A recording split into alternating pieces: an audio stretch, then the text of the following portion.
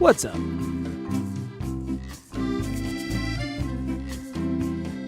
Hello. Gotta make sure everything's pulled up.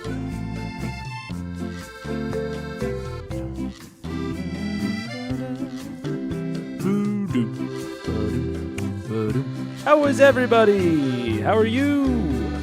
How am I? Music's probably a little loud. Hopefully that's a little bit better. What's up? Hello.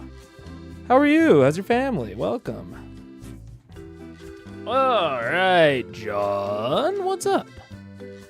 Let me make sure I have chat. Tap, rock, hello there. What's up? How are you guys doing? I ate too much last night. And now my tummy doesn't feel good. So, I think the energy of stream will help though. I'm optimistic, we might say. And I think I have a good takeaway today. So that helps. Alright, I'm gonna turn that off. Wait. There we go, I gotta turn it off. I wanted to have it on while I got everything else up and rolling before I had people here to talk to. Hello. How are you? What's up, Albie? Dancing Mega at the top. Dancing Bouncy Mega is either... Well, actually, it's pretty much always Mega doesn't feel good. Because we are how we act. So I try to, bounce around a little bit. Trick my brain into think I have more energy than I do. What's up, Albie? Mr. Steak, hello. What's up? How are we doing? How's it going? Oh, no! Shit. I was charging up a lav mic, and it fell to the ground. Wait, are they charged? Oh, no, they're not. Not even a little bit. What's up? Hello, Delphi. Hello. What's up? How is everybody? How are you? How am I? I'm okay. We're going to see. I think most likely I'll be fine for stream. I'm a little nauseous, but it's mostly because, like I said, I ate way too much last night and I ate bad shit. I ate a bunch of junk food. So I think it'll get processed through, and I think I'll be chilling. Those are supposed to play The Floor is Lava. What are we talking about? I don't even know what you're talking about. I've been trying to work out what the fuck Copilot did to my code. It seems to work. I don't know why. Dude, I get that. Don't you know there's supposed to play The Floor is... Oh, lava. Nice. Oy. Yeah, no, I feel that. I didn't use a GPT or like any of the AI stuff was not very robust. Like even like not even necessarily like strictly like large language models, but like even like the AI assistant feature now that's in like a lot of IDEs and like other softwares. It's like those were just not around when I was like still like a coding, consistent coding professional. But I've seen a lot. Like I watched a lot of Doug, and I watched his last one where it was like ChatGPT tries to make Snake, and it seems like it doesn't know what it's doing. So it's like sometimes it just throws shit in there that doesn't need to be there and doesn't make any sense because it's just regurgitating shit. Still not robust past like 10 lines of code. Yeah, I bet. What's up, Michael? Strawberry. Hello. Well. Wellum. Let's see. I think we're pretty set. If I can bring up the takeaway. Uh-oh. What the fuck? Okay, never mind. I can't. Something's going wrong. I don't know. We have a sponsor, a certain anvil? What would make you think that? What could possibly make you think that? No one. There are spoilers in the description. No one look. No, I'm gonna do the takeaway first. I want to do the takeaway at the top, and then we'll do housekeeping. And if you want to spoil for yourself, I suppose you could always look in the description. But let me just prep everything. Wait, what? What the fuck is that? Wait. What the fuck is that? Is that on? That's on my OBS. Wait. What am I looking at? Oh my god, that. What? Oh yeah, I can resize it. Wait. Is that what I think it is? Is that the new overlay for the new channel sponsor? I think it could be. Look at that. It is World Anvil. You can use code Megaphone for 50% off any yearly subscription. And I get a little bit off of that. We'll talk about World Anvil, like I said, a little bit more after the takeaway. Now that all of this is all set up where it needs to be. There we go. Oh wait, that's a little bit off, so you can kind of see a little bit of something underneath it. No. There we go. Beautiful. All right. I'm going to do my takeaway, and then we'll talk about World Anvil.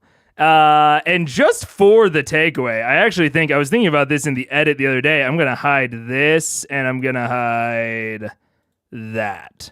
A little bit cleaner of a frame for the takeaway. You know what I'm saying? But we'll get right back to it later.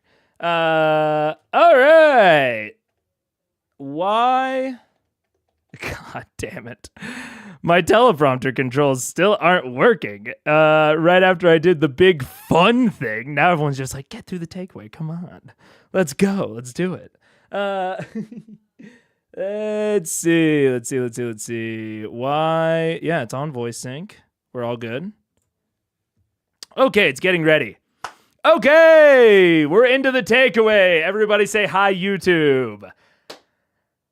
My takeaway from last episode revolves mostly around how to get your players into a quest quickly. And the teleprompter's auto-scrolling isn't working. Fuck. All right, take two. No one tell YouTube. No one tell YouTube that we had to do a take two. I think it's because it's trying to go through my lav. I set up the lav mic for something totally... Yes, it is. It is indeed trying to go through the lav. I set it up for something totally separate.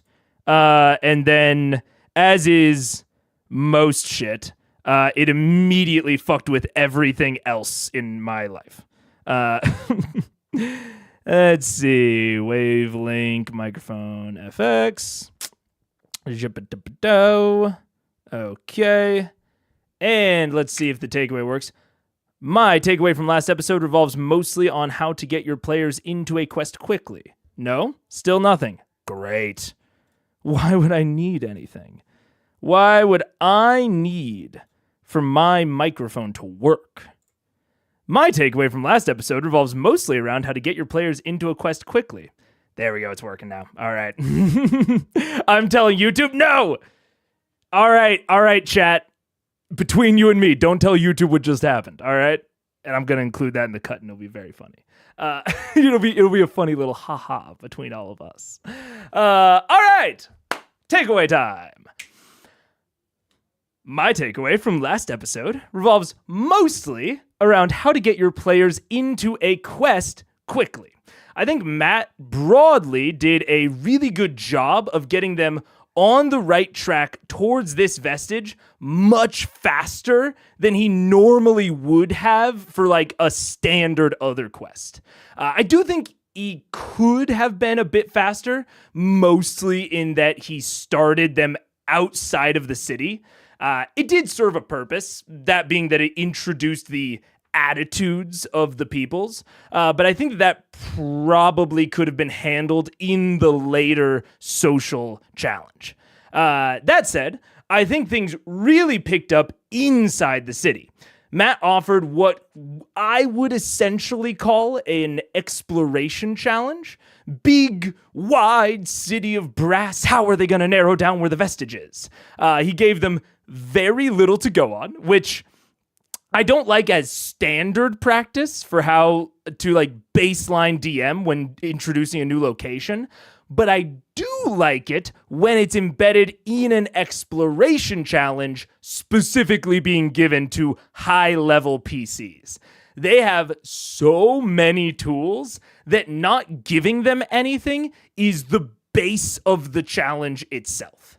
Now, that does risk them spinning their wheels a bit, which I think they did start to do. However, kudos to the players that while they didn't decide to do anything specific, they did give the DM things that they wanted to watch out for, which I think is great.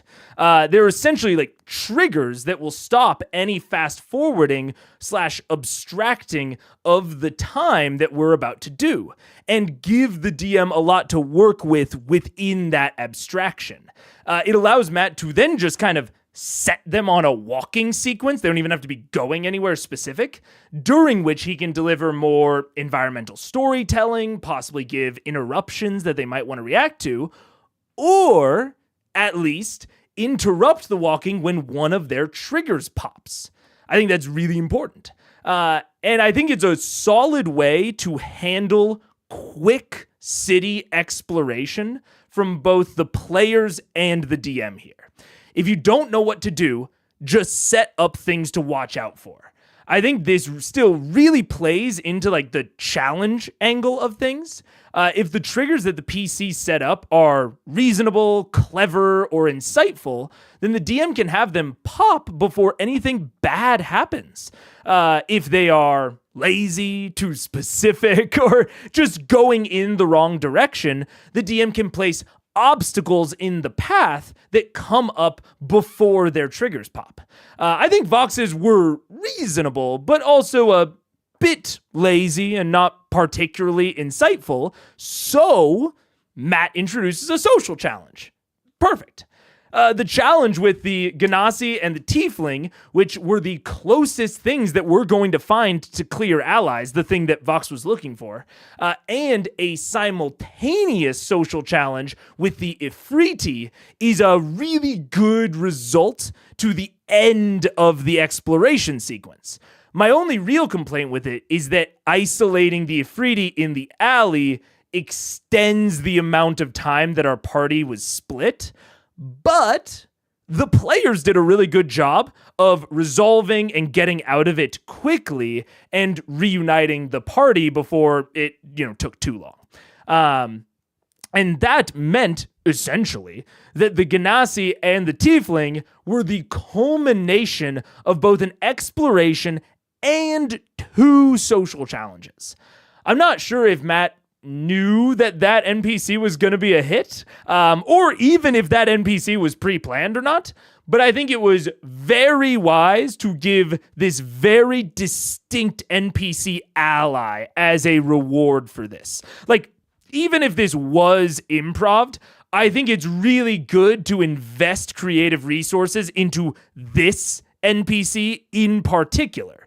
Not only does it feel generally rewarding, but giving a guide is an amazing way to cut additional chaff that would normally be required on a quest that you don't necessarily care about how long it goes. You care about this one being short, and so a guide is a really good reward. And in this situation, when I say guide, I specifically mean an NPC who has substantially more knowledge about a social or geographic region than the PCs. The Ganassi's not a literal guide as a career. He's a jeweler, but he can act as a guide for the PCs when it comes to the City of Brass. This will feel especially rewarding to the players given their lack of knowledge, nearly just getting them into deep trouble a few minutes ago. They really need a guide. And now, armed with one, Matt can easily justify fast-tracking them toward the real high points in this quest, moving around challenges that might otherwise be required to keep the pre-established fiction like grounded. He can just skip straight past those since he has the guide. So, all said, I think everyone handled the exploration pretty well, and Matt chose a great reward for their success in that exploration. The exploration was done reasonably, but very quickly, and the reward itself will also lend towards getting through the rest of the quest even faster. And that's it. Takeaway over. Say bye, YouTube. All right. Over. What do you guys think? The more I thought about it, the more I was like, I think this is one of the like best versions of a like quick quest intro that I've seen Matt run. Which, like, generally, Matt's not normally very concerned with time in terms of, like, introducing his quests. But even, like, I compare this to, like, the Feywild. Theoretically, like, within the fiction, at least, similar time constraints. Out of the fiction, obviously, the Feywild is a bit more relaxed in terms of timeline. But I would argue not that much more relaxed. Like, I think that the Feywild within context seems like something that they needed to do quickly. But comparing the way that Matt introduced that, like, and there's even some parallels. Like, Garmelie also acted as a guide, but they did not really get Garmelie as the result of, like, an exploration, not necessarily like faux pas, but like they didn't get him as a result of an exploration challenge. They did convince him to stay with them, which I think you could consider a social challenge. And I think it would take some more time to like really dive into the really core differences between them. I didn't want to like include all of that, but I think that there's a lot of differences between the way that what was his name? Not Sutan. Sephiroth? No, not Sephiroth. What is that from? Senokir. The way that Senokir versus Garmelie were both earned and introduced, I think that Senokir was better. Just broadly. I like Senokir's introduction a lot more, and I think that him taking an active kind of interest so far, we'll see how active he is in 75. But so far, he's taken more of an active interest in the party and them completing their quest, which I think is great. And I even think that, like, in terms of, like, owing someone in a different dimension, I like, for the purposes of a quick quest, I like Senokir saying, I'll help you first, and then you'll owe me one, as opposed to Garmelie saying, do this thing for me first, and then I'll help you. I think both are very valid, but one is much quicker than the other. Now, Senokir can come calling when the timeline isn't so stringent, whereas they had to do Garmelie's thing first before they would get his help. Now, again, I don't think that Matt was as concerned about going quickly in the Feywild, but I think when he is concerned about going quickly, this is a good example of how to structure some very similar elements. Yeah. I've never heard anyone pronounce it Ganassi with a hard G. I've only heard it pronounced Janassi. I've heard it pronounced both. I think Janassi makes sense. It's like genie. But Janassi sounds dumb to me. I have no defense for my pronunciation other than that I think it sounds a little cooler. I think Janassi sounds stupid as hell. And I also have no particular reason for thinking that it sounds stupid. It's just like a pure gut thing. So I'm probably wrong. Like, even if I try to like justify it, like I will defend GIF until my dying day because it's graphical user interface, but or graphical interface format or whatever. It's graphical. The G is graphical. GIF. So I'll defend GIF until my dying day. I got no defense for Ganassi. Genasi makes more sense, but I think it sounds lame or stupid. Or kind of a GIF or GIF is, that's what I'm saying. Graphical interchange format. There we go. Also, GIF already exists. Well, that's what I'm saying. Oh, fuck. I got to change. I can't see chat because the camera hub's off. One moment. Boop. We're back. Let's go. Yeah.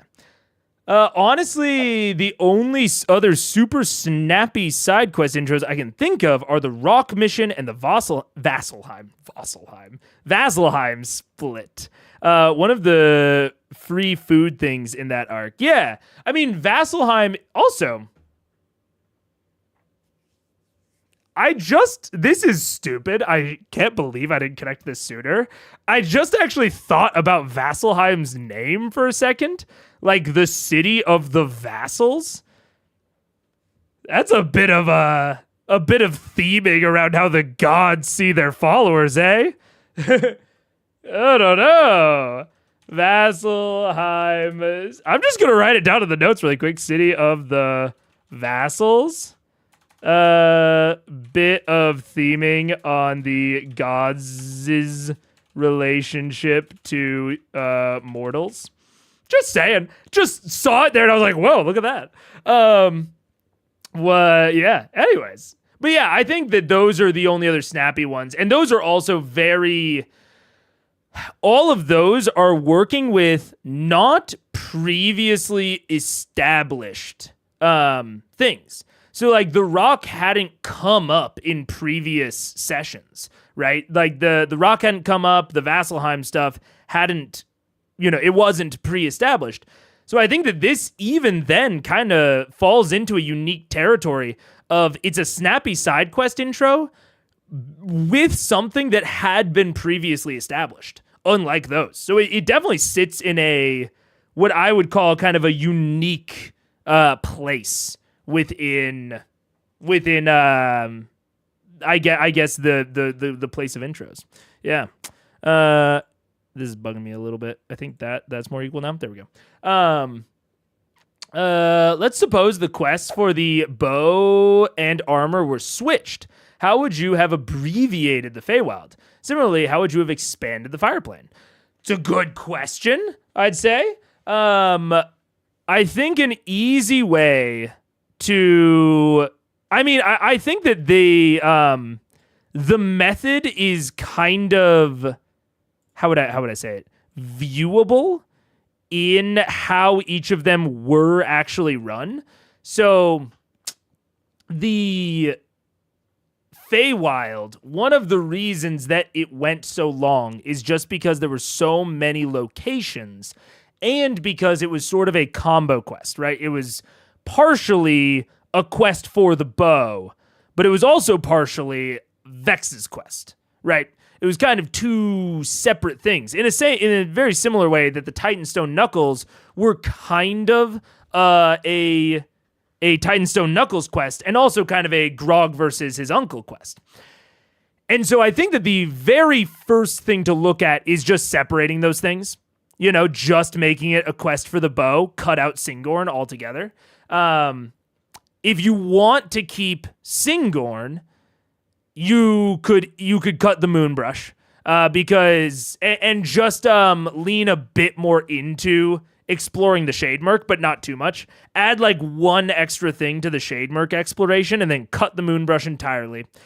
Because the Moonbrush has this requirement of like learning about the factions and also like a very required probably combat, at least one. And so I think, yeah, cut the Moonbrush because it didn't have anything specifically to do with either of the quests. It didn't have anything to do with the bow or Vex. Now that pains me to say because I loved the the Moonbrush, so that really pains me to say. But yeah, I think I would just buff out the Shademerk exploration a little bit. Maybe. I mean, I don't really know anything about Wodena. Like, I don't know if she was a neutral NPC that they could have talked to, or if that would have been like an immediate combat or like involved a bunch of shit.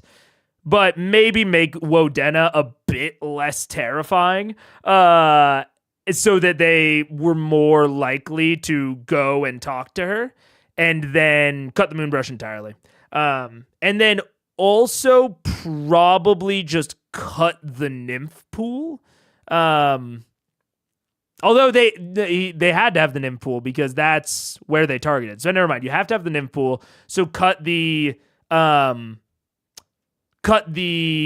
kind of exploration sequence leading up to Singorn. So I think that's where I would go with it. Is like, if you need to keep the Vex quest, which I'm gonna go with the assumption that we do, it's go straight from the nymph pool directly to the outside of Singorn.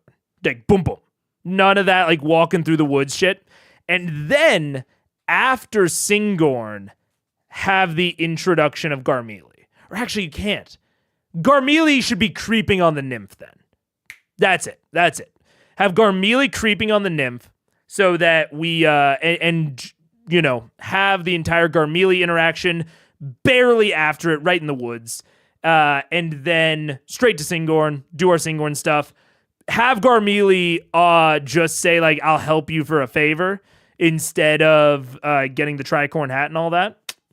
And then cut the Moonbrush. They're straight up to the Shademerk, to the Gilded Run, essentially. Because they got Garmelie, they get straight there. No problem. And then they have crossing the Gilded Run, they have Wodena, and then they're there. Expanding the City of Brass, on the other hand, potentially adding a small village outside of the City of Brass, maybe a refugee camp, maybe something along those lines, maybe a slaver camp, like a mining contingent that's about to head out, maybe a forming army, perchance, some sort of, if we were gonna buff out the City of Brass, I think something outside of it to more thoroughly introduce the attitudes of the inhabitants, as well as potentially an easier and less like stakes heavy place to meet their guide. So potentially having what's his face? I can't remember his name. I'm gonna go with Sephiroth. Sornacan. I don't know. Have Ganassi, man, out in the exterior of the City of Brass, where they're not going to immediately be, kidnapped for being outsiders.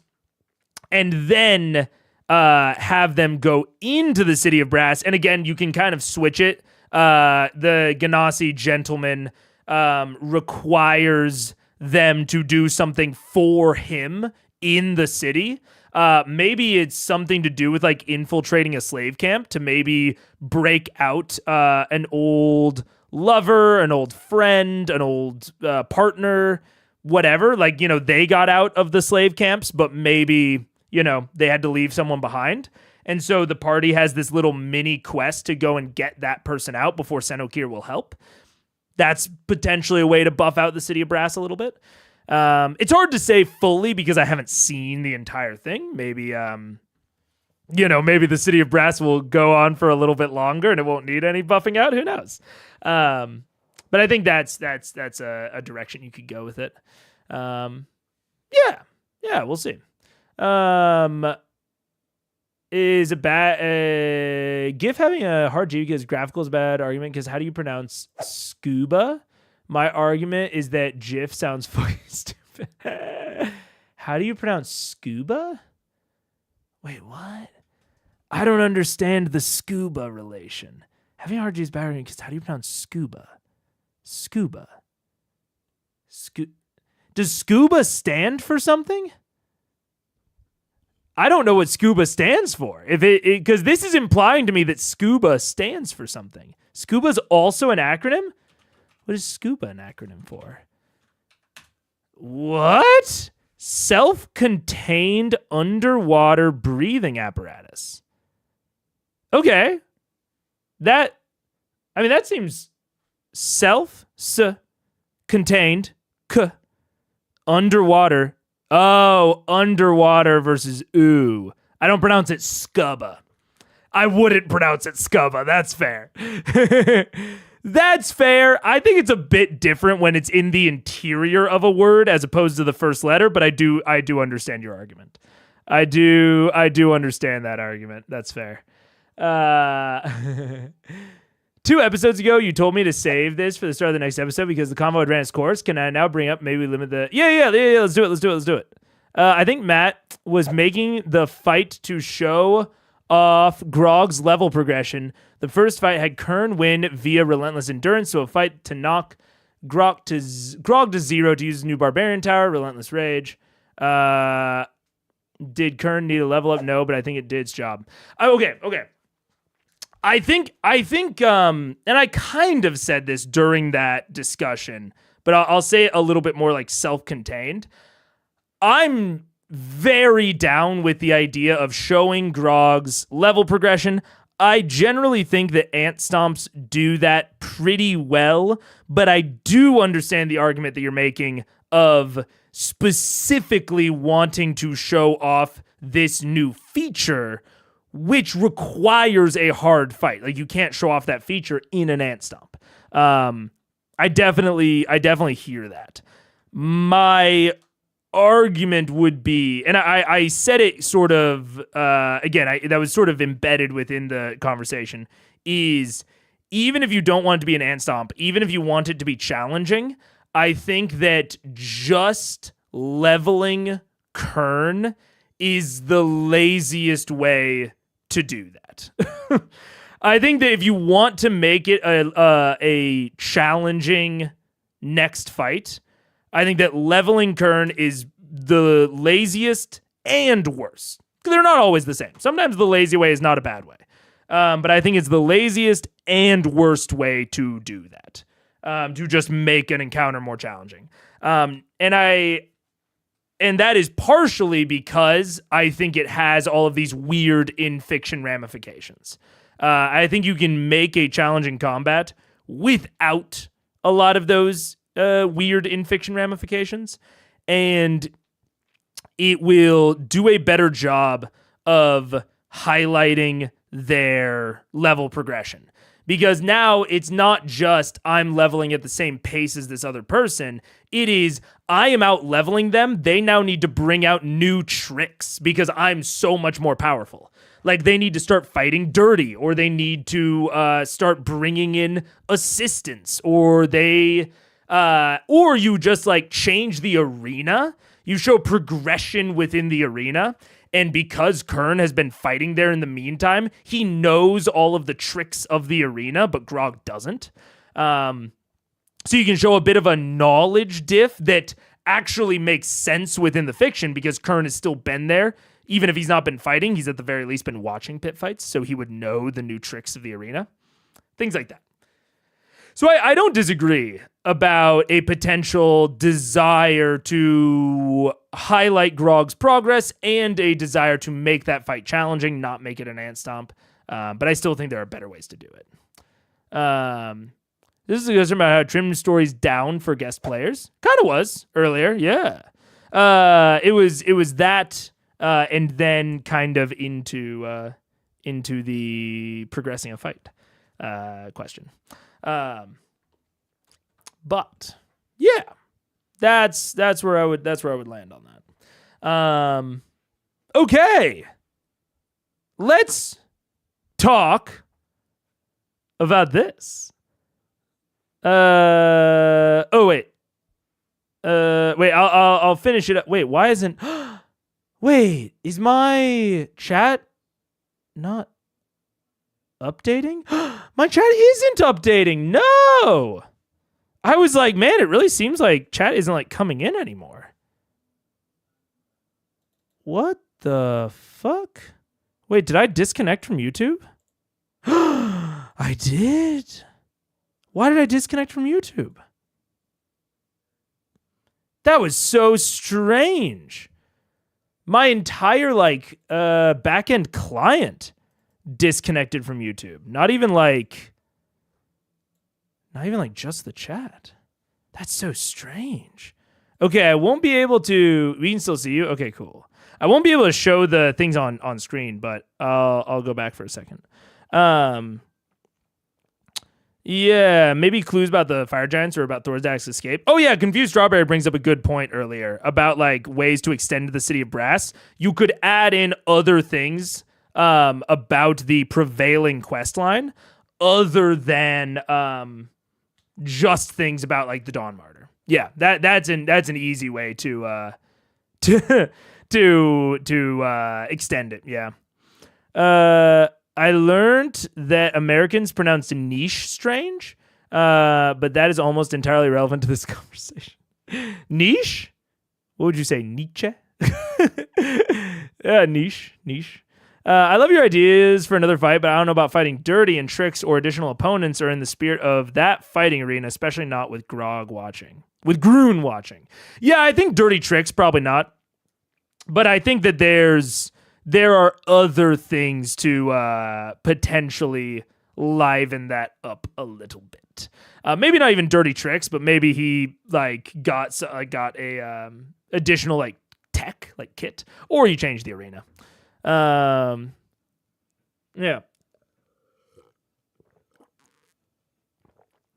Let's see. Chat down. Yeah, chat was down. That was weird. You did it the UK. Wait, what? I'm so confused. What? I alternate between the two different pronunciations for niche. What would the other one be? Niche? I don't personally say niche. Unless I was like, I will say, okay, maybe I do alternate between them. Because to me, they're slightly different use cases. In my head, if I was talking about my niche, like my content niche, that's what I would say.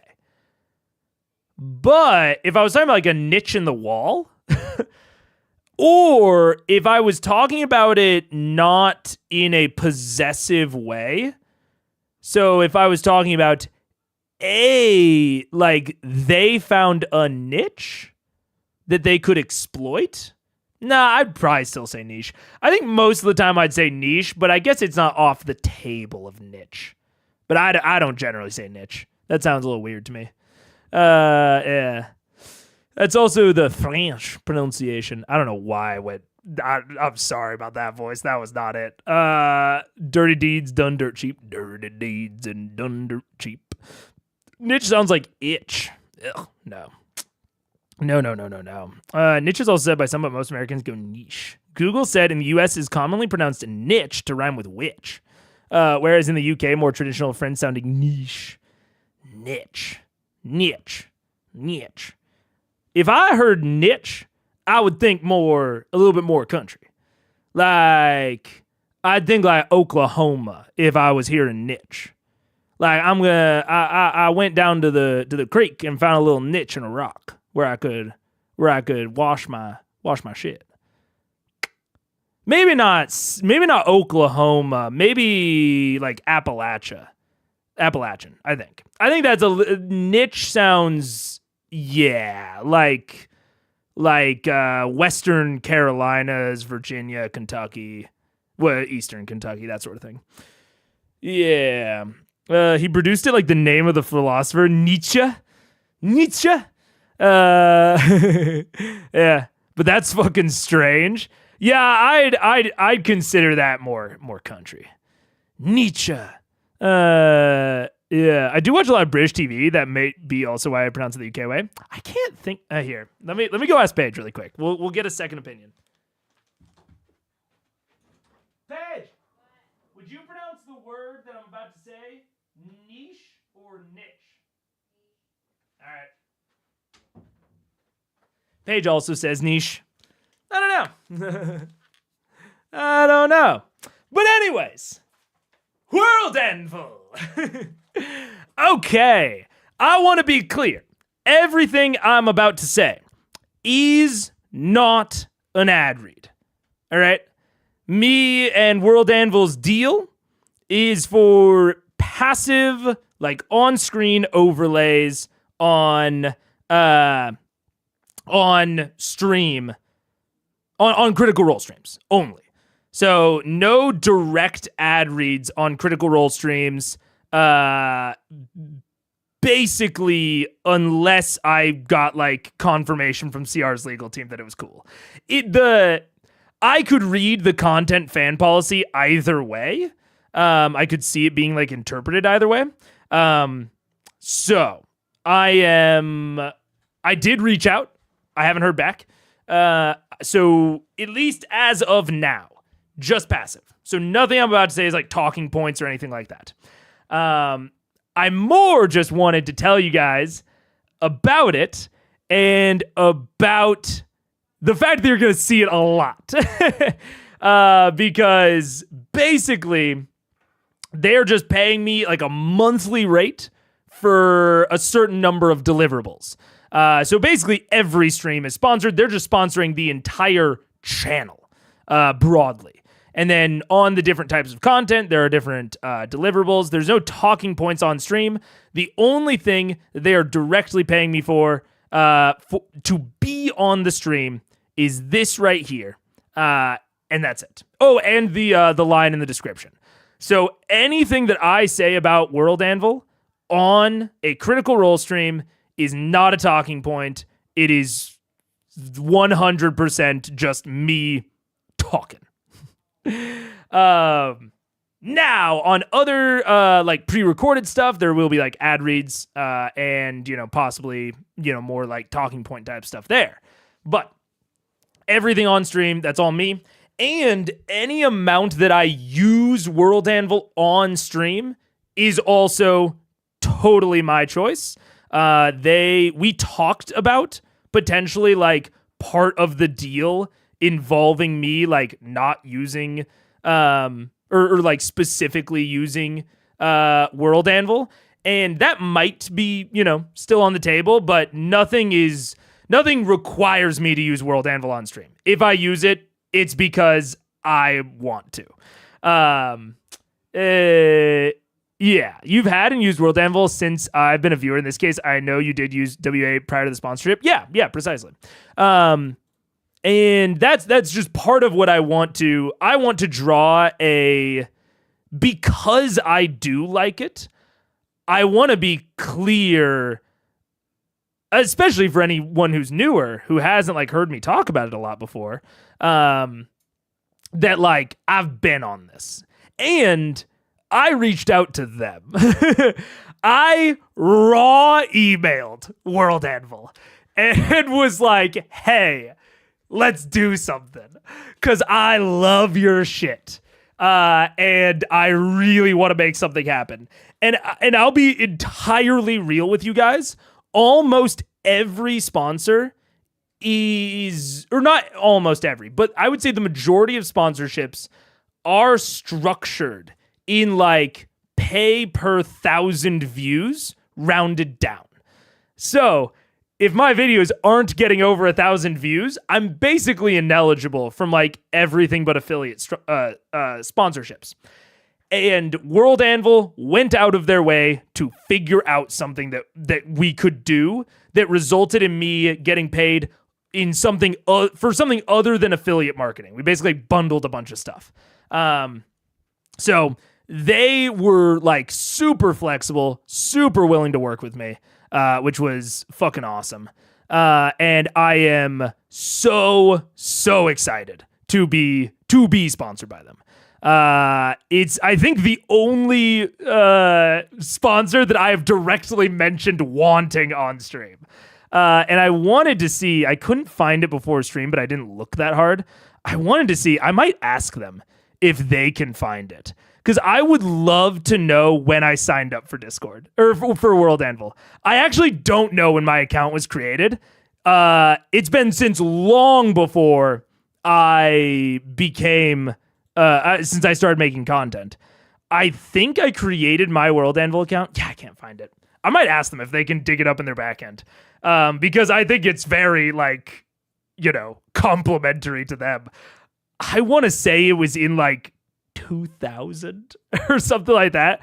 I'm pretty sure I've been on World Anvil for like more than 5 years, and I've been a paid member of World Anvil for at least 2 years. I'll ask them if they can dig up the facts, but it's been a long time. So fucking this, I fucking wish I could have had this deal. I'll say that. I was flabbergasted when they gave me 51%. I was like, oh my God, can I apply that to my membership? I don't think I can. But if, and I will say broadly, especially now that I am sponsored, they're sponsoring just like the whole channel. I'm probably not going to go on like huge diatribes about it. But I am down to be the World Anvil guy. So if you have any like short, quick questions, on, especially in regards to like why I use it, what I use it for, what I think it's good at, what I think it's bad at, I'm so down. I'm so down. And I do think, unfortunately, I actually tried to fully replace Obsidian with World Anvil. I don't think that is feasible as of right now. There's just like, I think that the back end of World Anvil is still very good, but it's not great for squishing onto a vertical monitor that fits well in an OBS layout. And hey, maybe that's something I'll talk to them about. But I also think that's a pretty low priority for them. So it will probably still be mostly seeing Obsidian actually on stream. Although maybe that'll change. So yeah, that's most of what I have to say. In every single like content piece essentially is now going to have that little affiliate link in the top of the description. Use my code Megaphone. I do get like a cut off this. It helps support the channel. And like I said, World Anvil's been awesome. They are directly paying me for the sponsorship and they're doing the affiliate stuff. They've been sick. And like, not to put too fine a point on it, but their sponsorship is doubling my monthly income. I'm pretty fucking psyched about it. So help them out, help me out. Go to the link. Only spend the money that you can spend. Do not spend on something you can't afford. I think it's worth the money. I've been a grandmaster for at least a year and a half, if not 2 years. So I personally, in many different economic situations, have decided that for me, it is worth the money, but only spend what you can afford. And that's it. And it'll be on the screen from now on. I might make it a little smaller. Maybe just a skosh. We'll see.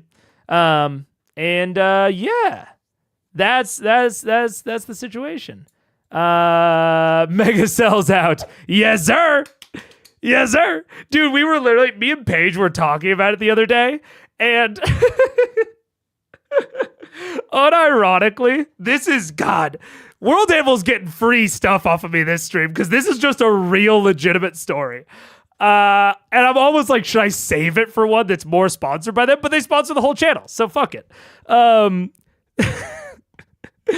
Paige was talking about how she wanted to write more, and I literally was like, man, you know, World Anvil has this new manuscripts feature that allow you to just world build and then reference your world building in like a nice writing menu and blah, blah, blah. It allows you like write books within your world and et cetera, et cetera. And I was like, wait, what am I doing? Why am I shilling for World Anvil? And then I paused and I was like, wait, no, I should be shilling for World Anvil. Let's go. So that's just like a real actual thing that happened yesterday. So yes, sir. I'm a shill for World Anvil. Let's go. I've been a shill for them since before I was getting paid. And now it all works out. Now it all works out for the best. Wait, I gotta zoom in. There we go. Yay, go Mega for the initiative. Woo! Let's go. I know I had the old journeyman tier for forever. Can't remember if I let that grandfathered price go up or not. Oh yeah. Yeah, I was on free for a long time when I first started. I think that was when I was in college. And then I think when I got my first big boy job, I upgraded. And then I've thought it was worth it ever since. Yeah. Speaking of the word niche, that's a very specific one not to be good at. Yeah. I mean, I'll even show it. I'll show it on screen of my current progress because I legitimately I think in terms of raw functionality, I would rather do my in-stream notes on World Anvil. This is not a fucking talking point. I legitimately think it would be easier to work in and easier to work on in World Anvil, and especially easier to post process. Oh my God. It would be so much easier to post process. But it looks like this. Here, I'll show you. It looks like this. And it's just I can get the text big enough, but if I get the text big enough for this, the UI elements take up so much room here. So then it's harder to see the previous notes that I've taken, and they're organized so well if I do it this way. Again, so much better for post-processing, but the actual display of it doesn't look as good. Unfortunately, because I would love to just take my notes in this, and I experimented with it a little bit, but it's basically just, at least as of now, unless I figure out a way to organize the screen differently, which I might do. I might play around a little bit with the organization, but right now it's just not oriented correctly for displaying on a stream, which, someone said, very niche use case. Yeah. But yeah. Just make sure you don't use honey if you click the link. Facts. Yeah, don't use honey. If you don't already know, fuck honey. Fuck them. Easy. I wonder how they track shilling to your wife. That's impressive. She's unironically considering buying a membership, and I was like, well, you gotta use the code. You gotta use the code if you get a membership. And she's like, fuck you, man. Oh no, it's invaded our lives. Let's see, World Anvil Heroes. I gotta get rid of that. Gotta blow up Obsidian. Not blow up Obsidian. I don't know why I said it that way. There we go. Gotta pull up Obsidian. There we go. Gotta pull.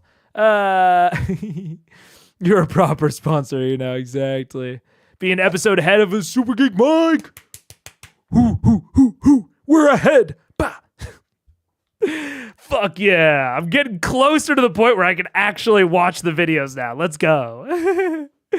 I remember the early streams that you said that if you wanted any sponsor, it would be World Anvil. Yes.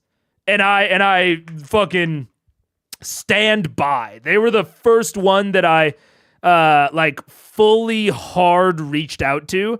I reached out to a couple that I would have been cool with, but I wasn't super excited about, specifically to understand the process for when I went and contacted World Anvil. And I'm glad I did, because it ended up working out. Yeah. No, I'm so psyched. It would make a lot of sense to use World Anvil for it. Yeah, it would make so much sense. It's, and I don't even want to talk about it too much because I could just go round and round on the more I started to look at it, the more sense it made from so many angles.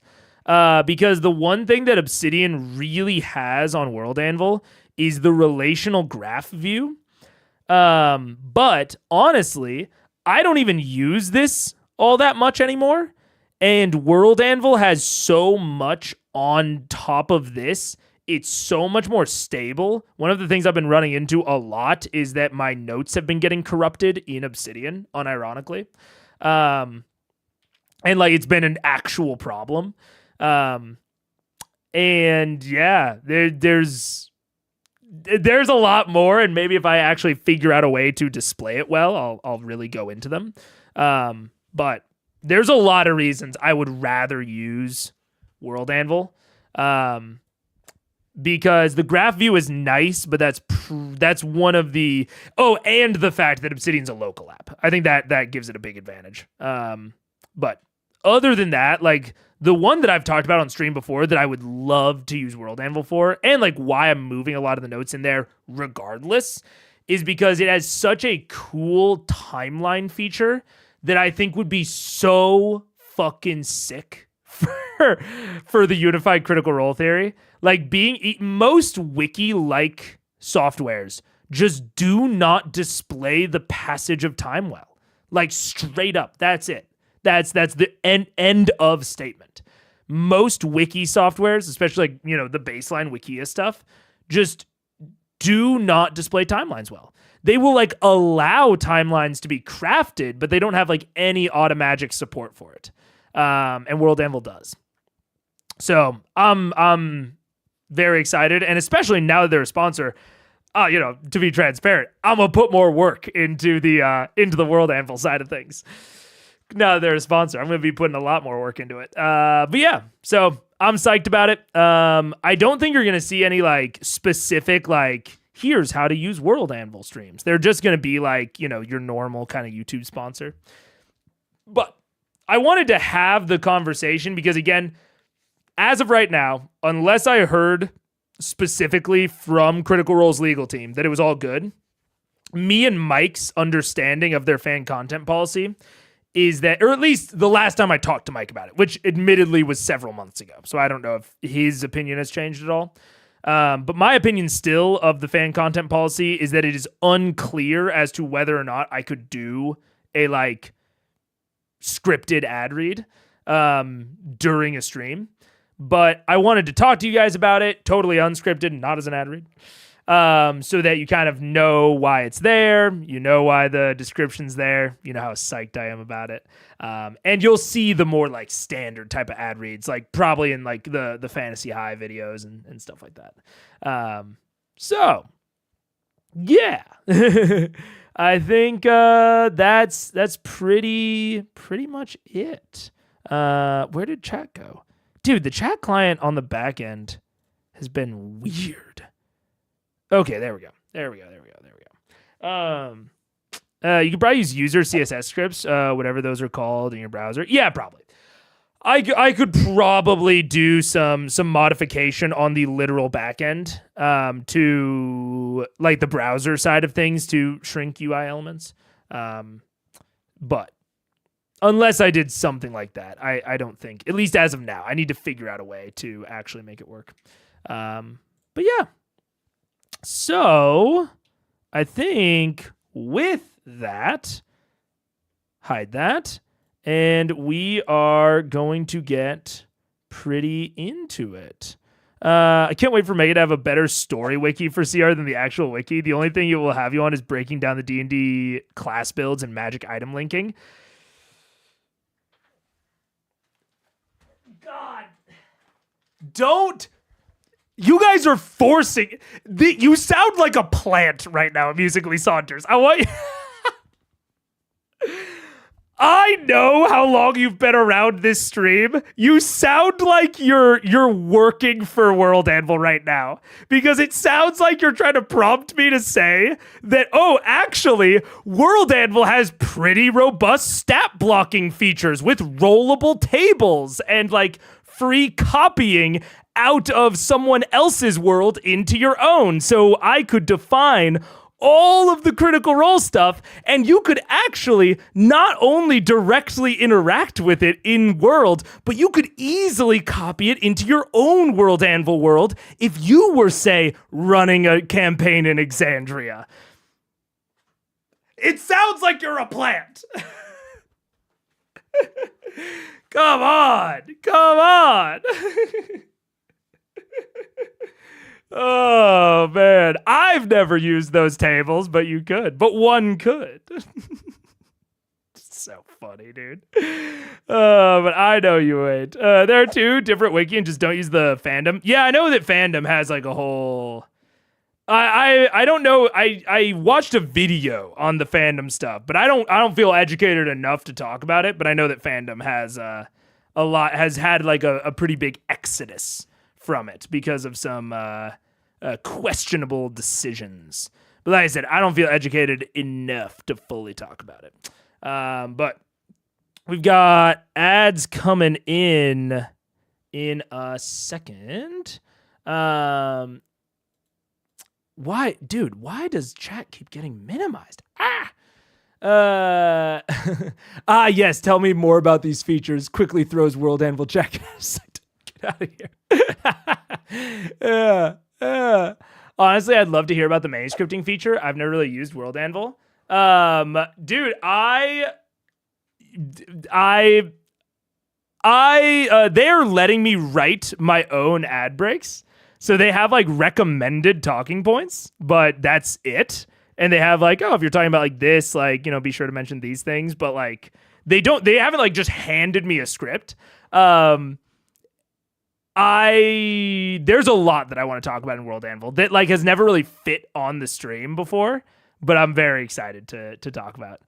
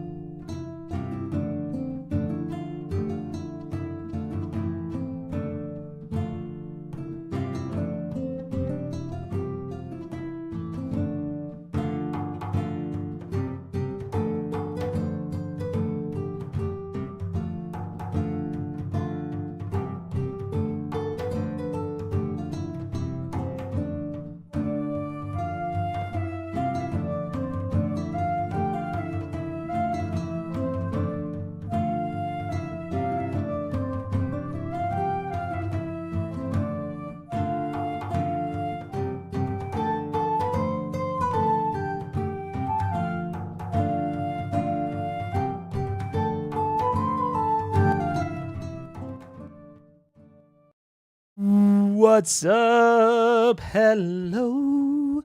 We're back. And I am not skipping the Sam ad.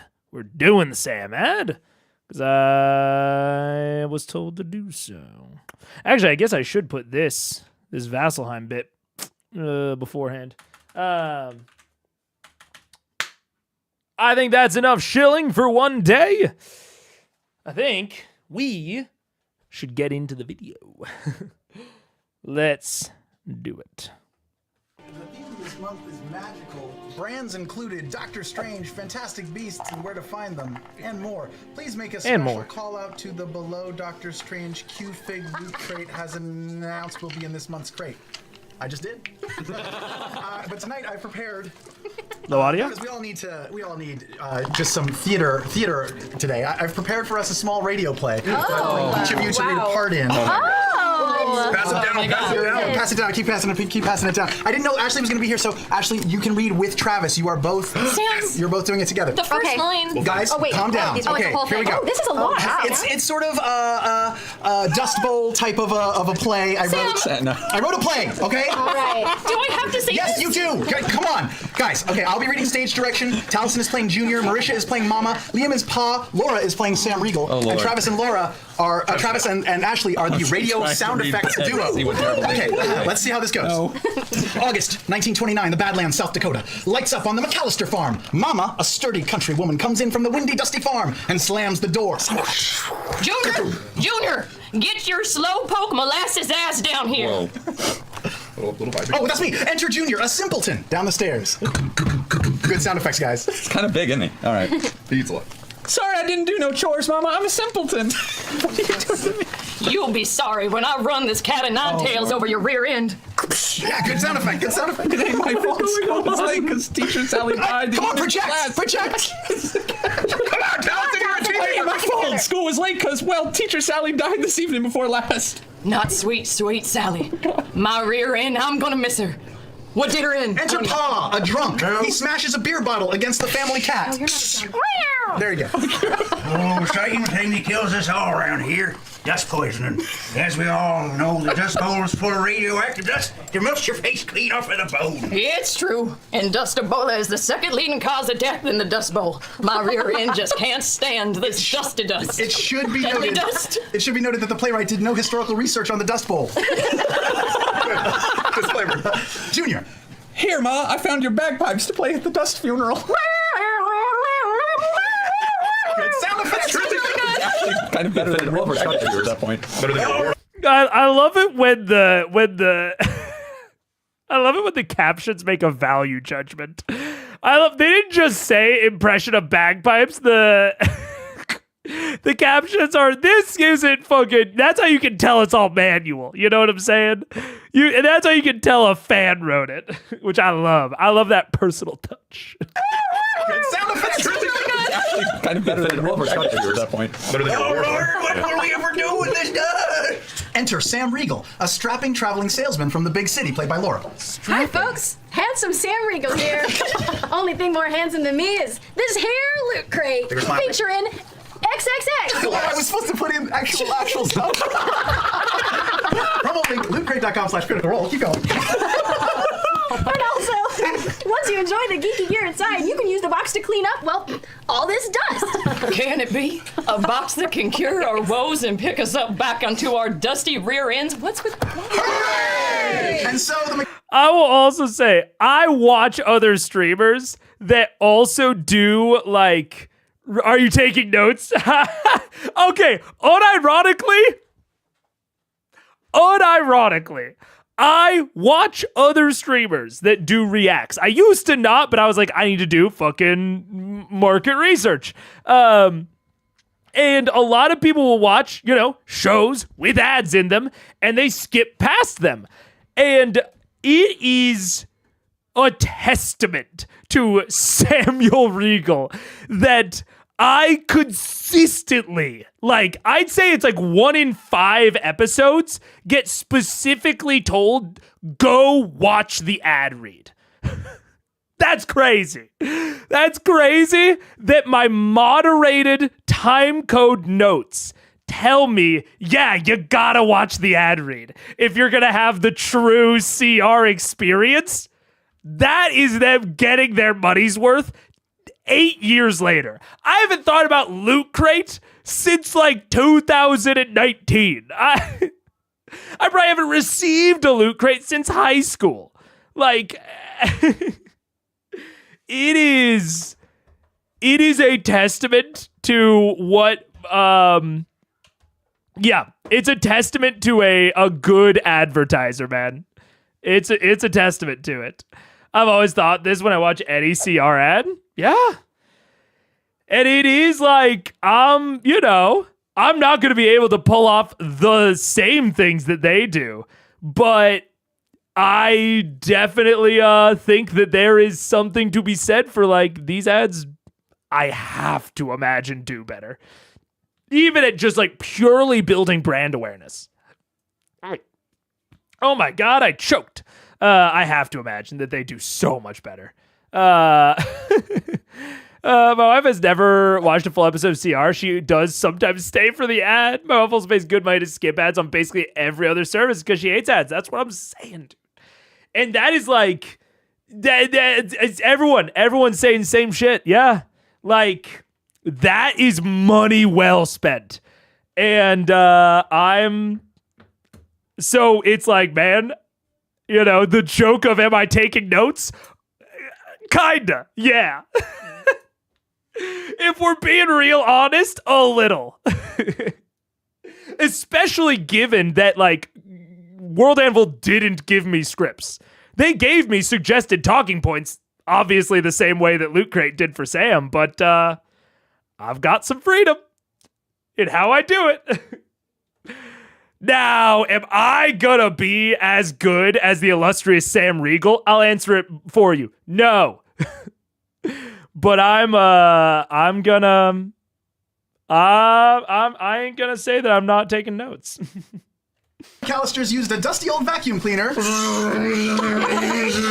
their loot crates to clean up all the dust in the Dust Bowl, thus saving their farm and the American dream. Oh, I mean, and this doesn't even get into, I'm sure Paige would love, because Paige is not an ad exec, but she's an advertiser. She's a copywriter. And she would love to talk to you about how so many ads are not made for the purpose of making you buy something. So many ads are purely to build like positive like brand association and image. Oh, did you overhear? You want to come on and talk? No? Do you want to just like me to like put the mic over so you don't have to come on camera? No? That's a Page's Corner someday. That's a Page's Corner? Okay. That'll be a Page's Corner someday. But yeah, like, so we were literally talking about when we watched the Super Bowl ad. There was a truck ad that I thought was pretty good. I cannot remember which brand it was. Never can remember. But it made me think positively about trucks, about the truck niche, you might say. And like that was probably the entire goal. I mean, like, I'm sure in an ideal world, the company would like for you to remember which one it was. But broadly, they just want to make you think positively about trucks. And like Loot Crate making you think positively about like its brand image overall is like a legitimate consideration here. Yeah. Yeah. That would be interesting. Marketing is fascinating. It is. And she's really good at it. She also got a psychology degree. So it's like she has a lot of insight on like not only the techniques that work, but why they work and like what parts of human psychology they play on. She could do a lot of evil in the world. I don't think she does. She currently works for a company that encourages people to, or like basically advertises government programs and like grants that already exist to like encourage carbon savings. Read this book. Paige recommended this book. If you find marketing If you find marketing interesting, she recommended Contagious by Jonah Berger. This is her rec. What do you think about Whipple? Dude, I never even finished it. You never even finished it? I don't think that could be a recommend then. It's like the classic ad book, right? Yeah, the classic ad book is, hey, Whipple, squeeze this. But she never even finished it. So, yeah, you know, take from that what you will. But no, she works. I think she works for a company right now that has a good mission. Yeah. She could work for Doge. Yeah. I think she would rather do a lot of other things. Marketing can also be real dark. No, it very much can be. She has to specifically avoid the darkness because it is it's easier to be in the dark than the light. Yeah. Yeah. That was a reference to the evil part. Yeah. But no, yeah, she does like a lot of business to business advertising that is like, hey, there's this program that will like come and like refill your insulation on your warehouse for free. And like it'll save you on your electric bill and also means that your carbon emissions are lower on like a business-wide level instead of like individual consumers doing it. So it actually has like a real substantial climate impact. So yeah, I personally like, you know, with our priorities and our like main issues, I think she's very on the light side of things. But yeah. Anyways, back to advertising. Let's hear about Loot Crate. Holy shit. Wow. It keeps getting better. I'm a playwright, guys. You are somehow better than few, Paul. That was really great. On the fly rewrites there. And you know, based on our viewership tonight, it's a pretty good opening night. Far better than most playwrights. Thank you. Well done, Sam. Dude, fucking facts. I have been in several first-time playwright plays, and the fucking opening audience for a first-time playwright is normally friends and not even family. It's normally like 3 friends and the understudies. Yeah. Oh, man. I'm not saying Jake from State Farm and Flo are evil. I'm also not saying that. Bro, the real fucking Jake from State Farm is an actor. He's getting the bag. It's tough out there, man. But that, you know, depends on your own personal view on complicity. Which I will not comment. The guy from Subway. Oh, we don't need to bring up the guy from Subway. Talk about a fucking downer for the stream. Oy. All right. It says nothing about late 2010s like Star Wars Hamilton crossover reference. It's true. That is true. All right. Let's get into the Critical Role. Only an hour and a half in. Easy. Welcome back, everyone. Sorry, you waited too long. So, last we left off, Vox Machina slowly making their way towards the final confrontation with Fordak, the Cinder King. The Cinder. As well as the end of the Chroma Conclave, hopefully, or the end of Amon and Tal'Dorei as we know it, one way or the other. No. You found yourselves preparing Fort Doxio for some sort of a plot to draw Fordak out. In the process, you took the rest of your intrepid adventurers to the Fire Elemental Plane in search of the final vestige that you had referred to yourself via the Ender Sphinx, not earlier in your adventure. Upon arriving here, you spoke with a number of Ifrit that ran the outskirts of the City of Brass, entered, found yourselves immediately traced and followed, and discovering that the society here is, very different than ones that you're used to. You managed to barely escape a confrontation in an alleyway with 2 Ifrit. You escaped on the path of 2 seemingly recent-made allies for the time being, led into their establishment in which jewelry is crafted, and with a plot to hopefully find whoever this fire giant is that holds onto the plate of the Dawn Martyr. Many of you allowed chains to be affixed to your neck and wrists, so you could pass as slaves in a society where they're relatively normal under the Ifrit that run the city. And your new friends, Senokir and Uten, are to help guide you in the direction of the next part of your venture. So, picking up where we left off. You guys have been led out into this main street, watching the giant lava fountain that pours out into this deeply carved pit in the center of the ground. You see flickers of flame that occasionally burst out between the various bits of stonework that make up the floor in the center of the streets here. Looking up.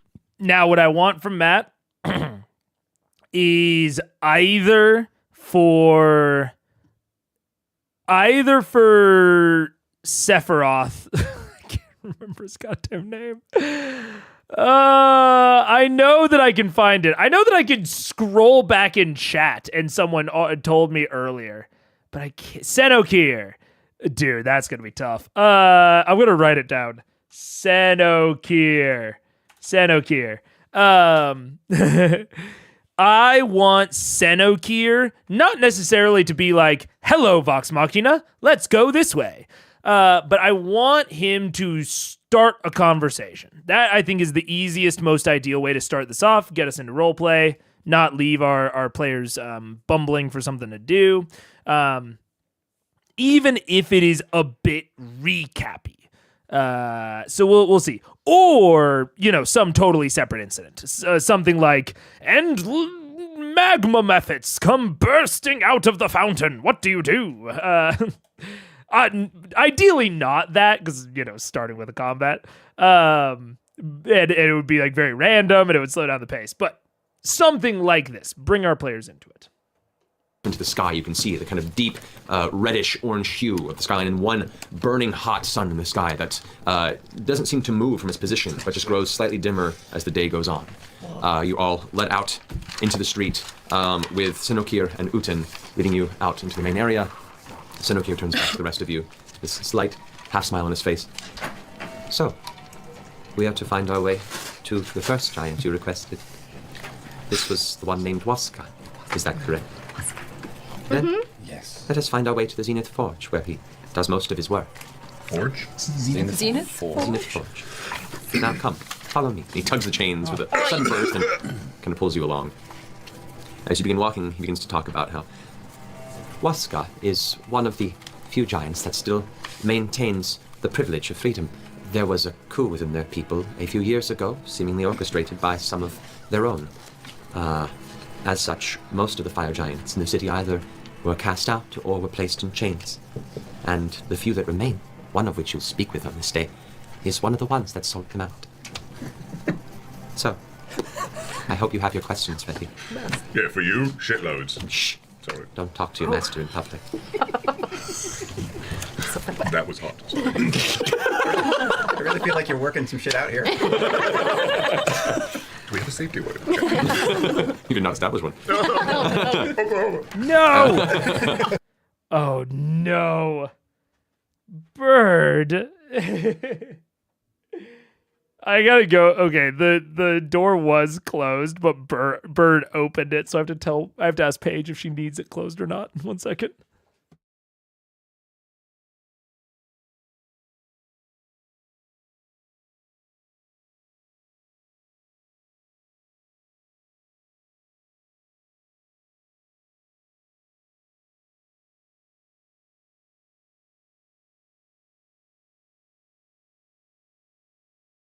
Ridiculous dogs, dude. You should always establish the safe word before putting on the chains. Accurate. You gotta have a safe word, bro. Goodness. This other part, it just gets more or less dim. Interesting bit of world building. Waska, one of the few free giants. There was a fire giant coup, seemingly set up by the three remaining fire giants. Interesting.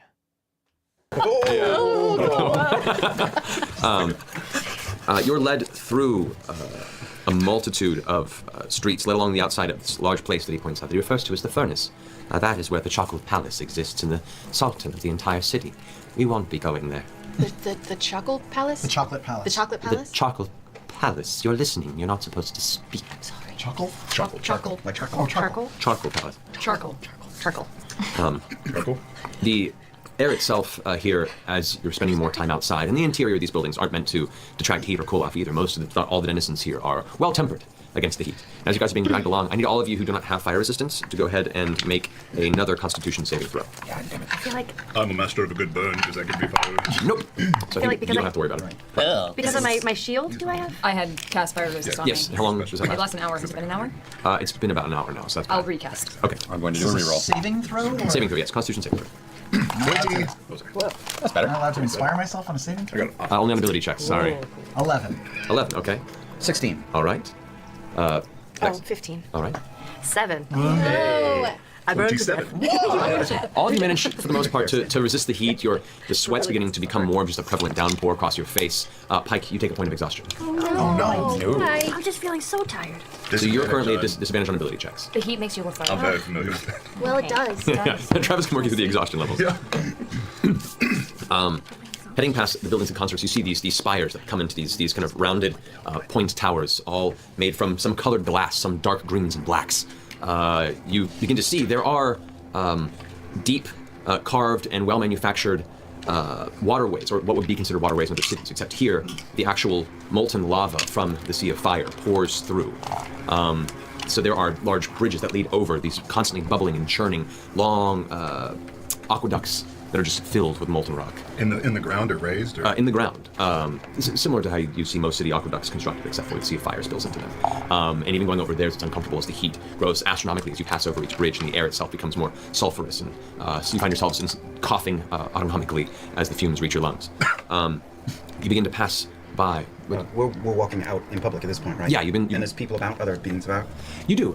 You see, as the sun, and you've been here for 2 hours now, so you have some time. It's still very busy in the city, and as you pass by, you see many Ifrit, just on their own business, some coasting at different levels of height, some just kind of traversing through. Occasionally you come across what look to be strange, horned, devil-like entities that work walking clusters.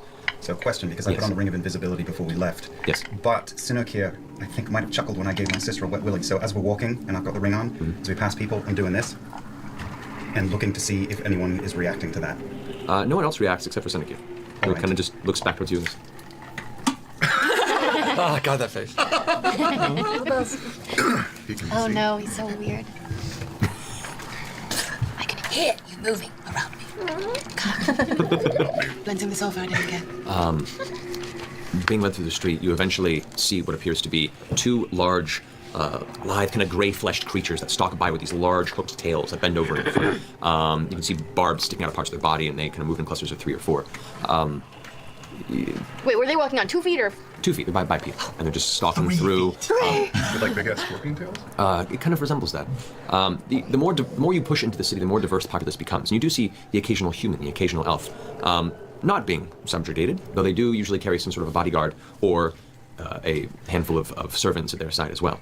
But you do see devils walking amongst the people here, and many Ifrit that are all walking the streets with large scimitars at their side, and with what seems to be a uniform long silk vest of a dull gray kind of charcoal pattern, and it looks to be a pendant that hangs around their neck that just constantly churns with a flame, and it's a uniform for each of these. And you get the sense as they walk around singularly or in pairs that these probably act as the patrol, as the guard of the city. Those that are walking around that don't like have a bodyguard and don't seem to be enslaved, are they still wearing that white and gold cloaky thing that our strange bit is wearing? No, they're very diverse in their attire. Really?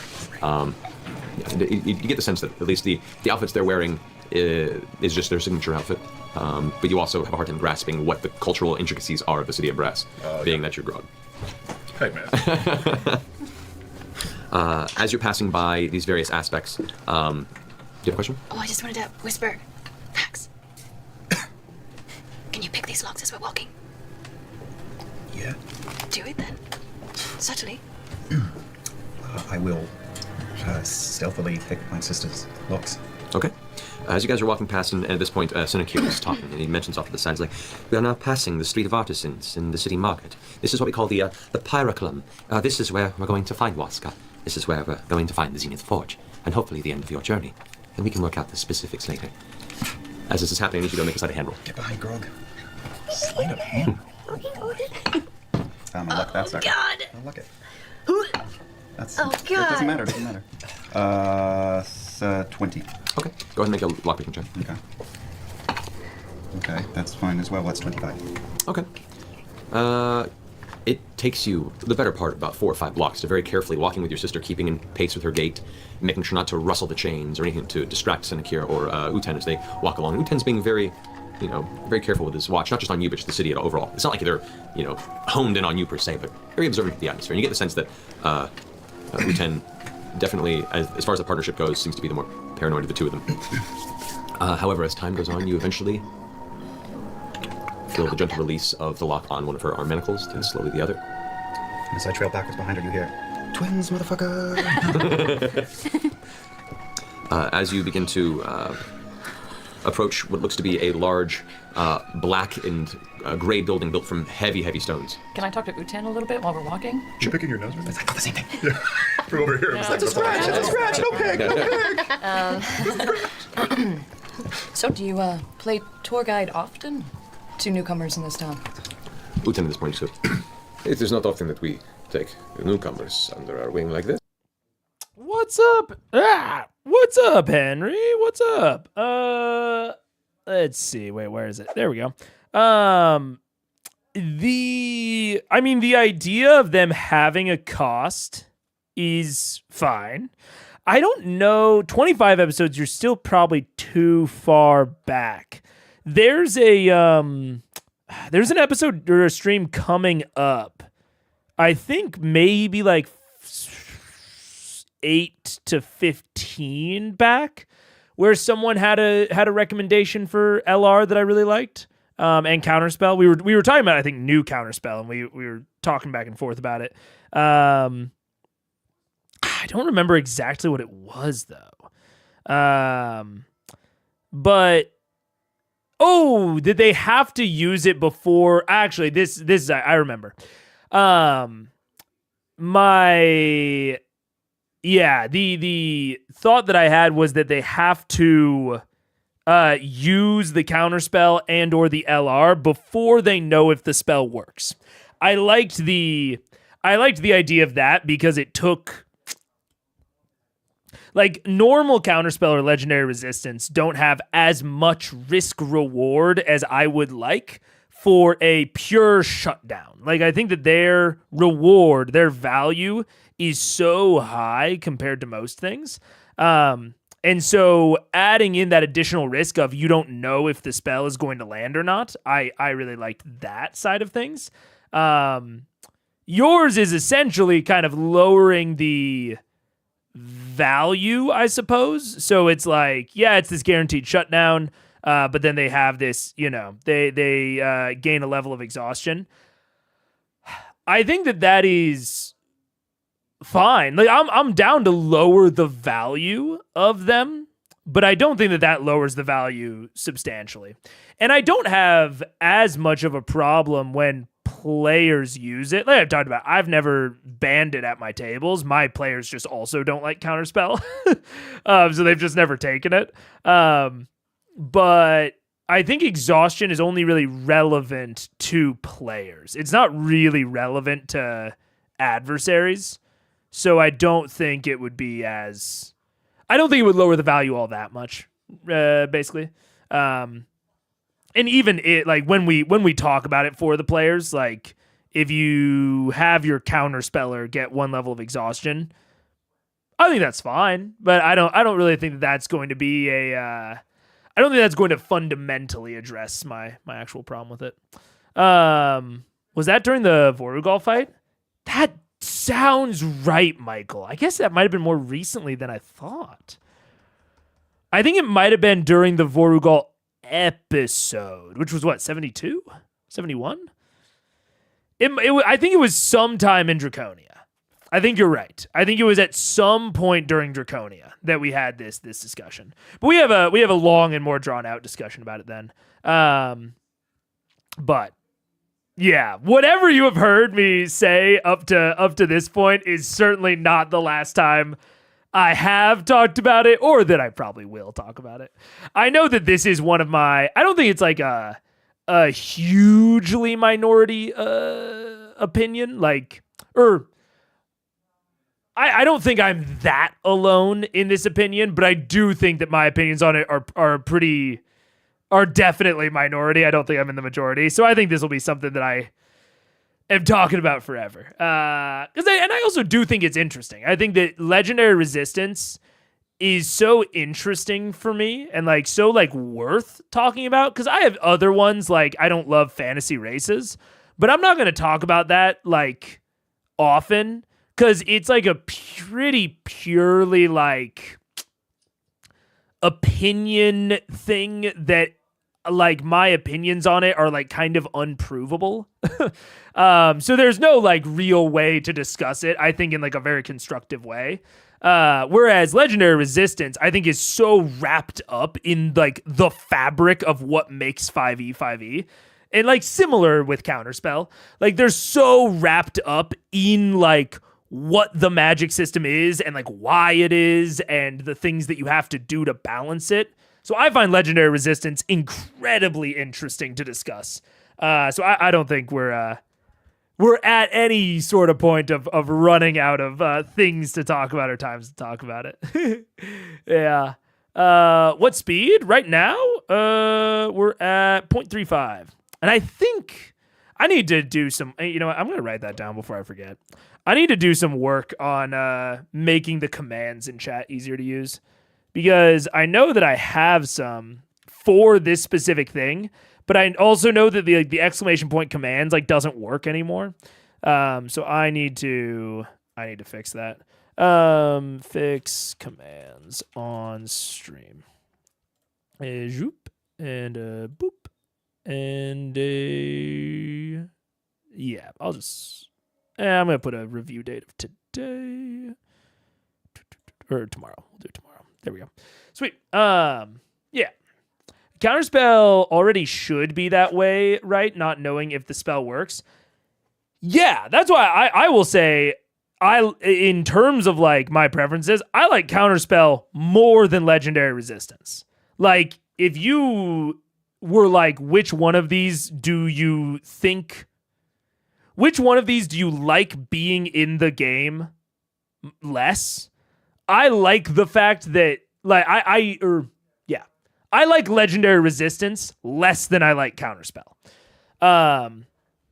I still think that there's this problem with Counterspell in that there's not risk in when you use it. There is only risk in whether or not it works, right? So the reason that I would rather Counterspell guaranteed work. Although, well, it depends with Counterspell. I mean, Counterspell guaranteed works if you're countering a lower spell than it. And then it only doesn't possibly work if it's countering a higher spell. I would rather the way that Counterspell worked. The DM tells you what level it is. And before you find out whether or not the spell goes off, before you even know, before you know whether or not the spell goes off, you have to decide, am I going to counter it or not? And you don't even have the option of countering a higher level spell. There's no risk up. Because Counterspell is guaranteed as long as the value is the value of Counterspell or lower. The only time it's not guaranteed is when you're essentially trading up. Which is just like, that's just a power up to Counterspell. Counterspell is just very powerful. Because it allows you to trade a resource either guaranteed 1-for-1 or possibly trade up in like countering a 9th level spell with a 5th. That's, trading up a lot in value. So I'd rather it be more constrained on what it can target, as well as you have to use it before you know if it succeeds or not. Now, obviously, there are some spells that just go off, so it's not really relevant to them, and that'd be fine with me. But yeah. In the first session of my game, I had the players meet a goblin in a tavern. One of the players immediately asked, are the other guests not doing anything? Implying that goblins are usually hated. But I want there to be no obvious racism between the humanoid species. Yeah. Which, I mean, that's why that's like, it's both the strength and the weakness of fantasy races is that fantasy races basically do some of your world building for you, which can be nice. It means that there's less that you like possibly need to explain. But in your case, there is stuff that you now have to like unexplain, which I think is like a weakness. So I don't know. It depends. I like I said, I think that my fantasy race opinion is less like not defensible necessarily, but it's less like able to be like analyzed and dissected. It's much more like vibes based, unfortunately. The way you worded it, I thought you were saying that you could counterspell after you knew if it hit. I don't like that you have to interrupt the flow to use it right just for mechanical reasons. Wait, am I misunderstanding how counterspell works? Counterspell 5e. I might be slightly misinterpreting how counterspell works. Like I said, I'm more down with counterspell than I am with legendary resistance, but I have way more experience with actually using legendary resistance. You're a great streamer. What is this? Like you react to someone else's session? Okay. I don't mean to call you out, Covert Psyop. I don't know how you know that I'm a great streamer if you don't know what this is. This is like the only thing that you could have ever seen me do if you had watched anything before this. Again, not to call you out. Feel free, stick around. All good. Unless you're just like, you hopped in and you just think that I'm good right now. Hey, we can firm handshake on that. I love that. Thank you. But yeah, essentially this is like watching Critical Role, and we dissect the show. We talk about my own experience running my sessions, how things compare or contrast, what things like I think that they do really well and that could actually transfer into our own personal games. Because those things aren't always the same. You know what I'm saying? Like sometimes when you're watching an actual play, they do things there because it's an actual play. Or they are able to do things just because, just because they are an actual play that, maybe a home table couldn't. Yeah. Your great streamer is like a joke of an opening chat message. Oh, really? Damn, I didn't even know. Okay, well, that's you're already learning a ton about me, and you see all the YouTube things. I'm more of a YouTube streamer. I'm less in the Twitch side of things. Because for a long time, I had really restricted internet, so I couldn't multi-stream, and I was like committing more to the YouTube side of things. So now we're kind of coming back to Twitch, and I'm having to sort of relearn the culture. So there we go. I'm already more up on it. That has a quote with the first time chatter in the background. It's called paid chatter. Gotcha. Oh, I've heard paid chatter. Okay, that makes sense. I've seen that. Yeah. So that's the general vibe here. Is we're watching through Critical Role. Campaign 1. I've also never seen it before, so I do a lot of sort of predictions on where I think things are going, what I think might happen, that sort of stuff. We do a lot of theorizing. I think the normally we watch, like, I think this one, there's like an hour and a half, or not an hour and a half, hour 52 minutes of source footage. The stream's probably going to be like 6 or 7 hours. Because we do a lot of yapping. This ain't like a reaction stream where chat yells at the streamer for pausing. It's mostly pausing around here. The Critical Role is just sort of background music to an extent. Oh, man. Yeah. What I mean is that people often roll to hit without a pause, but if they've actually already rolled, you're too late to use Counterspell. It messes with the expected flow of the game. Oh, I see. Yeah, that's fair. That is like, if you changed like legendary resistance in the way that I'm thinking of, it would definitely mess with the game in that way. Because I agree, that does fuck with the intended flow of the game. I think it would be worth it, but it's kind of hard to say. It would be hard to say unless I used it in practice, because I think that like how much that fucks with the flow of the game on like if you put it onto LR is hard to say outside of practice. There have definitely been things that I thought would fuck with the flow of my games more or less until I actually tried them. In theory, I still think it would be an improvement to LR, but in practice, I might disagree with myself. Yeah. So to some, that means you gotta jump in and say, wait a goddamn second, DM or something. Yeah, and I will say, like, if someone, like, before they saw the roll of the dice, like, even if DM's already, like, rolling for damage, I'm gonna let them until the words come out of my mouth on how much damage it was. I'm letting them counterspell. And even afterward, it would depend. It would be a very like situation vibes dependent thing. If someone was like not paying attention on their phone and were like, wait, what just happened? Oh, wait, do I want to counterspell? That might be like a, hey, pay attention sort of moment. But if they're like really into it and I'm just like going a little fast and they're like, wait, I wanted to, what was that spell? I think I might want to counterspell that. If they're already like paying attention and maybe they were just looking at their sheet for a second, I'm loose on that sort of stuff. Like my general instinct is once dice are rolled, things are locked in.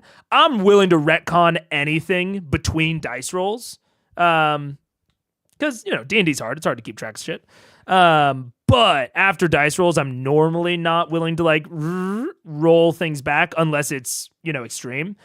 But even that, like that's just my general baseline. Broadly, it's a lot of vibes based stuff, Finally caught up with Critical Eyes. What's up? Thanks for the great analysis so far, Mega. You're welcome, Gamer Brat. Good to have you. Good to have you in live. Lots of new folks. I love it. That's so much fun. That moment when someone does the I like your shoelaces bit, but the reference isn't caught. I don't know a lot. I've been unironically, I've been watching Twitch streams as like education. I've been like, I need to know. I need to be in the culture. I've been watching the fucking what is it? The Streamer Awards. Like the Streamer Awards, like weekly highlights reel that they put out. I've been watching that to like try and keep up on the lore. Because I'm not into it. I'm not a natural. I'm a VOD frog. I watch like VODs of streams sometimes, and especially like cut downs. I watch tons of streamers and their cut downs.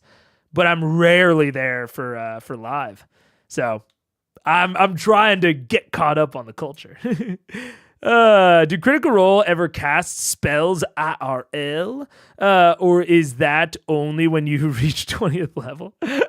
I think if you mean like live shows, there's actually a live show. We talked about this a little bit in the Discord. There's a live show coming to Chicago, but it's just gonna be. Oh my God, it's going to be spoilers paradise. Like, they've done 2 other campaigns after this that I've tried so hard to avoid spoilers for. So I don't know, we're going to see. I might do a whole bit of like going there, but like I have to stay outside the arena because I can't go inside. Otherwise I'll get everything spoiled for me. But it's in my city. It'd be so easy to go to. I think there's going to be content around it no matter what. It's just whether or not can I avoid the spoilers and like how. But they do live shows occasionally. I don't know. That's when you give each player a soundboard loaded with Phoenix Wright sound clips and you go, hold it. I just realized it's kind of ironic the fire plane hosts the city of brass, a metal with an extremely low melting point. Yeah. I mean, maybe that's the point, is that it's like as moldable as plastic there. I don't know. Maybe that's part of the point. Just fucking. Now that you multi-stream, do you also play multiple VODs to review at the same at the same time? Yeah. Dude, I used to do multiple fucking episodes. We're only going to get halfway through this episode. Episode 75, we're only going to get halfway through. Cuz I used to fucking I used to roll and do like an entire episode in one stream, and I would have like 8 or 10 hour streams. My voice can't hack that shit. Not continuously. I don't do multiple streams. I do half streams now. I do half eps. Because my voice can't handle it. No, Megan, you will get spoiled by the cosplayers too. I've considered that. I've considered that I would get spoiled by the cosplayers. I don't know how much to talk about it in case I do a video. How many viewers do we got right now? How many viewers? 28? That's not that many. I've considered going with Paige and having like John or spoilers chat write out like all potential spoilers, include like photos of like potential cosplay spoilers, and then have Paige have a button that like controls a visor on a hat that I'm wearing. And so Paige like has the spoiler sheet, and then anytime we see something that might be a spoiler, she presses the button and it folds down the thing in front of me. I think that'd be fucking hilarious. I think that would be a killer video if I made this fucking little like gadget and gizmo. It would just be beep, yeah. And then I have like a little like megaphone above me that like plays out and with earplugs, yes, and like little like mechanical earmuffs that fold down.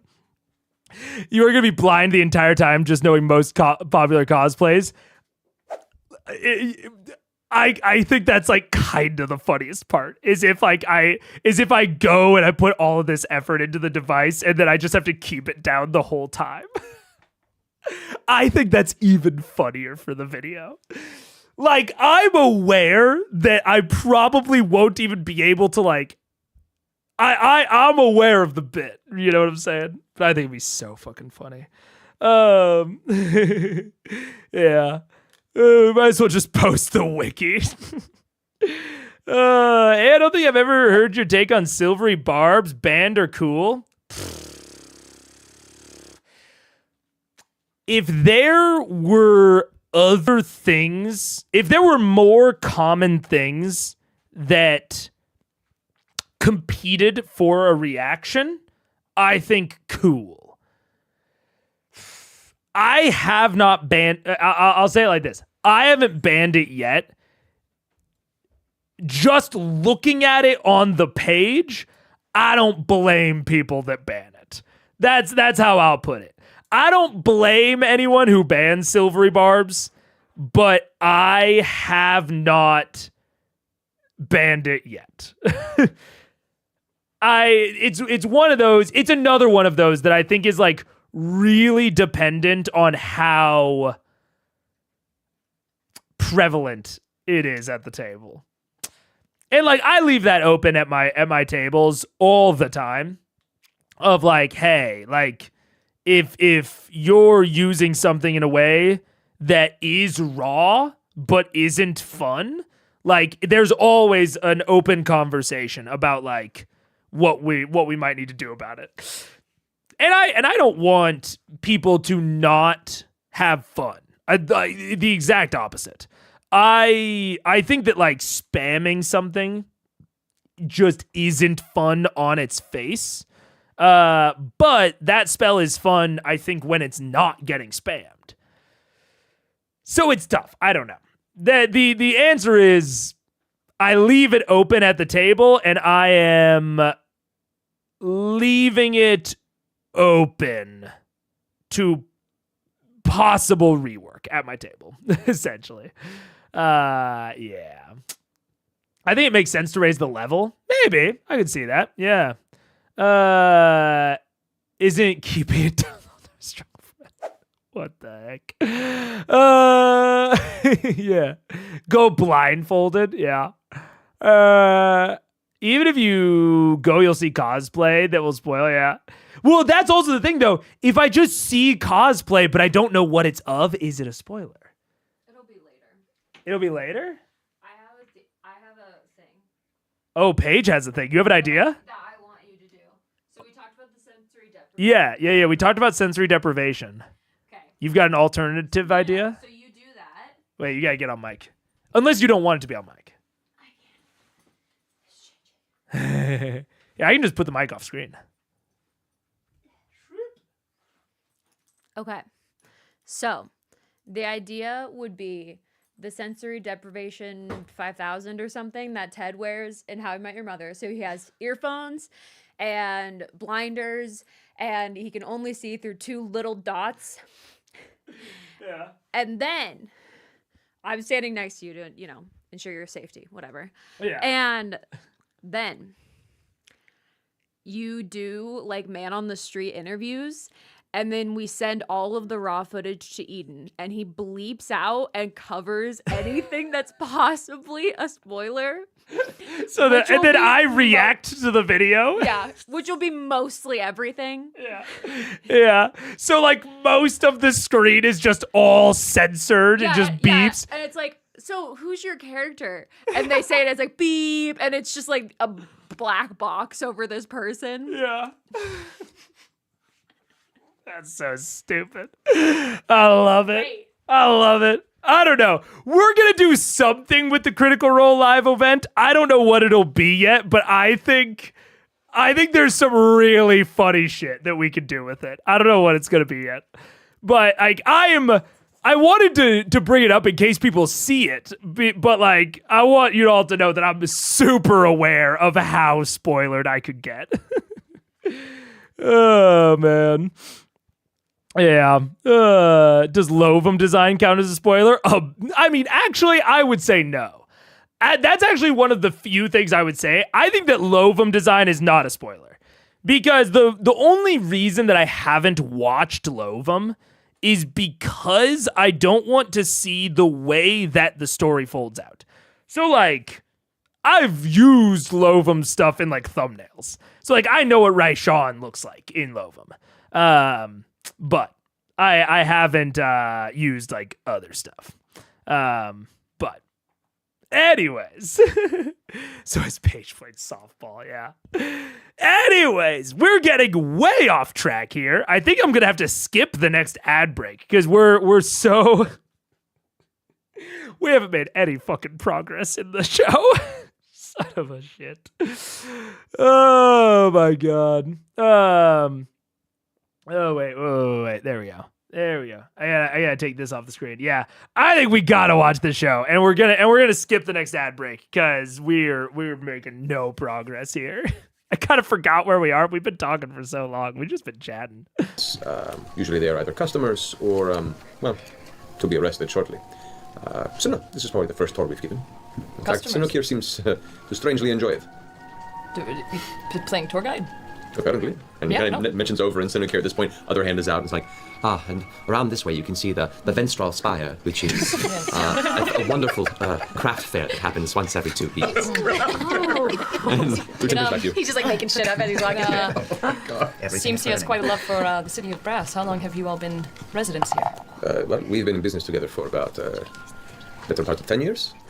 I've only been here about 12. It was a very dangerous scavenge to begin, but at least the laws of the normal world do not apply here. I have no idea how long Sinukir's been here.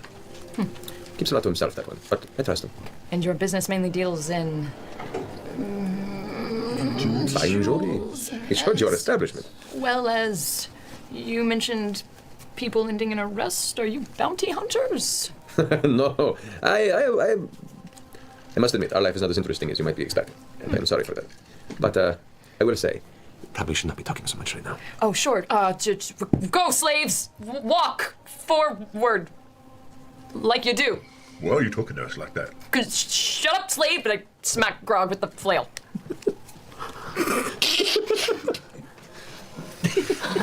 It doesn't physically hurt, but emotionally, there's a scar. Just forward march. To be fair, he didn't say it well enough. You never said it well. Dangerous to keep a race car to red. I'm just saying, I'm a race car red. I'm fucking red. So, as you continue pushing forward, eventually you come to that gray building. Heavy gray and dark stones. It's large and square in shape, and you see what looks to be an oversized chimney that just bellows out this constant black smoke that just pours upward into infinity. And there are a number of stacks like that throughout the entirety of the city. Hundreds that all eventually... This is something else that I'm curious about for Matt, because I think when you're on the material plane, it is easier to make sort of distinguishing sub areas, right? It's like Vasselheim feels very different than Ank'Harel, which feels very different than Iman, which feels even different from something on the same continent like Whitestone. Because it's the material plane, it's like Earth. But when there's no like overarching theme other than like reality. But when you're on something like the elemental plane of fire, where the entire essentially world is themed, with fire and hot.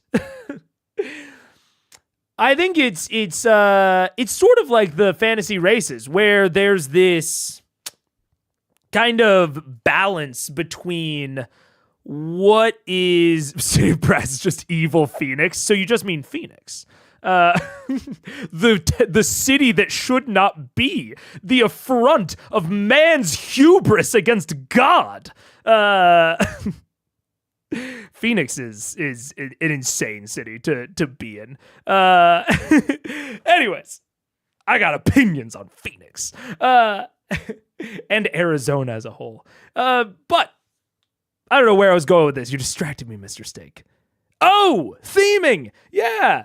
The City of Brass is very, it's already kind of a theme within a theme, right? Of okay, you've got the hot, the heat, the theme, the fire, and then you have this sub-theme of brass. You know what I'm saying? So those two places are already heavily themed, but they're also so big that you can't individually interact with anything. To get to the individual reaction level, you have to go down to the level of a district or an individual building. Kind of like how Vasselheim has all of the districts kind of set up and partitioned with the gods. So the district that houses the Raven Queen Temple is all dark and gloomy. And then the area that has, Cord has the fighting pit and all that. There's the opportunity for more granular, for more easy granular theming. But when the entire place is already so heavily themed, I feel like the City of Brass would normally be the Brass District. But now we need to go one layer deeper. So what is both themed in a hot way and themed in a brassy way? Or, is specifically kind of anti-hot or anti-brass. You can do some juxtaposition, but not too much. And especially in a city the size of the City of Brass, it's not like you can just have brass be the theme. It can't be the same everywhere that the PCs go. They can't go to this segment and, whoa, it's hot and brassy. And then they go to this other segment and, whoa, still hot and brassy. There have to be delineating factors between the districts and the areas. But that's harder. With these things that are already kind of pre-themed for you. So, that all said, I'm seeing, chimneys. I'm seeing smoke. Maybe this is more of an industrial theme that can then play on those now we're going to see a lot of brass tubes and piping and, more like open flames and forges and a lot more machinery. Like, you have to, I think, introduce that sort of third tier down theme. Whereas in the material plane, you kind of only need 2. It's like 1 for the city, 1 for the district, and then you're kind of good. This already has 1 for the world, then 1 for the city. So now you have to think about a district that fits into both of these while still being unique from everything else on its tier. So I think it's more difficult. I think Feywild suffers from this a lot too. Of like, okay, it's chaotic and forest and Fey. Now we need even more granularity. You know what I'm saying? How would steam pipes even work? How do they get water into the city? Sounds like a world building challenge, unironically. Sounds like an unironic world building challenge for you as the DM. And like following that question mark in your brain, that is how you get that sort of granular world building. That's exactly how you get it. Because answering that question in this district is how this district is going to feel unique compared to the others that we're experiencing. Man, how the fuck would steam pipes work? I don't know. There is no groundwater, just more lava. There could be magical fucking lava steam. Maybe there's like fucking, there's not pipes that transport steam. They transport fucking plasma. I don't know. But yeah, that's exactly the sort of question that you have to ask. And I think that answering those questions is how you are going to world build this stuff in interesting ways, but it's definitely harder. Like I will straight out say, I think it's harder to world build those interesting granular districts within something like the City of Brass on the elemental plane of fire than it is to do in the material plane in Iman. You know what I'm saying? It's easier to have a Gilmore's Glorious Goods in Iman than it is in the City of Brass. So yeah, it's interesting. It's an interesting challenge. But yeah, what's up, Marsh? Oh, Marsha. Hello. What's up? Welcome. I'm pretty good. But it's all slave sweat. That's why they have so many. Yeah. That's what the slaves are actually for. They're actually treated incredibly well. They just need to be hot to get the sweat. Somehow I doubt it. Somehow I doubt that. Lead together as they all kind of mingle and join into the atmosphere, whatever this atmosphere is consisting of. Yeah. The large doors are partially open. They're about 20 feet tall and about 20 feet as wide as well. They themselves are made from a very, very, looks almost like a dark wood. But as you get close, it's just a textured stone. You see a dull light from the inside. Where are we, Master? Wood? Welcome interesting. to the Zenith Forge. Shit, it is. So, once we enter, I would have to be the one to ask all the questions, but that would be difficult for us to do. So, the choice is yours. Either we try and find a careful way to funnel questions, or we put our cards on the table and you do the talking. Well, I can alter myself to look like you, if you can hang back. You've already looked like Uta Right. and other compatriots. You can still speak. I just want to make sure that, well, our slaves don't talk out of turn. Sure. Right, have you spoken with a fire giant before? It's been a while. Oh, Since the upset. Oh, wait, what the heck? I have a command for that, Marcia, but I don't know why. I should have a command for that. I don't know why it didn't work. What the heck? It's enabled. I also don't know why chat seems to be disconnected again from YouTube.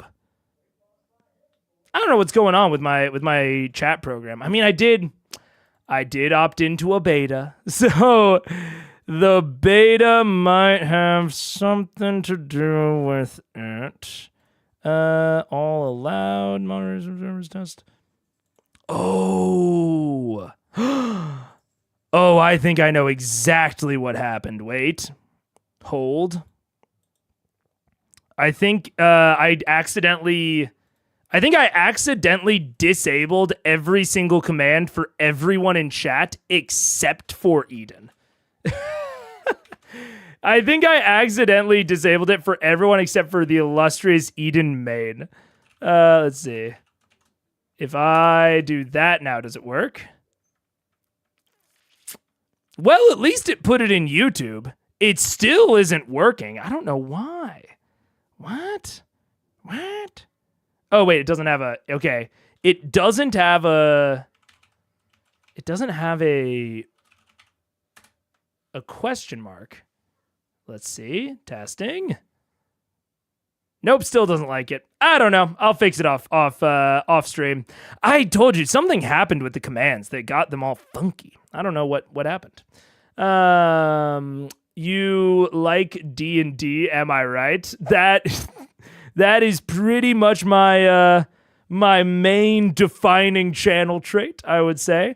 Actually, my tagline literally used to be I like D&D and other things also. That used to be my channel tagline. I don't know if it still is. I think it still is on TikTok. But I think I might have changed it on YouTube. Oh, I did. I got rid of it because it was gumming up the works a little bit, unfortunately. But yeah, that used to be my whole tagline. Mega tech issues, it feels like the old days. No, we're not back to the old days. If this was the old days, I would insist on trying to make it work on stream and or end stream. We're not doing that today. We push through. Socially, I found it best to not deal with them outside of a customer-patron relationship. Are they so weird? Are they good conversationalists? That's a big word. Curious. You seem a little bit nervous. I can't really tell because you're so strange in a wonderful way. They're sweet little ones. Thank you.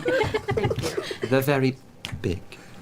Okay. And consider that, since they kept their freedom, they're probably rather cunning. Like bigger than him? You'll see. Oh. As he begins to tug the chains and pull you through the doorway. I guess we just have to ask, like, hey, do you have any cool collections? Do you play cards? Do you maybe have you won a lot? Stuff like that. Yeah, what's gonna make him give us this thing anyway? Well, we're gonna try to. Aren't we gonna try to steal it once we see it? Or are we really maybe gonna he's try to got beef purchase with somebody in the city, and we'll like go out and jack him up if In he'll exchange? tell us In where. exchange for that. Yeah. Or true. maybe we can, if we see that he has it, then we can challenge him to a game of cards. Or maybe If we see that he has it, how do we know if he He has might it? not have it. you might not have it. You could also just chat with him, and I could walk over and take it. Well, maybe he If we won't know see its it. value. Oh, that reminds me. Thank you for reminding me, Marsha. This is going to sound sarcastic. It unironically isn't. I forgot that I need to add a no solicitation. Solicitation command. Because I don't want to like call out artists that are just trying to, make a living, get some contracts. But also, I don't want solicitation in my chat. So a command is so much less than me actively calling it out. So no thank you, but thank you for reminding me that I need to make that command. Do you? That he can't fit into because he's huge and it's for You still know, have your locate item. I do. Oh yeah. Use it Okay. now. I use it. Now. You're going to stop as you're being pulled into the foyer of this building in chains. You're going to begin to cast this. Oh, do I have to stop? I can't just do it walking? Before we go in, I mean, you can do it. It's a visual thing. It's not very. it is. We can hold Is him. Sinekir hold? So 1 moment. Sinekir? Just Yes. We're going to. hang on. We just a little bit of preparation on our All end, right. if you don't Then mind. decide. I mean, if you wish to. As he's talking, I progress. start doing it. All right, so Let's give him a look at tiny object. full Yeah, one, that's it's really quick, and it's you basically have to pull out your component from the side there. It's a little So my forked twig, sleeve. and you snap it, and you can continue the ritual. All right, you concentrate for a second as he's talking, and currently, no, do not sense it. Okay, but it lasts for 10 Wait, minutes. it's in the right direction. It lasts for up to 10 minutes. It's for wait. 1,000. What is it? 1,000 feet. 1,000. Radius. How, Seneca, Yeah. how large is the forge? Well, here it's a few rooms. It's large enough to house Woska and his servants to construct the crafts that they are good at. What do they construct? As far as I know, arms, armor. You see, fire giants, they find their sense of self-worth in society by their craftsmanship. So, it's a very important thing for some. Right, yeah. Cool. So, like, wheels or like weapons? Arms. You said arms. I said arms. I have a hard time listening when you talk like that. Would you like me to speak slower? It might help. You know, No. with me. It's all right. It's all right. That's just fine. So, are you to funnel questions, or do you wish to just ask as a truth? Let's funnel them. Funnel them. Funnel them. Then decide on your questions now, or covertly speak once we enter. But we cannot stay here in the open and continue to talk long. Has Three questions, quick. Yeah, has he heard of the Dawn Martyr? Yep. We're looking halfway. we're looking for a suit of armor he may have won in a card game. Yeah. Looking. And maybe he didn't win it, but he's seen it, heard of it. Right. Has he seen a suit of armor? Question 2. That vanished during a card Does he game. know where it may be? It has great emotional value. And question 3, if he doesn't want to tell us where, is there someone that he has an errand that he needs run? Oh, do in we mention exchange this, for? the Sutan bloodline, or do you think they've got like that would be bad blood? Is that bad? Hey, maybe now we got I don't know. Does Senecure think that would be bad? Is it a bad idea to mention the Sutan bloodline? I don't know. You see, Sorry, you just seem to know so much about this fine city. I know enough, but I don't know of the bloodline specifically. I've heard it. You can certainly inquire within. That's why we're here. Yeah, that's 3. All right. Has he heard of him? Does he know where it is? If you want to tell us, does he need an errand run to 10 Bloodline? Senecure, where are you from? Originally? Places. These questions aren't pertinent at the moment. That's true. I was just so curious. You're just so interesting. Are you flirting? What? Thank you. Now, shall we? Yeah. Let's. Yes, let's. Gives a tug on the chain, leads you guys inside. Sorry, guys. Now, the interior, very dimly lit. Thankfully, most of you have some form of dark vision, but this is a heavily, an open, heavy hall, where in the distance you can see what looks to be 4 different forges that are burning simultaneously. They're being fed by what looks to be a small trail of the exterior sea of fire, lava that is being funneled into the back corner. Within, you can see there is a large anvil in the center of the room, as well as a number of smaller anvils off to the side. And it appears to be 4 human-sized figures. You can just make out the outline and shadow of them in the darkness. They appear to be human or human-like, and they're in the process of moving things behind. They have troughs of water, so they can go ahead and quench the heated weapons and such. But there at the center anvil, you see this large, hulking figure standing, dark black leather apron across the torso, currently holding with heavy tongs this large superheated piece of metal, and it just red sparks fly and illuminate the room with one hit. A second splash of light as you see this piece of metal being slowly rotated from side to side. It's beaten into a heavier shape, the dark metal having a bladed edge to it. This actual length of it, probably twice the size of Grog. What's the guesstimate on this fellow's height? I'd say probably in the neighborhood of about 20 feet. What? 16, 20 feet from this vantage point. I guess he's the size of the zombie giants we fought in Whitestone. So, it's your go. You want me to talk first? Yeah, no, okay. Well, you're the one who wants to ask questions. No, shit, I got it, this. Don't fuck it up. Don't fuck it up. Thanks, guys. Don't fuck it up. I'm hanging back like behind Percy or something. Does he have a name? Does this guy have a name, Senocure? Yes, I've heard of Oh, well, Waska. Oh, right, sorry.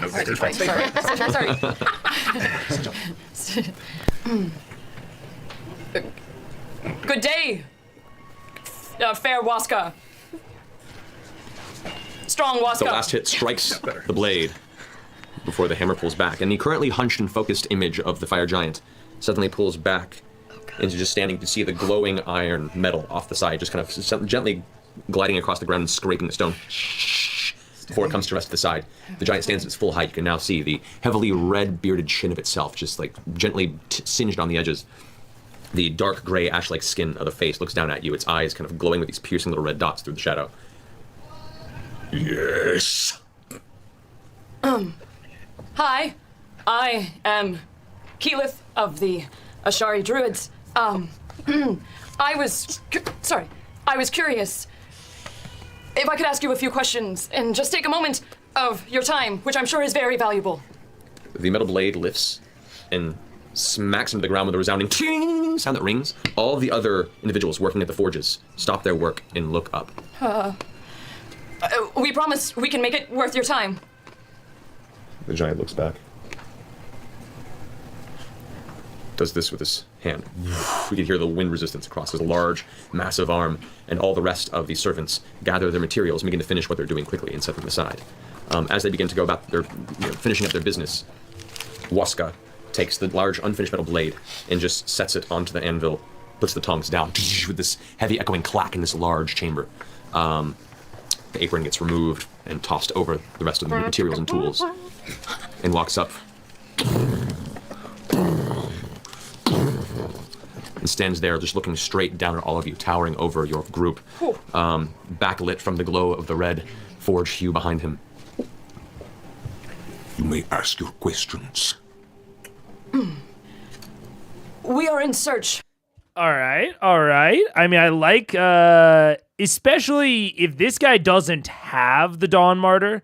Like, if he had the Dawn Martyr, he's probably not this cooperative. I'll be interested to see what he wants. Because I think that something about, especially a really short quest like this, embedded within a larger campaign. This doesn't really apply for like one-shots, but for a short quest embedded within a larger campaign, there is something to be said for you can cut a lot of the normal questing by just having the people in the quest require favors out of them later.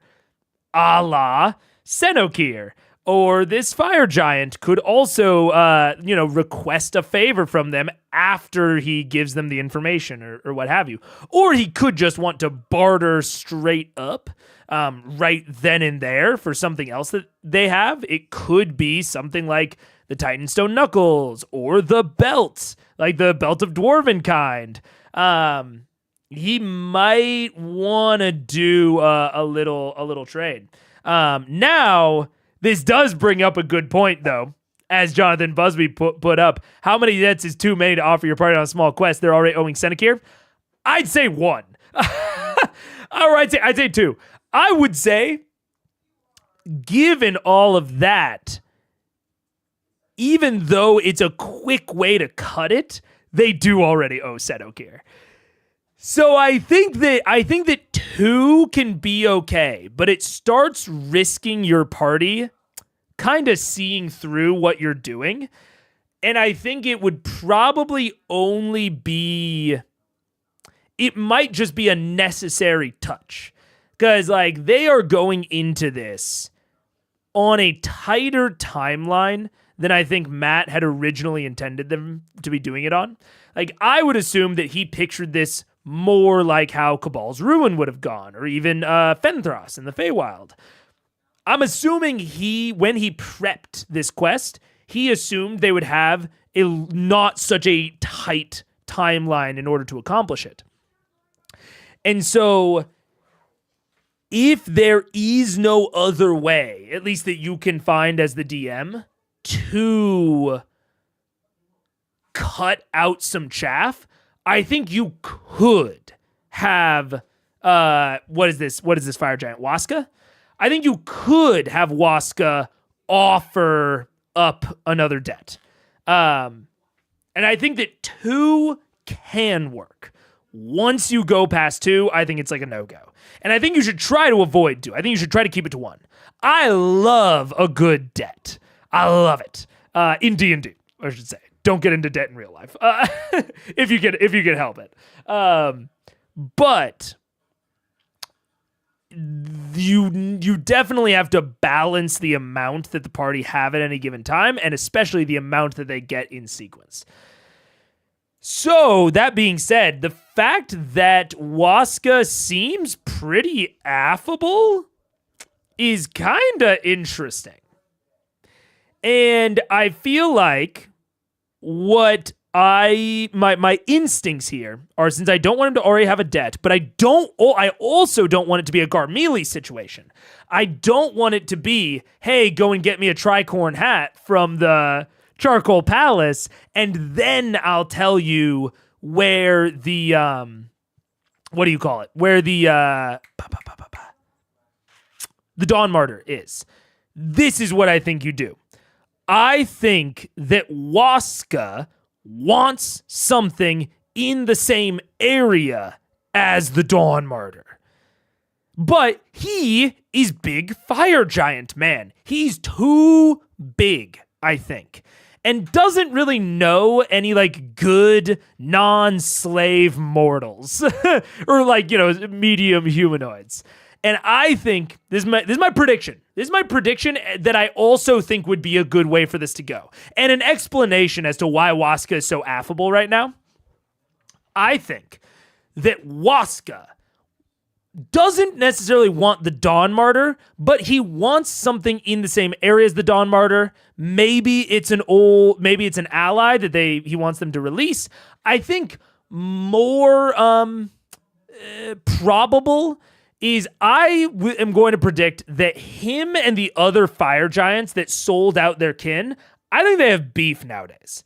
I don't think they all retired as one big happy family. These 3 fire giants were just the ones willing to sell out their own kind. I don't think they're the best of friends. And I think that Waska either wants revenge on one of the other fire giants and or wants to get some leverage on them. So my thought is that the Dawn Martyr is currently in the establishment, fortress, home, whatever, of one of the other fire giants, and Waska knows a way in. In fact, he knows exactly where the Dawn Martyr is. He knows a back door to get into the establishment.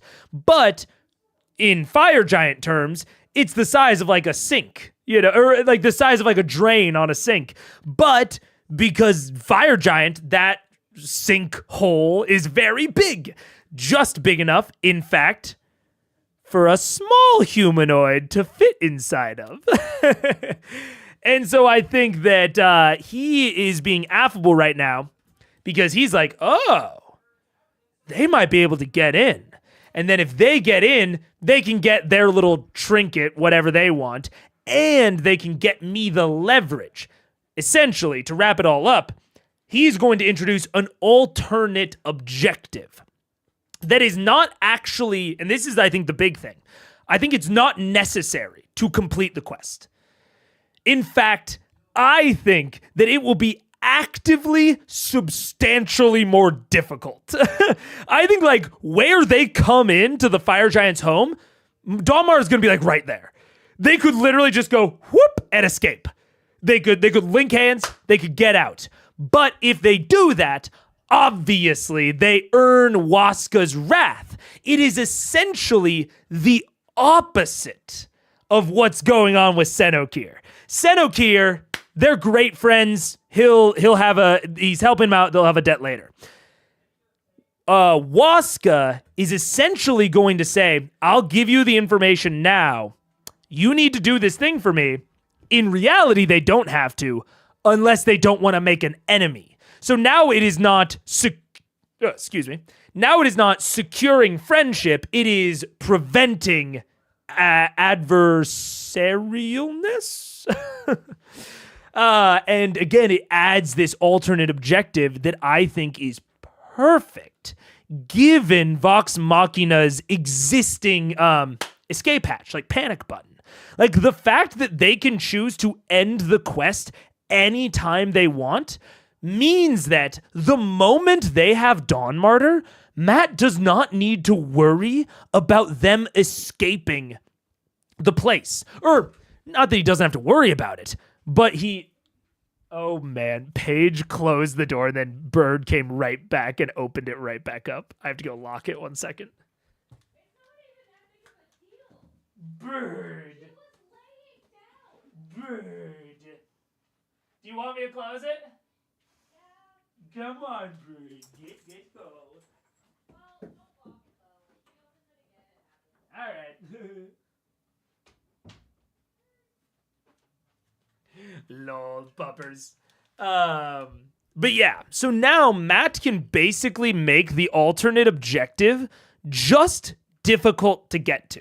And he can even make it to where, like, you know, their escapes are closing off behind them. Like, once they commit to the alternate objective, they're, like, stuck in the house or some shit like that. Is it Bird or Velociraptor? They've learned how to open doors. No. But yeah, that's what I think we could introduce now. is not a you owe me type of thing, but a you need to do this alternate objective, otherwise we have beef. And I think to put the icing on top, this is like, I'm thinking about this as we go. I think the best version of this is if the alternate objective is something that they just have to do in the place. Like, say, Waska gives them, like, poison to put in the rival fire giant's drink cupboard or some shit.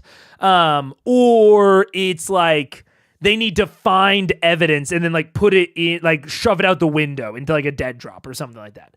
Basically, something that they just need to accomplish during the quest, but they don't actually have to go back and revisit Waska for, so that you still allow the panic button to be the actual escape. I think that is the best version of this. And that way, it really, I think it's the best of all worlds, because then it still keeps the pace going fast, right? They don't have to do a lot of convincing to Waska. He'll just provide the help. Hey, you need help? Here you go. And the alternate objective means that, like, worst case scenario, they have a fire giant enemy in the elemental plane of fire. Right now, not that big a deal.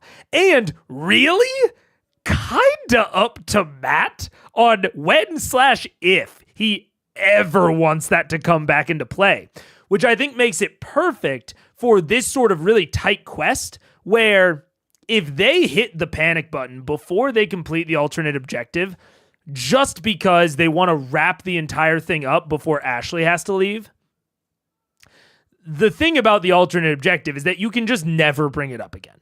If they ended it early, not really as an in-fiction choice, but because of character constraints, yeah, the threat is looming out there, but Matt can just choose to not bring it up again.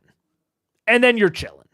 And again, you kept this really nice, fast pace.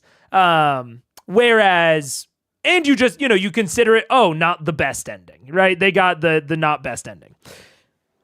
Whereas, if they have a lot of time left over where Ashley is still going to be here, they got through everything else really quick, they can go and do more fun stuff with Ashley. Like there's this kind of optional end frame. It's one of the reasons I think it's so smart and good of Travis to have brought up the panic button escape at the beginning. It is so freeing for all of them. They can just do as much fun stuff with Ashley as possible this session. And as long as they get the Dawn Martyr at some point, then they hit the panic button whenever they're done. It's great. So I think that's what... I don't know if that's exactly what will happen, but I think that if that happens, at least right now, that's one of the best ways forward I can think of for prioritizing speed at the table. Is it the best quest ever? No. But it's a really good quest, I think, that really prioritizes getting as much of it as fast as possible. Without too many looming consequences. Something that holds great weight and many legends behind it. Then I have probably made it. Maybe you have. It is called the Plate of the Dawn Martyr. Are you familiar with this? His eyes squint a bit. I am not familiar with this. I did not make this armor, you ask. I don't believe it is from this realm, but it resides here. It was won by a fire giant as yourself in a game of cards. A game of cards? Or some call them card games.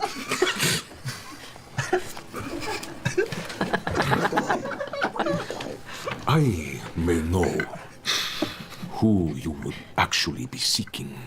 Really? That would be phenomenal information.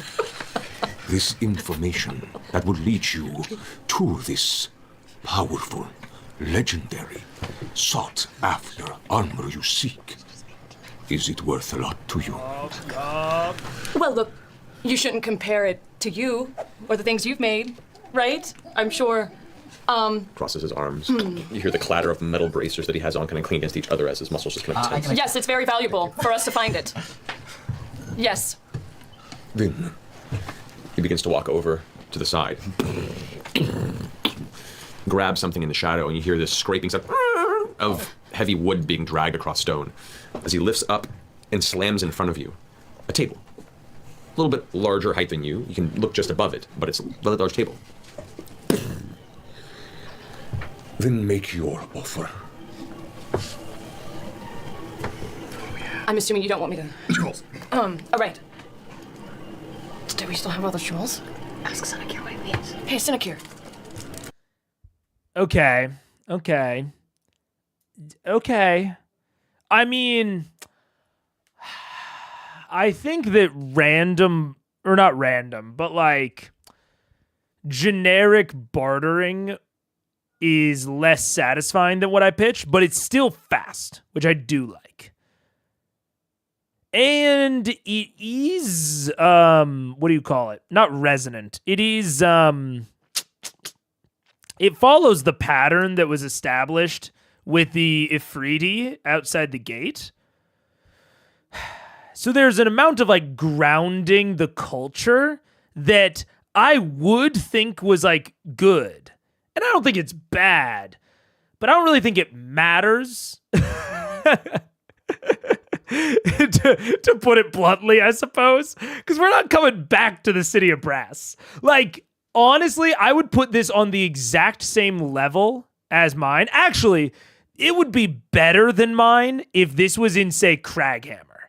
If this was in Craghammer, like a place that existed near places that they often exist at, and that, like, could be useful,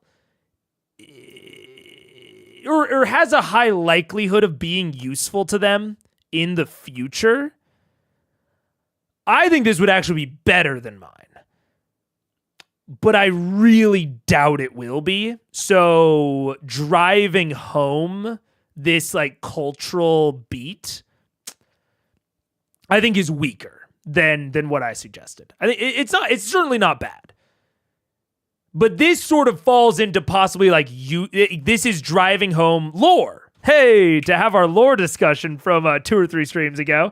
This is essentially driving home lore. It's reiterating existing lore and like really driving it home in our players' heads, which is not bad if that lore leads to something later. And to be fair, to give Matt some credit here, he did say that Thordak made a relationship with the fire giants and they crafted the modifications, I guess, to the Heartstone that allowed him to eventually turn it into the Ember Seed. So, fire giant lore, but this isn't specifically fire giant lore. This seems to be City of Brass lore more than anything else. I'm gonna give this a rating of weak with an asterisk that it could become strong later and I might just not know why. Like, I might not see all the puzzle pieces and how it will be back referenced later. And if it does, I would put it up to strong. If this comes in later for Vox Machina, I'll call this strong. A really strong beat. If it never does, I'm calling it weak. I look at Waska and I say, let me confer with my other masters. Hey, Sinekir, what's you want? What do you think is fair here? Well, usually as a craftsman, they want something of their craft, perhaps. Craft? They want something, okay. Or you could always ask. Sure, yeah. I'll ask. Waska! Yes? In speaking with my fellow masters, we want to make sure we give you something that is fair and desired. Is there anything that you might have on your wish list? He reaches forward and kind of rummages through a small pouch that's affixed to the side of his belt. When I say a small pouch, small by his comparison, the pouch is about the size of you, Keyleth, and as his fingers kind of dig around inside, you hear the clanging of heavy metal and various other objects slamming into each other as he pulls out some sort of strange small cylinder. He lifts it to his eye and peers through it. Oh, he's looking to see what we got. Scans through. Oh, no. For servants, you all walk with many enchanted, powerful, and desirable affections to yourselves. I will also say, there might just be something. There might be like a DMing practical thing here.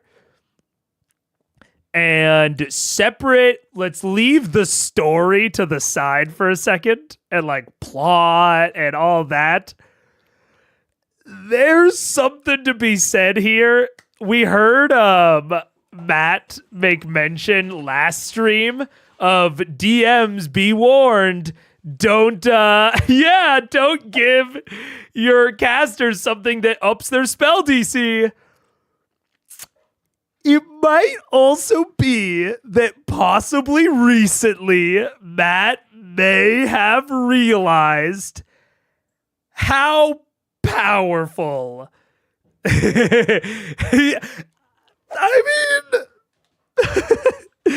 And we've already gotten confirmation that magic items resize themselves to the wearers, so I think he could put on the Boots of Haste. So it's possible that Matt wants a magic item tax here. And that is like a more practical, hey, as a DM running the game, you guys have too many magic items. That kind of leaves the story at the doorstep. And so, if you're trying to fix your game, you're trying to fix balance, there's something to be said for like sometimes the value of that warrants a tad bit of a weaker plot point in order to facilitate that kind of game balancing. That could also just be it. Again, I don't know. We'll see. But yeah, yeah. That could just be it. Sam told Matt last episode he could break the hand code if he really wanted. It's true. I'm sure that Sam would be cool with it. I think Scanlan will give it over with his cold dead hands. Yeah, he'd give up the Dawn Martyr in a second. Or not the Dawn Martyr, the fucking Myth Carver. Give that shit up in a second. Oh, man. But that could be. As, I maintain my rating on how good it is in the story, the weak versus strong. But there is something to be said for outside of the story, just in game terms. There's a certain strength to this manner of bartering. Yeah. You are a very intelligent and observant man. Puts away the cylinder into the pouch. Respected fire giant. Offer me some of what you could give up. And should it be worth the information you seek, it will be yours. Let me once again confer with my masters and enchanted servants. Okay, guys, what do we got? I've got a ring of lightning resistance. Got a ring of lightning resistance? Okay. Wait, don't you have a lot of fucking weapons in your bag of holding? What's in the bag? They're just normal weapons. They're not anything good? There's a great sword of frenzy, but... That's not bad. That's pretty cool. Great sword of frenzy. I mean... Yeah, great sword of frenzy, yeah. That sounds not bad. Whatever, yeah. And then you just have a crosswing? I've got a ring of lightning resistance. My war mask, my war... Oh! You built that thing! No, not... Oh, that's right. It's a helmet. It's crafted, though. It's like... But it's so ugly. Yeah, but it's like hideous, and they said that they didn't do it very well. Ooh. You did it okay. It's encrypted. It's got my title on the inside. I've got my magic choker. I would put it on Pinterest. Maybe it's a thimble. We can tell him it's a handcrafted thimble. Back into the sack. That actually is pretty cool. It did, yes. How high up is that sack? It's about... Don't. 8 feet up. All right. Don't even. That's pretty high. Yeah, you'd have to leap for that, man. Or you're not bust out your wings. pickpocketing the giant without some high rolls. Mind you, you can certainly try. I would love for you to try. That's gotta feed those forges with something. Okay, I have a ring of protection +1 that no one's been using because it's just a ring of protection +1, which is good, by the way. Lightning resistance. Ring of lightning resistance. 2 vestiges. You want to try this great sword of frenzy? Yeah, let's do the great sword. What about the alchemy jug? No way. Of which we have used what? Doesn't matter. It's Doesn't too matter. cool. Awesome. You eat mayonnaise out of that all the time. And I have my +1 magic necklace. Never mind. I fully support this shit. Matt needs to drive a hard bargain here. They need to offer like all their extra shit if they're. This is ludicrous how much bullshit they have. Come on. I kind of fucking forgot how much there was. Oh. I know. Okay. Super old stuff. Let's offer him the sword. Hear the heavy foot taps of an impatient. Okay. All right. Here's what I'm gonna do. I'm gonna take the sword. Yeah. And the great sword and the ring of. But to bring it back to the story weakness and game weakness, I think this is both. A bartering sequence is always going to, I think, take longer than it is inherently worth. So I think you need to provide some extra worth, some extra justification. I think here, hey, fair enough. Let's bleed some of their items a little bit.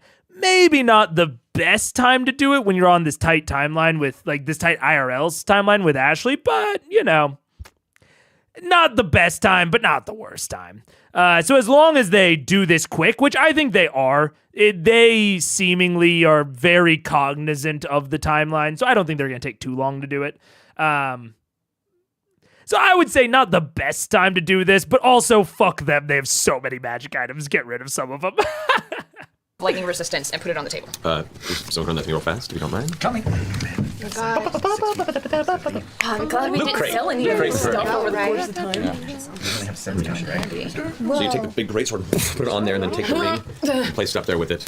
Bink. Both of his large, meaty fire giant hands grasp the side of the table as he leans down and looks them over very intently. Takes the blade, kind of holds it in his hands. This is a very good start. Oh, yeah. Well, lucky you. I also happen to have this awesome magic choker +1. Choker? Did you offer the fire giant a fucking choker? I also ring. Yeah. I also offered him a tiny ring. He's gonna use it. It's gonna be like a little eyebrow piercing. As you place it there, you kind of just glance at it for a second, and the little burning pupils of the giant look up towards you. It was a strong start. Not a very strong follow-up. As he leans back up, he says, Well, wait. That's a 2-for-1 deal because it also comes with this ring of protection. You just hadn't let me get that far yet. He wants arms. He doesn't want jewelry. He wants arms. Right. Well, it's a ring of protection. That's cool. Yeah, but it's not weapons. Oh, we don't fucking have it. He seems unmoved by the presentation of the ring. He says, You are to make one more offer. All right. If you do not, I will tell the Illuminated of the dubious outsiders masquerading as servants. Slaves sent to undermine the rule of the Grand Sultan of the Ifrit, the Lord of the Flame, the potent and incandescent, the tempering and eternal flame of truth, the most puissant of hunters, Marshal of the Order of the Fiery Heart, the smoldering dictator, the crimson firebrand, Maraki al-Sedan al-Harig ben al-Azen. God bless you. So, what is your final offer? Was that... All right. We gotta... I tried to write that down for a second. That's gotta be a transcript copy. There's absolutely no shot of me writing all that down. It is several time codes long. This is crazy. Undermine the rule of the Grand Sultan of Ifrit, Lord of the Flame, the potentate incandescent, the tempering and eternal flame of truth, the most pissant of hunters.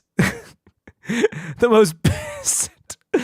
The most full of piss of the hunters, the Marshal of Order of the Fiery Heart, the Smoldering Dictator, the Crimson Firebrand, Marek al-Sedan al-Harik ben Lazan. All right. The most full of piss. All right, there we go. Let's see. Okay. We've got all... That is his name. It barely fits into my fucking notes now that the World Anvil thing is there. Holy shit. That was 100% a Mega is Marisha moment. Look at her face, dude. Yes. It's like, stop it. I'm the note taker here. Give me a second. Man. When it comes to note taking, Mega really is Marisha.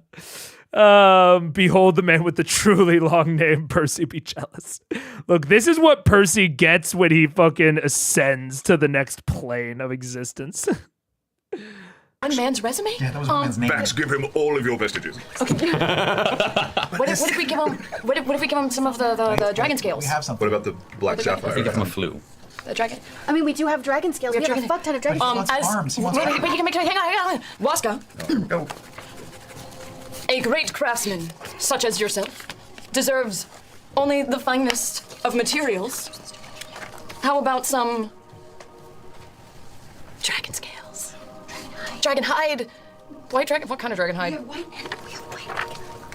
white. White dragon hide. One large hand raises up and begins to tug at the edge of his beard. A lot of white dragon hide. I think we even have a few. Like a fair amount. This is a fair amount. A fair amount. Leave it. Just let it go. Make your offer. Get out of the bag, Olin. His finger taps the edge of the table. Put it on the table, people. Give him like He's a like giant. 40 pounds of white dragon hide. Yeah, he needs a lot. How much is there? All right. He's gonna have a big loincloth. Yeah, really big. I will say also, in terms of the strengths and weaknesses of this point, it's getting so complicated now with all of the different aspects that I don't even know what to call it overall. But a piece in the positive column is, especially in terms of the context of this being embedded within the short quest. I think that in reality, if I had to guess, Matt is probably already satisfied with their offer, but he can act like the guy isn't. And maybe the guy is also satisfied with it, but he's trying to haggle, you know.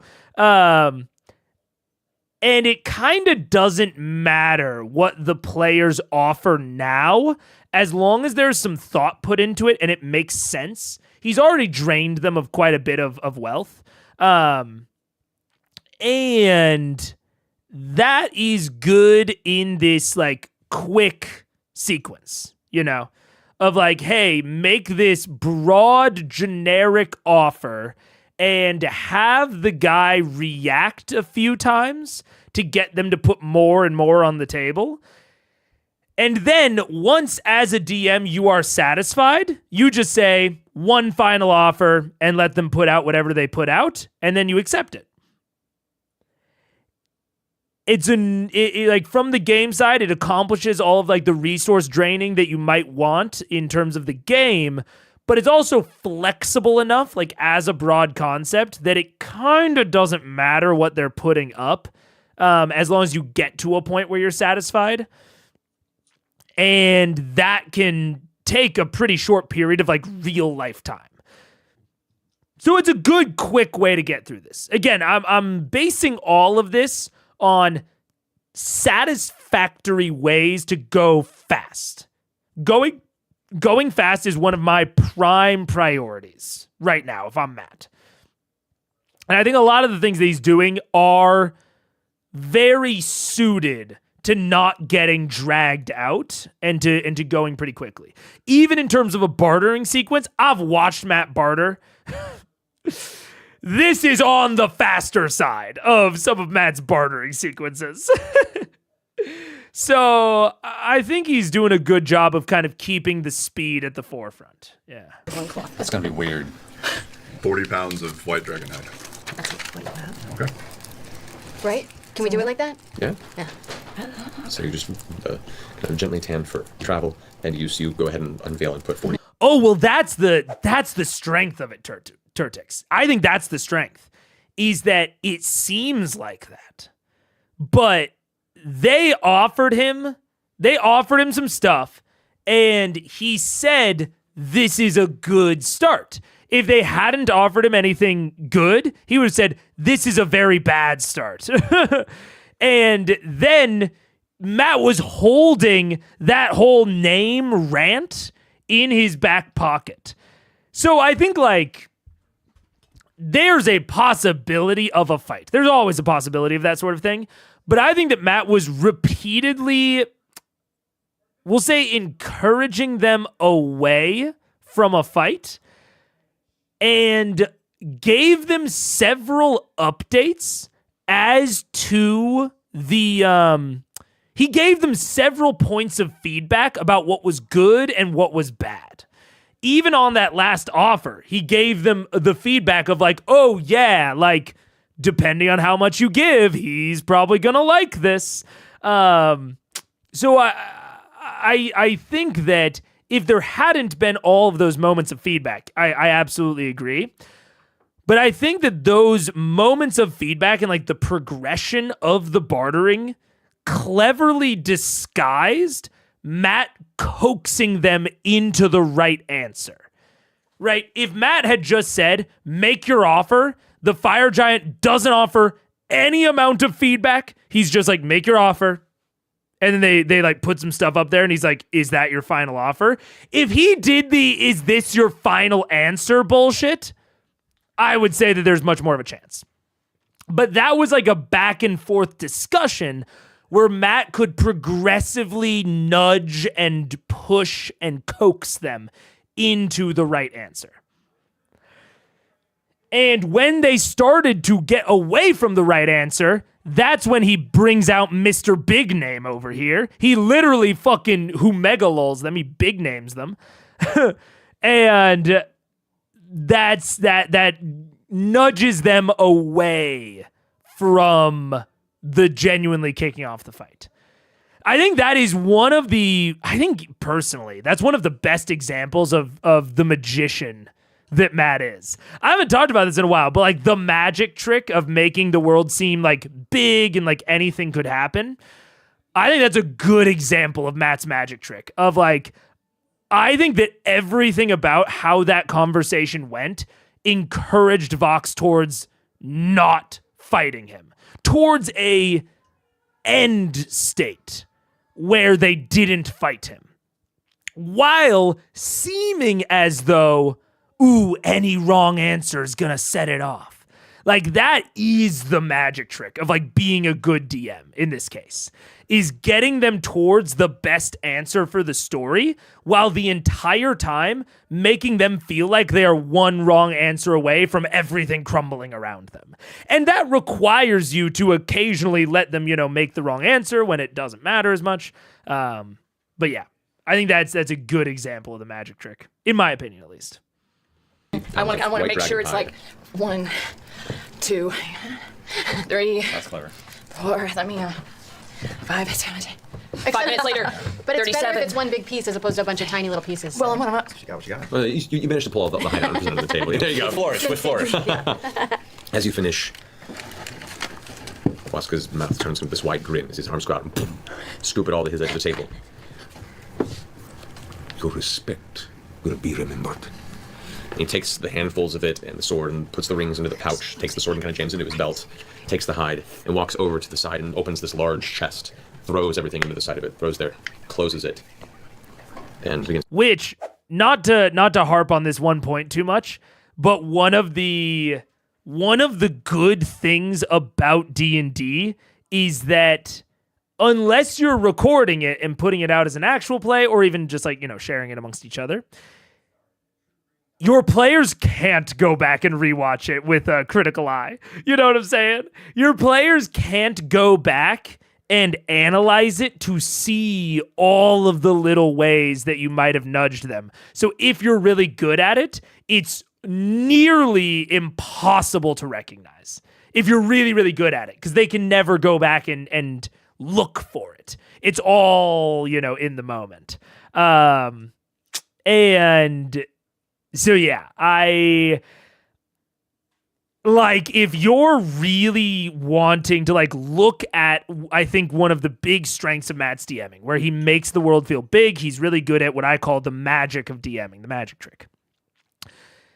I think this is a good example of it. And I think if you look for this sort of thing, that is one thing that you can really take out of Matt's DMing and really try to practice in your own DMing. I'm not as good at it as Matt is. Not even close, I would say. I think Matt's really, really good at it. And I think that was a moment of it. Yeah, cool shit. Yeah.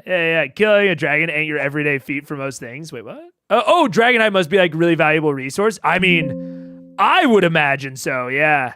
And I think that like that's another interesting thing about this, and something that I do think is good to keep in mind for like bartering sequences, is that like all of these values are so relative, and especially placing this bartering on a different plane of existence with someone who has such an alien mindset could also inherently change the value of some of the things, which is definitely an interesting aspect, and just further solidifies the ambiguity of this. And high ambiguity moments are ones where, as long as the ambiguity makes sense, I think they are the most viable moments for the magic trick, if that makes sense. Like those really high, but you have to do legwork to.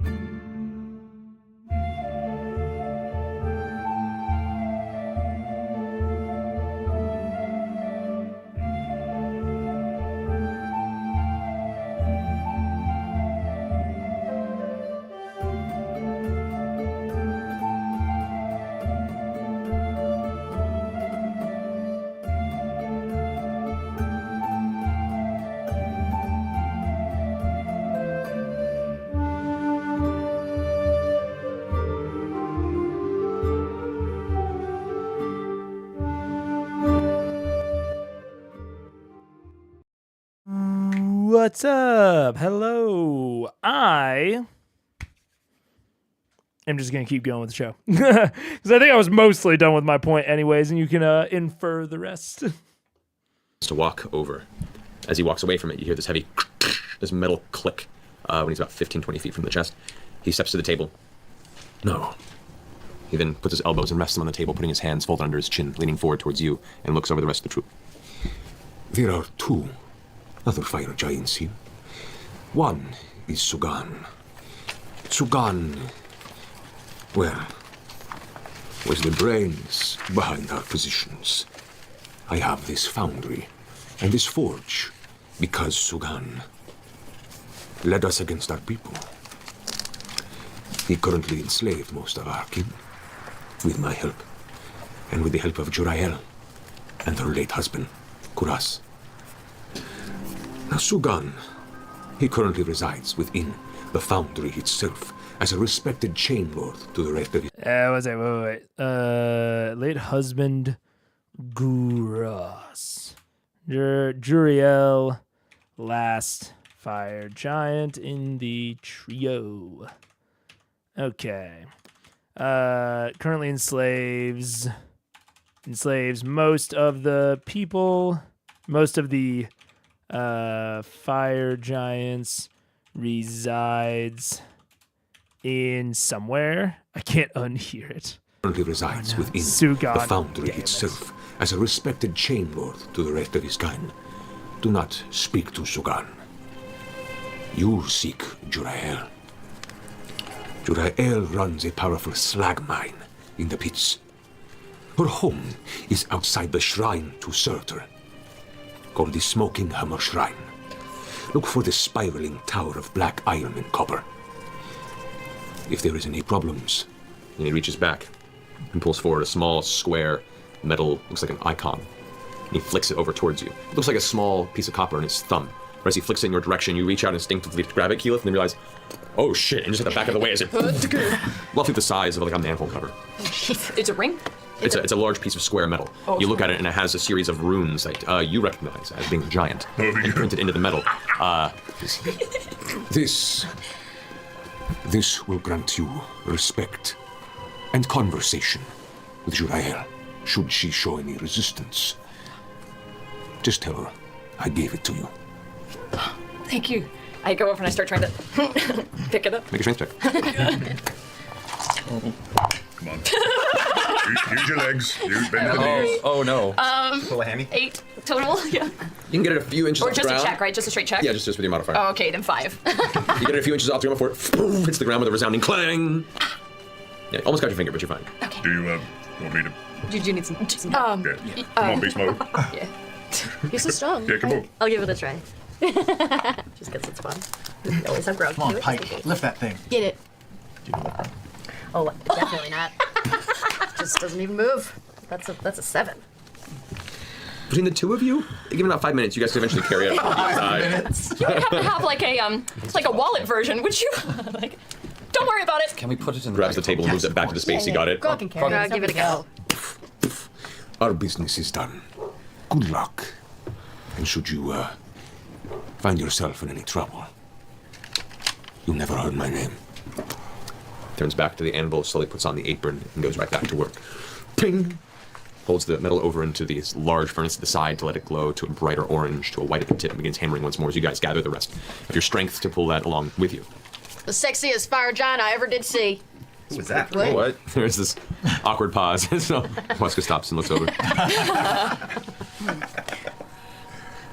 She's touched. Just don't worry about her. touched. Oh, Waska, is it okay if I ask one last question? Depends on the question what you ask. How do fire giants feel about the name, the Sutan Oh wait, I already asked him that. Wow, right? this is Never really... mind. Never mind. You know what? Well. Been a huge help. You want a fist bump or anything? Have you heard of the plate of the Dawn Monk? Can I is it too late? Is it too late to like roll an insight check to make sure he was like telling us the whole story? You can roll in now to just kind of gain his Like, current composure while he's hammering a large sword. Make sure he's out pulling our shit. That's pretty good. 25. He seems focused on his work and cares less about your presence now than he did when you entered. All right. How heavy is that thing? It's really, it's more cumbersome. He's awkward. Right. Doesn't have handles. It doesn't have handles. It's very wide. I can't really. Picking up a box. Yes, exactly. But it's not that heavy. It's not heavy. You guys are doing a great job with it, really. Thank you. Piece of prepackaged IKEA furniture. Kinda, yeah. How am I? They didn't design this to fit into a As Keith like carried along at an angle, because of height difference. Gotta take a second to switch hands. Wait. No, you walk backwards. You walk backwards. No, it's just about the new bed frame. You go first. You go first. I'll go backwards. Turn it over. Are you okay going down the stairs? Okay. As we leave, I just give the saddest puppy stare at that wallet on the side of his belt and just wish upon a star, and then I leave. No. All right. You guys make your way out into the main thoroughfare. Senokir turns back. Very well. I know where the shrine is, so just follow me. Great. We will. Are you mocking me? What? What are you talking about? Right. Continue, please. She pulls the chains a little bit. Okay. You are led. Oh my god. Okay, there we go. Thank you. An extended period of time to make it towards where the actual mines and the pits are for the next hour or so of walking through the streets. You do, as you're heading in this northern direction, you pass by a series of intersections where a lot of these lava rivers emerge and splinter off. You can see there are individuals that are actually taking elements of it and carrying off in large metallic buckets. You also notice in the distance one very terrifying looking structure. All the rest of it is kind of beautiful, grandiose design to them. There is one that looks like it's made of curved obsidian spikes, like a series of giant clawed hands climbing up over themselves, and it forms this sort of fortress type bastion in the center of the city. This is on the outskirts of the furnace that you walked past, or saw in the distance or pointed out when you first left Senokir's establishment. Pressing beyond that, you do notice that there is a very heavy number of nasty looking devilish entities that seem to be running patrol around the outside of that building. You get the essence that there's it's a very heavy devil presence in the city of Brass. Do we recognize? Oh, they're just devils. Devils of multiple kinds, you gather. Many you've never seen before, but they seem to be gathering around and have that same kind of terrifying essence to them. You see some that are humanoid but covered in long chains with hooks at the end, just kind of drag on the ground behind them. You see some that are these nasty little impish-looking creatures that kind of just leap from section to section and usually travel in packs. But they have business. They carry small satchels at their side, and they mingle with the rest of the Ifrit and the other denizens of the city unmolested, unbothered, unprovoked. I wave at a couple. Don't. Quietly. Okay, from a distance, you're not getting too close to this. No one seems to pay mind. Okay. Seneca, what is that place? That is the embassy. We shouldn't go by there. Well, what's in the embassy? Oh, that's where the ambassadors to the Nine Hells reside. Oh. Wow. Right. 9. That's a lot. Is it like a city-state? Is it? Yeah, diplomatic community. Seneca, did that exchange go about the way you thought it would? Sure. Good. This guy likes to party. I'll talk to him. I'd love to meet. Oh my god. As you continue, eventually you come upon the outside of this beautiful temple that is made of what looks like hundreds of heavy dark iron and metal hammers that are all kind of molded together in this mishmash that forms this giant archway. As you walk past it, Senokir pipes up again.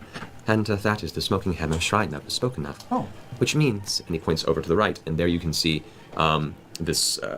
It resembles a home that is conical in its advancement. It's thick at the base, and it spirals upward, made of black metallic substance, rough around the edges, like it's just been pushed together, similar to the shrine you saw, but it's this spiral that continues upward, this very thick spiral that quickly tapers off into a point, and you see there are levels to it, and it appears to be openings and windows. This is an abode of some kind, a very massive abode, and to a certain extent, one of the more impressive buildings you've seen in this immediate vicinity. Big enough for a giant to live in. Yeah, easily. As you get to the front of the building, there are no windows that lead to the bottom floor. There is one the very, very heavy door that is a half circle in shape. You're not quite sure how or which direction it opens, but it is this big, round metal slab that stands there at the front. You do see what looks to be a brass knob in the center of it that is roughly about eye height to you, Grog, and that's the extent of it. As you approach, Senokir. Senokir turns around. So, I believe we found our way to the home of Jurael, as you acquired the information about your turn. Yes, yes, we know. Sorry, yes. So, what is your intent here? Well, gang, I don't feel like we should say the name of the thing that we want. Probably not. In case she doesn't know what it is, or yeah, doesn't know. Maybe its just describe it. I feel like the more we make it seem like it's valuable to us, the more they're going to ask in return. So maybe make it seem less valuable. Although if she won it in a card game and hung it on a wall as a decoration. She could think it's like a fucking trinket. It could be like nothing. It could be like it's like a candlestick. Possibly, yeah, possibly. Do I know if giants have any natural enemies like that they just hate? Other giants? Yeah. Well, no, they have, depending on the type of giant, many natural enemies usually that exist within the topography they're used to. You only really know about stone giants up in the cliff keep, and maybe hill giants. Although there is no like specific, sworn vengeful enemies to the stone giants you're aware of. And did he say that Sugan, that being the brains of the two, enslaved other giants, or just enslaved? You got the essence of it was that there was some large coup where there was a larger free citizenship of fire giants that existed within the city, and through some circumstance, these 3 currently remaining giants basically sold the rest of their kind within the city into slavery or had them ousted. And the 3 that did so, and as such, elevated their social status and became more powerful figures within the city of Bress. I think you might have to play him in a game of cards. Yeah. Which? Wait, Keyleth will? No, I will not. Who will? Scanlan will. That's a Scanlan or a Percy thing. Yeah. Me? Yeah, us. So that's, You're a hustler, baby. And I think that I should be I don't want to do anything. I want you to win this in a game of cards, but I'll be a plan B. They're not going to see me. They're not going to hear me. Potentially. We should also, we could if You we could have spy the on what their magic so we cards can are. find out precisely where the armor is. Yes. Yeah, dude, that's true. That spell lasts for 10 minutes, the locate item spell. Yeah, so I'd have to cast it again. I only have one more level 2 spell because I don't have very many spells. I can cast it. Okay. Because I shouldn't speak here.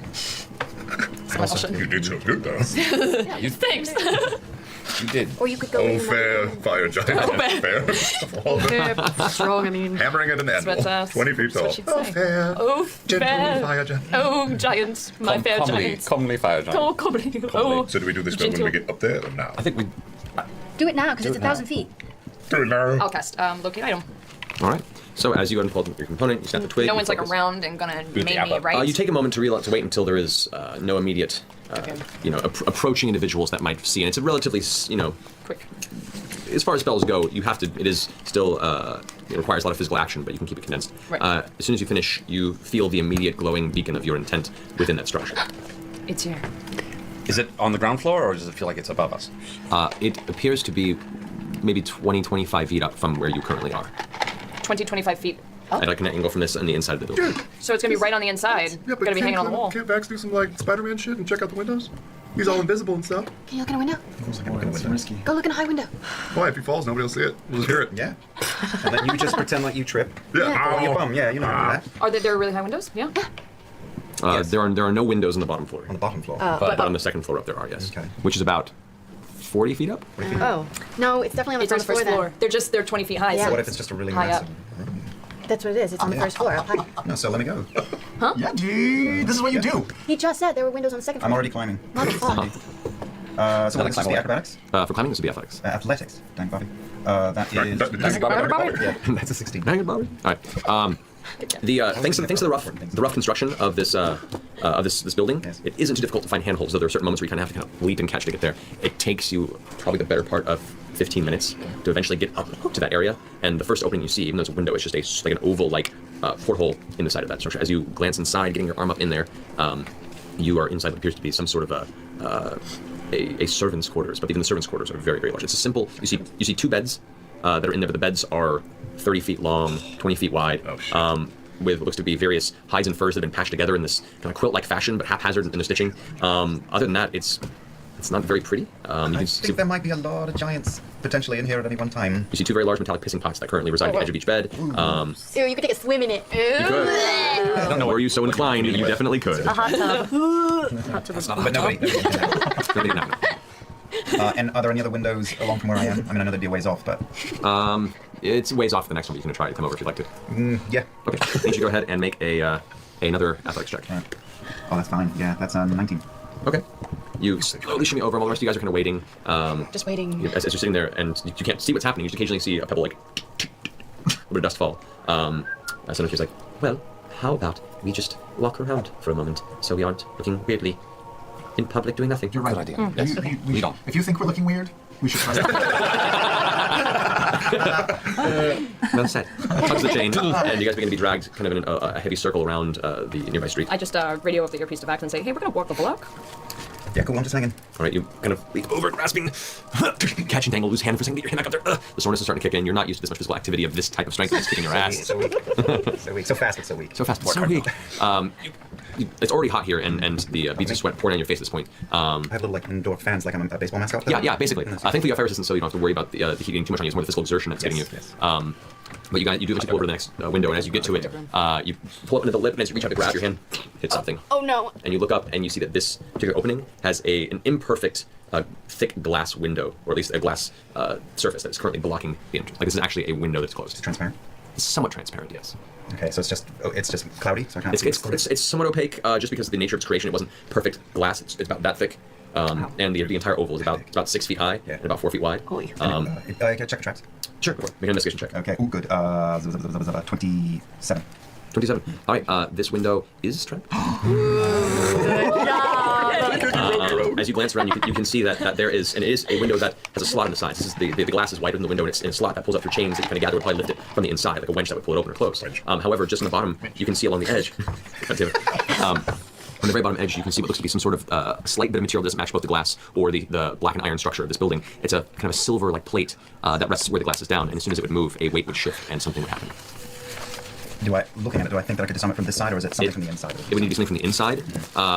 And even if you were to attempt to do it from the inside, you have to be at the base of the structure. From this side, it's too big for you to do anything. Okay, really I can't see shit. Make a perception check. No, 20. Which gives you a total of... perception? Yeah. A total of 32. 32. All right, so as you peer and close your eye on the inside, you see what appears to be another bedroom. Similar to the one over there that you just passed by. This one is exorbitant in its decor. You see beautiful, beautiful, deep red tapestries along each wall. They're the full length of it. The bed itself is a canopy bed that is 40 feet tall with just heavy dark silks and fabrics that dangle from it. This is a gaudy bedroom for some sort of a giant. Any armor on walls? No armor visible from this perspective, no. You do see what appear to be small pieces of art. There are other metallic trinkets that are kind of built into the wall, but nothing that resembles armor, unfortunately. Okay, well, my arms are starting to do this thing. Yeah, it's bad. So I'm going to start going down. Okay, there's a giant velvet Elvis. Just Okay. So, you eventually make your way down and wait for the rest of your group to turn. You guys had a nice, awkward walk, just being led quietly through the street. Coming back around. Can we be the monks from Monty Python? As you guys begin chanting to yourselves, somebody goes, actually, sure, go ahead. Just keeps pulling you along as you guys chant whatever phrases you decide to mingle and decide upon. You come back around and you see the rest of them arriving at the door, but they cannot see you. Senekir does kind of glance over in your direction. It appears that our walk was just enough time. So, Oh shit, you can see him? I have my ways, yes. What kind of ways? Your brother is a fun character. You mean a dick? From your standards, yes. Being from where I'm standing, I find it hilarious. Now, shall we? Let's. We don't even know how this door works. What if it's like a DeLorean and it flips up or something? Maybe. Do you know how to open this door? Just knock. Well, let's try. I have not been here. Just kind of knocks on it. It really makes a noise. It's like his sounds like bubble pop. It's like the knuckle against the stone. It's making just this kind of dull, awful sound. So he's like, Nothing. Should I? yeah. Should I knock? Yeah. You made like knock. Or did you mean knock? Knock. Which one was that? The big one. The big one. Can I lean back? Lean back. Lean back. And slug the door using siege. Siege? Yes, you can. What is siege? Go ahead and just roll an attack. Double damage. Not weapon. You know what? I agree. I'm catching up, and I was like, am I going to comment on it? But I agree. I think this is one of the only things that we do right. And as a coder, I'm somewhat, I kind of like counting from 0 in a lot of cases. In terms of the floors on a building, it makes way more sense for me to start from 1. I also think that's one of the only things we do correctly. Because I think we should obviously we should obviously be on metric. Being on Imperial is dumb. But this is one of the few things that I actually think is somewhat defensible, yeah. So just your strength and your... So it's a 15. Roll a 15. Okay. So that's your strength bonus and your proficiency modifier. Not my proficiency modifier. So D20. Yes. Yeah. So you reach back. When you watch as his hand hits the section where the kind of engraved metal door is there, just kind of dents inward and leaves this big heavy dent in the front. And the sound, the impact is like a dull, thunderous clap of lightning. And you hear echo on the inside. Oh, It's engraved with something? Well, there was like some very faint texture pattern to it. Yeah, design that was put in it. My knuckles. Oh, by the way, can I see that manhole cover you guys have been carrying around this whole time? Oh, yeah, sure. It's got giant runes on it. Runes of giant. Here, help me. Hey, Pike, can you help Do prop I it up on that recognize- side? Just, Nope. okay. Any got of it. these You recognize it's giant. You cannot read. Yeah. This is very important script. It says that you must carry this at all times, and if you let it go prematurely, you will die. What? Yeah, it's very magical. Better safe than sorry. Okay, I will say I'm not I don't want to say I'm tuning out. Like I wouldn't say that, but I will say I think I'm a little bit I'm a little bit what would you say? I'm definitely not caring about the like in between conversations as much. Like it's still fun from a like just watching them have fun point of view. And I think that this is perfectly fine and good for your players. But I'm mentally comparing it to the Feywild of like, I felt way more tuned in during the Feywild. And I don't know. Yeah, I got to get some Subway Surfers in here. Yeah. And it's like, I don't know. I'm trying to think about what it was about the Feywild that had me more tuned in. I think it might partially be that I know that we're here because of meta stuff, but I think that more accurately, I think like Singorn actually really grounded the Feywild for me a lot. And like we're learning so much, and normally it's like all of this lore shit I'd be like salivating over. I'd be like, oh, the Nine Hells Embassy, whoa. But it's kind of like, well, it like so probably doesn't matter. Like I find myself so tuned out at the normal environmental stuff that would normally have me very tuned in.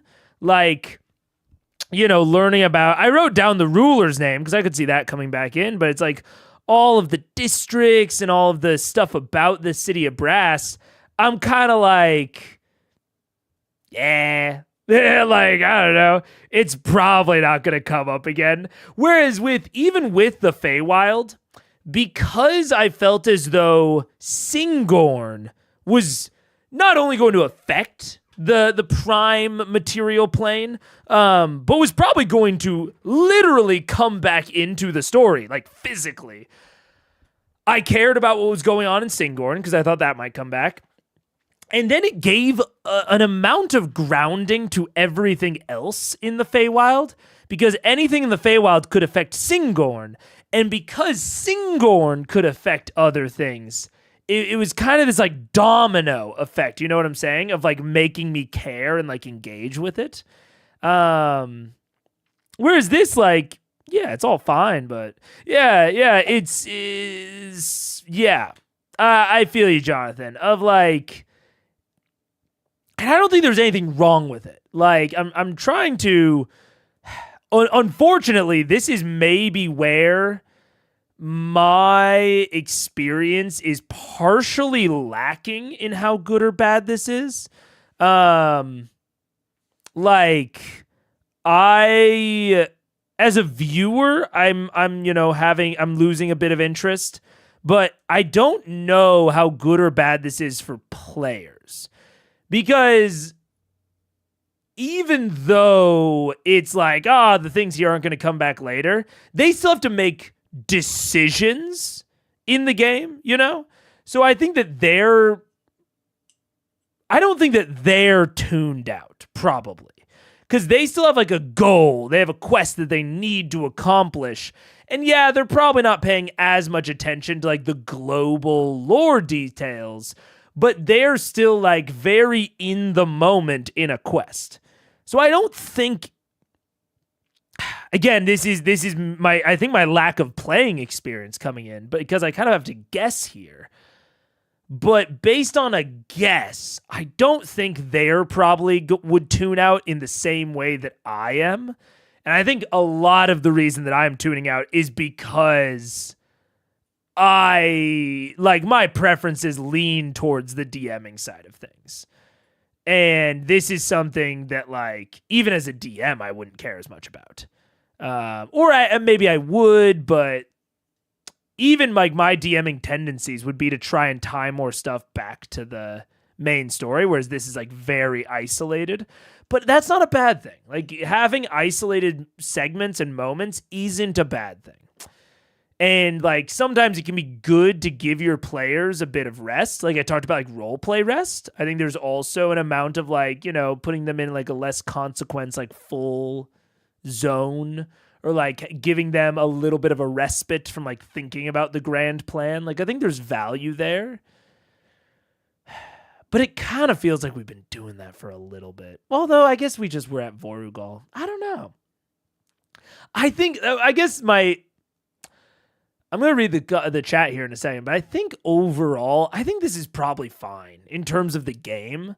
It's just like as a viewer, I'm not into it. But that, in terms of this show, in terms of Critical Eyes, I'm only 10% viewing this or like judging Critical Eyes for how it is as a viewing experience. I'm mostly judging it from the perspective of how it is as a game. And I think as a game, this is probably fun.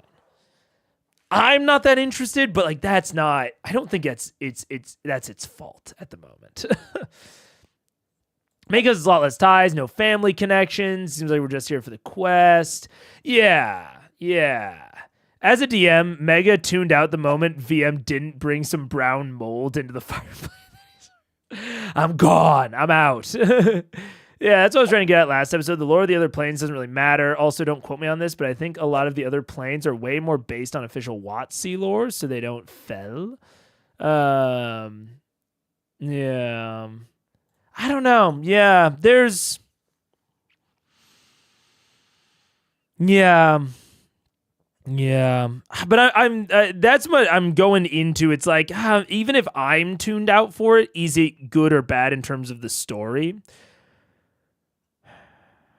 I think it's okay. In fact, there's an argument to be made that it might be good, given that this is sort of a bottle quest just for like while Ashley's here. So the disconnection might be even better, just so that the players aren't smacked in the face with how weird it is that they've like abandoned the material plane during this like really important time. I don't know. Yeah.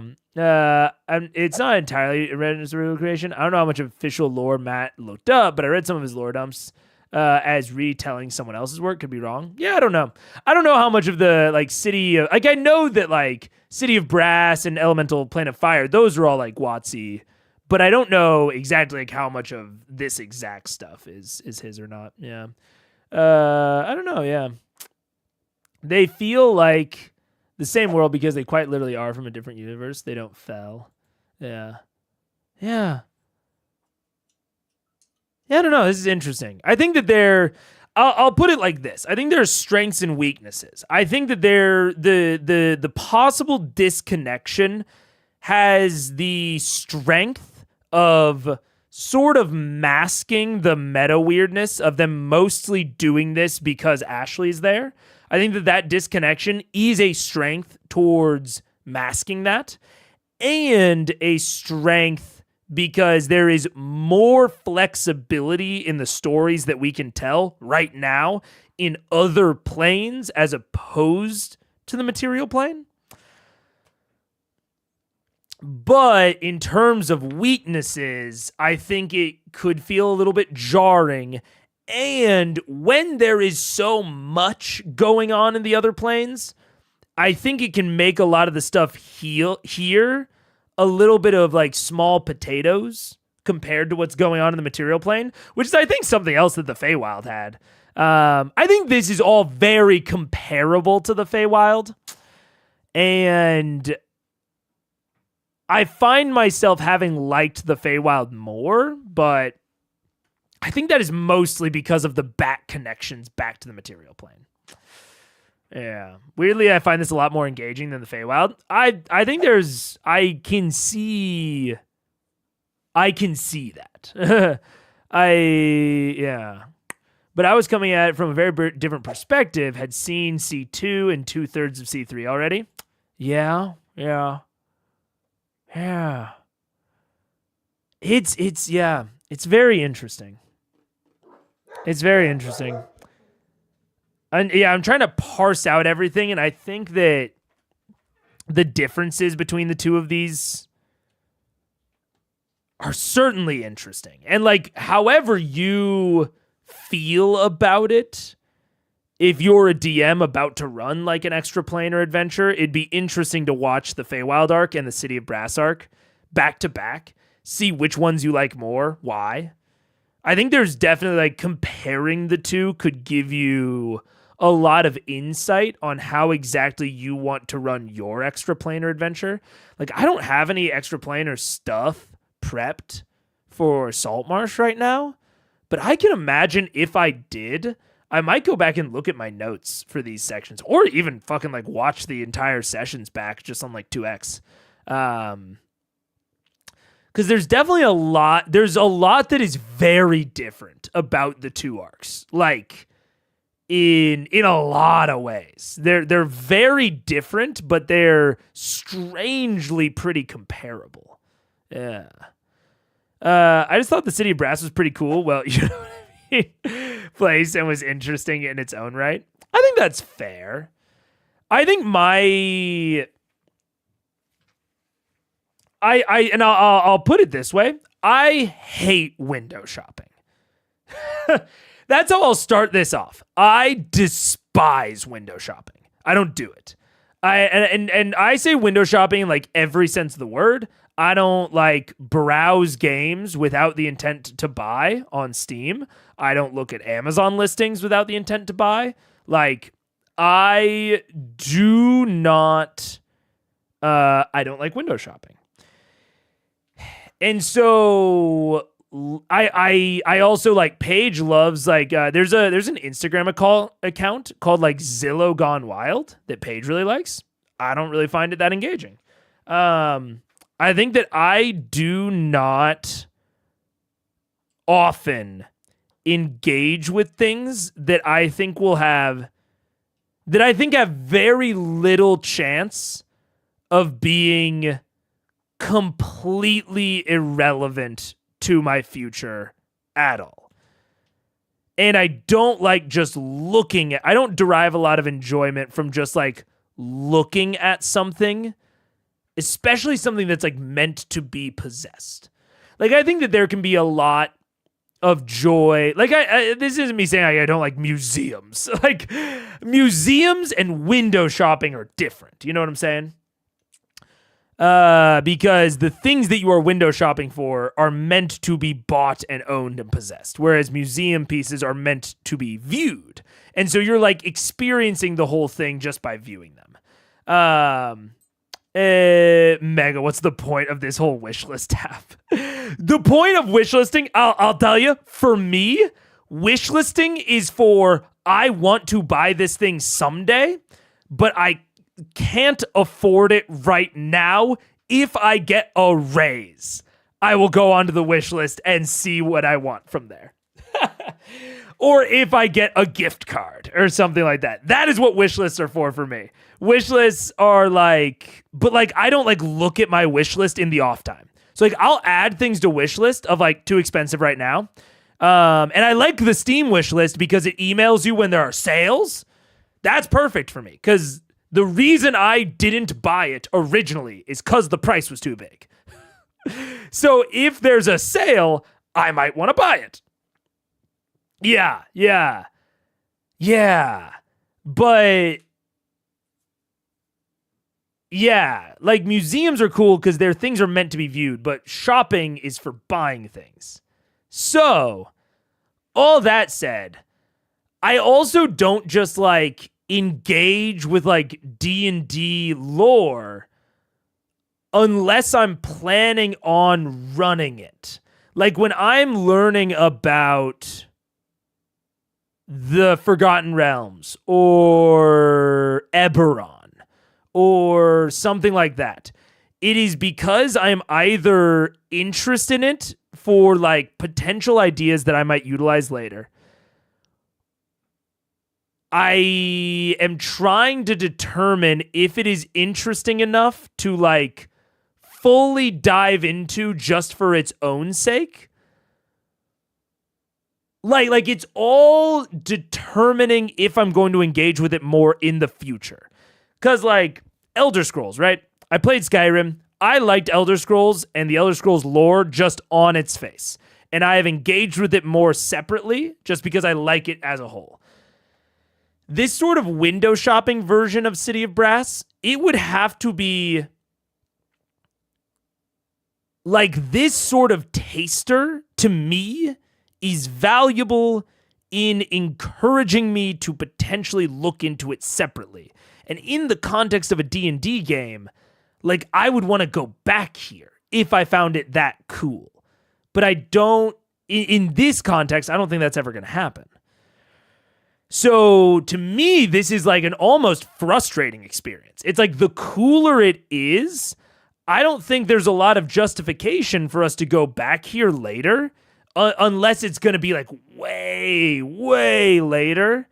I don't think there's a lot of justification to go back. So that's like a kind of actually frustrating experience for me, is like if I find it very cool but can't go back, that's like, it's like preventing my, it's like blue balling me. Almost. It's preventing me from like enjoying it more, if that makes sense. Like if I see a cool painting by an artist, I want to be able to like go and like look into their stuff more. You know? I don't know how much sense this is all making. I don't know quite how to describe this sensation. But I do hate window shopping. And this does feel like window shopping to me. Yeah. I don't know. It's very interesting, though. I don't know quite how to describe this factor of myself. It's a very confusing thing to verbalize, because a lot of the things I'm even saying, I'm like, well, that's not quite right. I don't know. They're pretty much mirrors, so they're easy to picture. The elemental planes are a thing somehow but foreign and never terribly fleshed out. I mean, it's not even that I struggle to picture it. That's not even necessarily the problem. Yeah, it's like, even if I did find this interesting, that would almost be worse. So I don't know. Yeah. The Feywild are really cool episodes, but really disconnected and boring altogether. I think they're weird in context. I don't know that I find them necessarily boring. I love the Moonbrush episodes, but overall, I think they have a really weird place within the overall context. Yeah. There's a strong argument against what I'm saying, because I feel there's a meta reason that Matt wants them to go to the other planes, but I don't know Mega has figured it out. I certainly, yeah. If there's a meta reason that Matt wants them to go there, I have no idea what it is. And like, I haven't even begun, yeah. Yo, Diamond and Marvel Rivals, let's go! Albie, we could queue together, let's go. I'm almost GM. Dude, I don't know if I've said it. I don't think I said it on stream. I think I said it to my friends. But I like our on console. Well, I don't know how the rank differential is from console to PC. Like I know it was like about like a full rank on Overwatch, if I remember right. Like a diamond console is like a plat PC. But I was talking to my podmates, because we've just been going up. We don't play very often, but we've just been going up and up and up. And one of my friends just hit GM, and we're all pretty on our way. And I was like, I think it would be, what's the actual ladder look like in Marvel Rivals? Marvel Rivals, rank ladder. You're solo queuing? That's way harder. Solo queue is way harder. Yeah, so we just hit GM. Or I'm Diamond 1 about to hit GM. Eternity, and then One Above All. So One Above All is top 500, right? I was talking about it. I was like, I think, because we ran into someone with a .ttv, with a TTV in their name, which is like, Twitch or whatever. And I made a comment about, I was like, oh man, guys, never let me put TTV in my name. I think that's very cringe. And then they were like, oh no, like we won't, blah, blah, blah. And then I was like, wait, unless I make it to top 500. Because if I am a top 500 person with TTV in my name and they go and look me up and I'm a purely like D&D Critical Role streamer, have never even streamed an hour of Marvel Rivals, but I have TTV and I'm top 500, that's so funny to me. That's fucking hilarious. The thought of someone seeing me in top 500, going and looking at my Twitch channel, and it's all Critical Role. I think that's so fucking funny. So that's one of my goals this year, just because I think it would make a very, very funny joke. It's not even a joke. I don't know. No, it's not ironic. It's just a very funny situation. Yeah. Oh, man. I'm on a losing streak. That's tough. Yeah. Mega is the brutalist. It's about the destination, not the journey. Sorry if I'm running like 2 minutes behind. I wouldn't say so, no. I'm a big fan of Journey Before Destination. It's more that, how do I say it? If I'm on a path and I'm looking at 2 paths, I'm trying to look at the path that I would enjoy taking. So it's not so much about the destination, it's more about is it a good journey for me? Will I like this journey? That's what I'm kind of evaluating. I don't like tasting a bunch of different things. That's not for me. I don't like that. If I find, this is also my food preferences. If I find one thing that I like at a restaurant, I order that exact same thing every time I go. Unless someone gives me shit about it. It's not because I know that I'll like it. In the end, it's because I don't want to take journeys that I won't enjoy. I guess it's like a fear thing. I don't know. But it's all like in this context of the City of Brass, it's like I don't like you tantalizing me with a journey that I can't take, or that it would be not irrelevant. It would be weird if I took it. I think that's my big problem. Is like, in this case, if I was really excited about the City of Brass, about the Plane of Fire, I thought they were so sick, so dope. In my eyes, so far as a player, there's nothing really pointing me towards going back to the City of Brass later. Like, even if I loved the City of Brass, I would just be disappointed that I can't go back. I'm not about having like one-off fun experiences. I'm about systems. I'm about repetition. Like, I love getting into things, into hobbies. I don't like just like testing out hobbies. So it's like, I will be incredibly disappointed if I go and like try a new sport. Like when I went and like tried pickleball and I could not see myself playing pickleball regularly, I was like, man, what a waste of time. But when I went and tried rock climbing and I was like, I could see myself always wanting to do this and like really enjoying the progress of like getting better and like learning it and of like getting into like rock climbing fucking social media, I was like, man, what a great time. What a great time. Even if I didn't actually have as much fun during the session, if I could picture myself having fun with it later and like progressing, then I was like, yes, big uppities. Yeah. It's the same reason I don't really like, oh God, what is it? I don't like extraction shooters because I don't feel the progress. So it is about the journey for me. I just have like particular tastes on journey. And if the first taste, like my initial impression, does not indicate a good journey to me, or a journey that I'm even going to be able to take, not into it. If you had told young me, like you will experience, like, would you rather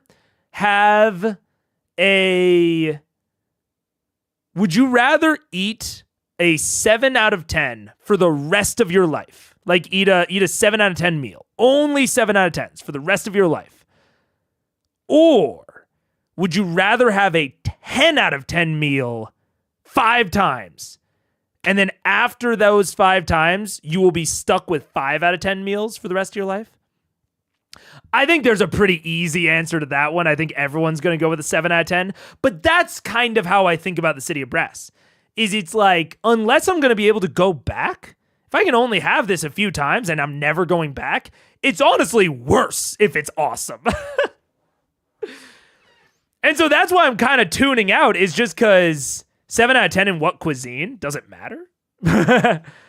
Interesting that it matters. I mean, I don't even rate food on a 10 scale. I rate food on a 3 scale.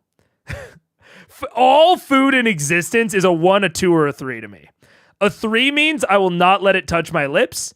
A 2 means if my in-laws made it for dinner at their house, I'm eating every single bite.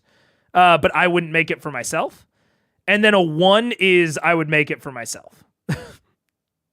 I'd say about 10% of food are 1s, 10% are 3s, and about 80% of food in existence are 2s. So I don't even know if it's the best to go for that. Yeah. But yeah, I don't know. Interesting. Mega, you tank, DPS, or support in video games and D&D? Support, then tank, then damage. Support. Yeah, no, I love a support. I'm a rocket main. Magic is my goat, then strange, and recently the thing. I'm rocket, and then rocket, and then rocket. I'm a bit of a rocket one trick. Wait, let me make sure that there's nothing crazy on my rivals tracker. Let me make sure there's nothing crazy on there, like that would like give me away, but I don't think there is. Yeah, no, okay. It's I was worried that I had maybe used like an alternate name that maybe like had my other name in it. Yeah, okay. Yeah. This is good. Yeah, I was actually wrong. I'm not Diamond 1. I'm Diamond 2.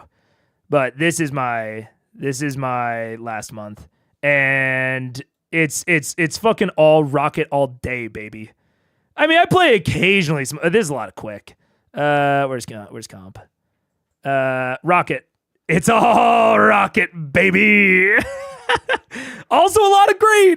I will point out my current win rate. This is in S1D2 though. This isn't. Yeah. This is in Eternal Falls Night. In season 1. Oh, my win rate was also 80%? That's weird.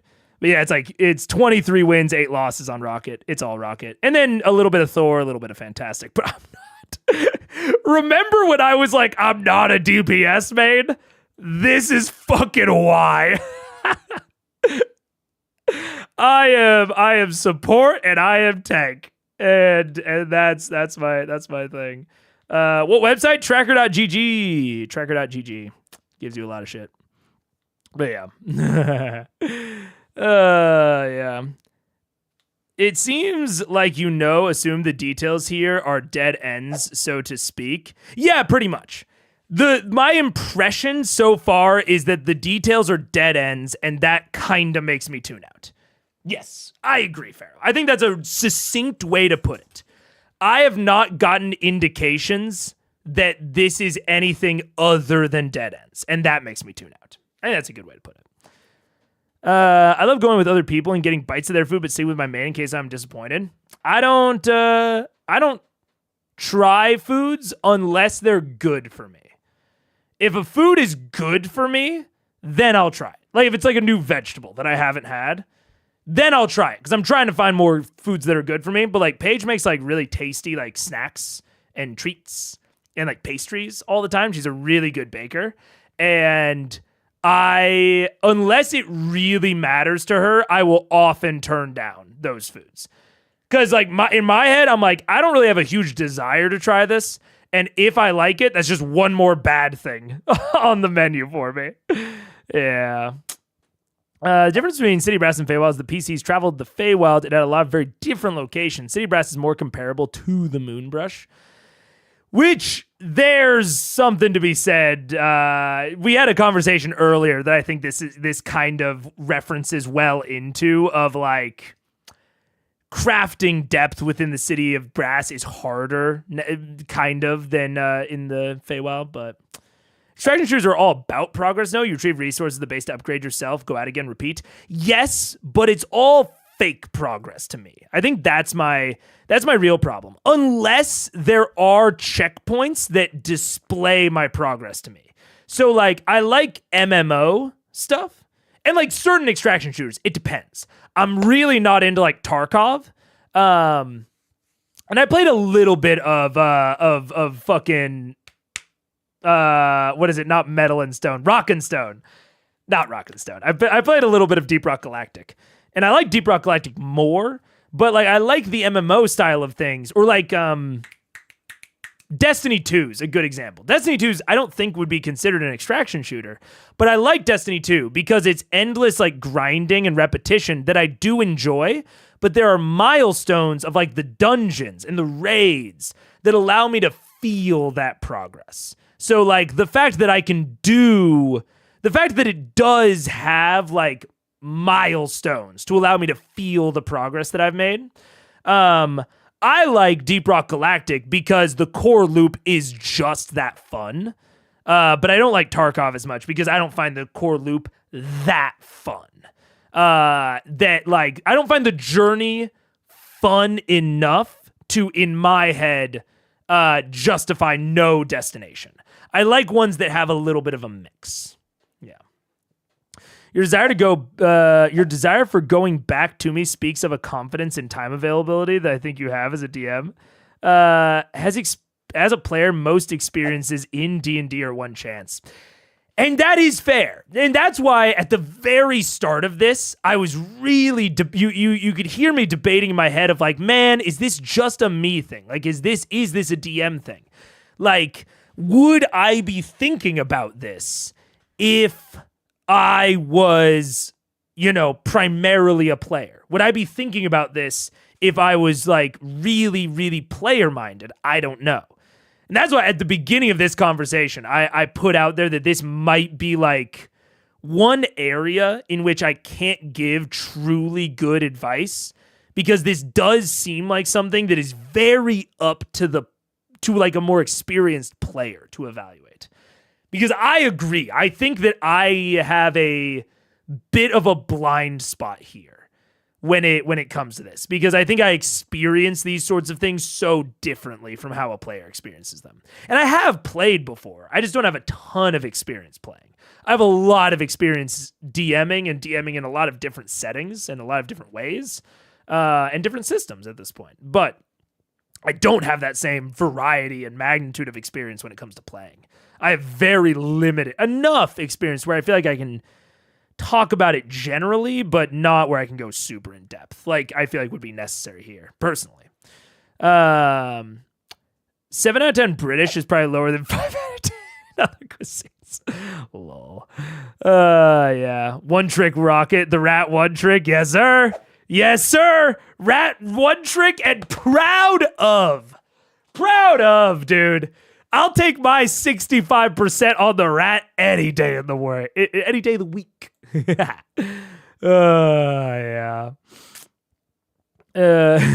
Anyways. To be fair, Reed ain't the best DPS out there. Nah, he ain't.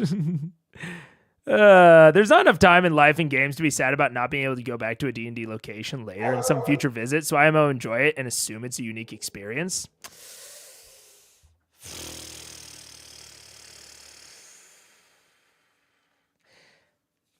If it's not gonna play in later, and truly, this might be why I don't like playing as much as I like DMing, because to me, unrepeatable experiences have a much, much higher bar. Like experiences that don't build upon each other. I view one of the strengths of D&D is its ability to be so additive and for it to be bigger than the sum of its parts. I also think it's why. Hey, dogs, calm down. Hey. All right, we'll have to address it. Ads are about to come up, but I think it's one of the reasons I like D&D so much is because it is so uniquely positioned to be more than the sum of its parts. And I think it's one of the reasons why one-shots are a pretty weak area of my DMing, because they...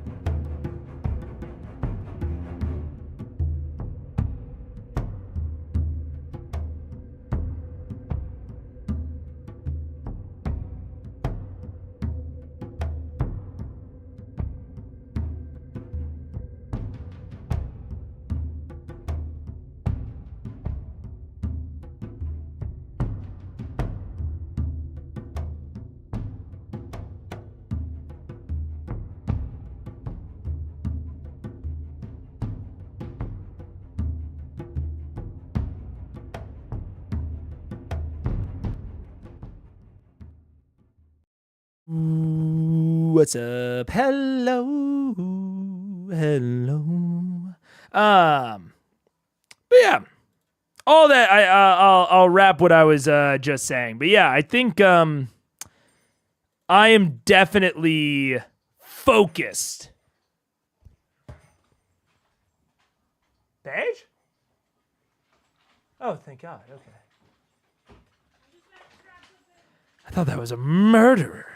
But no, I think, yeah, for me, in the types of like stories that I want to tell, I find D&D to be very well suited to like more than the sum of its parts type story.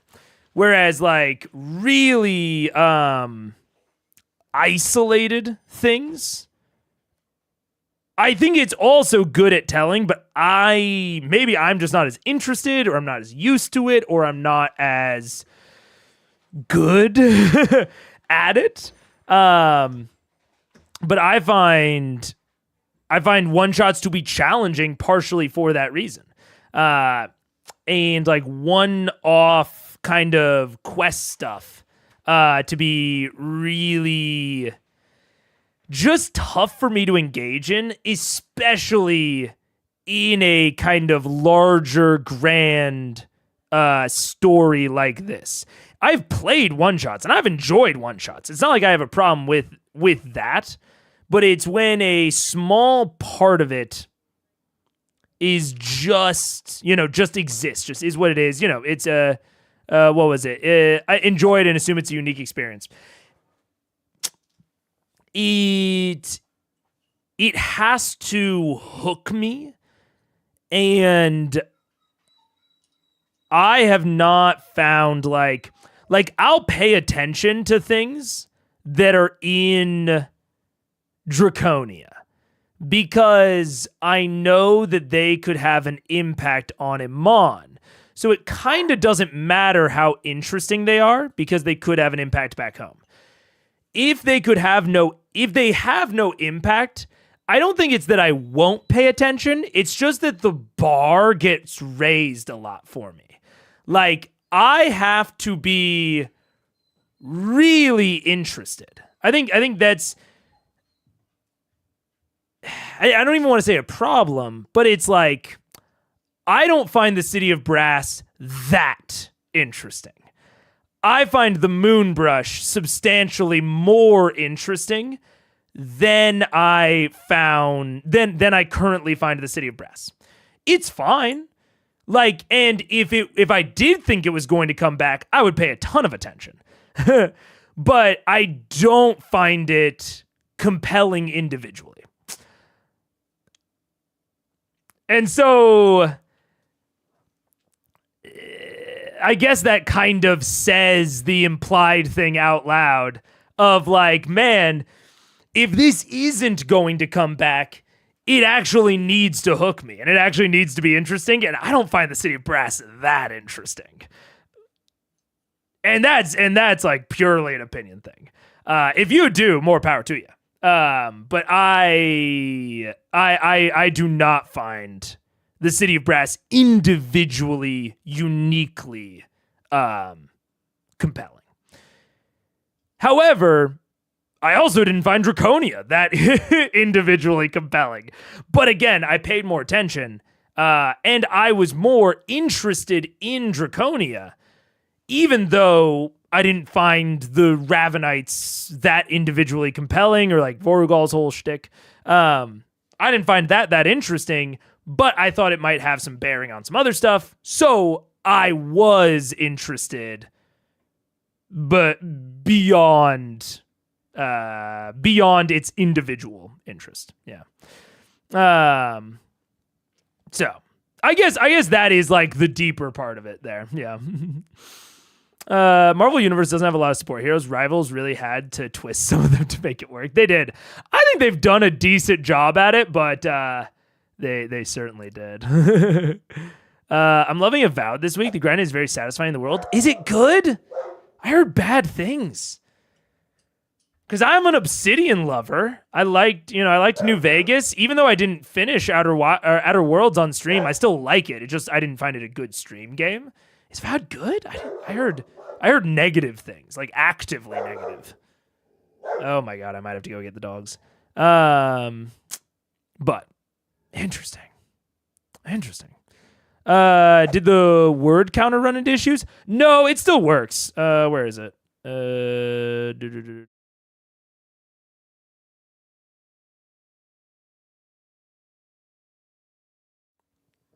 Well, I guess it looks like it actually did kind of run into issues.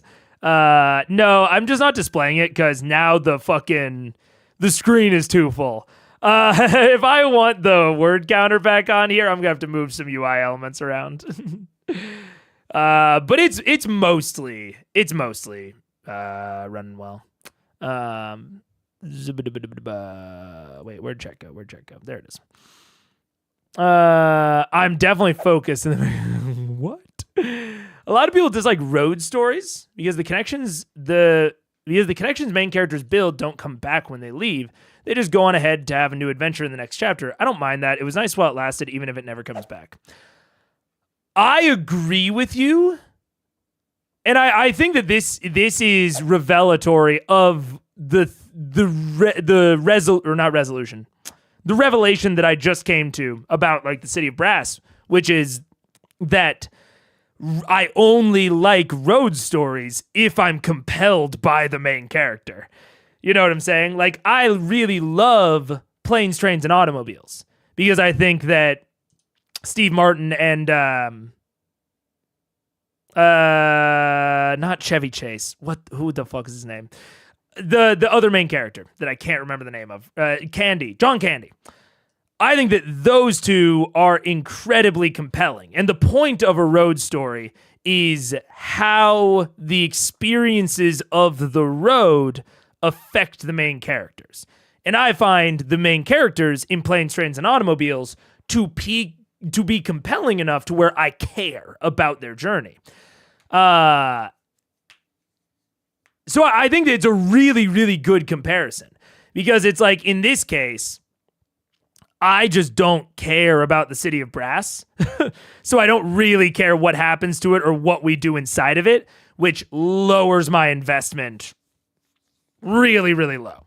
I just want the players to do, and as a player, and again, that's why I say I'm maybe not the best to evaluate this specific circumstance, is because I don't know if, as a player, do I see that as freeing, of like, oh, this is like a place where I don't really care about the consequences all that much because I don't really care about the place. Is that kind of fun? Does that like make it a little bit of like a sandbox sort of moment where I don't have to like care or worry as much? Maybe. I don't know. Frankly, haven't played enough to really know. And those aren't really the types of stories that I'm like super good at telling. So they often don't come up in my games. But I think it's a very good comparison to what we're talking about right now with road stories and things coming back up. Yeah. One-shots are like fun parties to me. Low stakes equals more big swings, which is a kind of freedom. Yeah. And maybe if I was playing somewhere where like I really cared about like the main story and like I really like was thinking about it all the time, it could be fun to be placed in this more broadly. I mean, it's sort of like what I was talking about, like the roleplay resting of like lower stakes stuff, but the stakes here aren't real. I mean, they are lower. It's just interesting. It's interesting because it's not easy, but there are very low stakes. But the stakes are still there because you really can't die. Because like in a one-shot, if you die in a one-shot, oh no. Like, you know, like you said, big swings, have fun, you die, whatever. But the characters still have to care to a certain degree in the City of Brass, even if they don't care about the setting and like their effects therein. Because they still have to carry this character with them. I don't know. It's hard for me to really picture as a player. Yeah.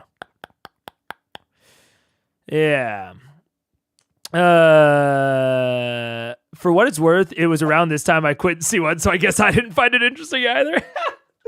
Maybe, yeah. Because it's like, the City of Brass, I'm not finding interesting on its face. I might find it interesting to explore in depth, but we're not going to do that. But I don't actually find it that interesting to just exist in right now. Whereas the Feywild, I was kind of finding it interesting to passively exist in. I did not care about the politics of the Feywild. I did not care about the Seelie Court and the Unseelie Court and where Artagan or Wodenna fit fucking into all that, which I feel like that's the level of lore that we're getting about the City of Brass. And so it's like, okay, well, I mean, I kind of care about that. Like we didn't even get that lore in the Feywild. We got like little hints and pieces, but we mostly got stuff where it's like, this is Feywild stuff that is happening right now. The Moonbrush was an active conflict between the werewolves and the pixies. The Shademurk was actively like spreading and like trying to overcome the Gilded Run, but it couldn't.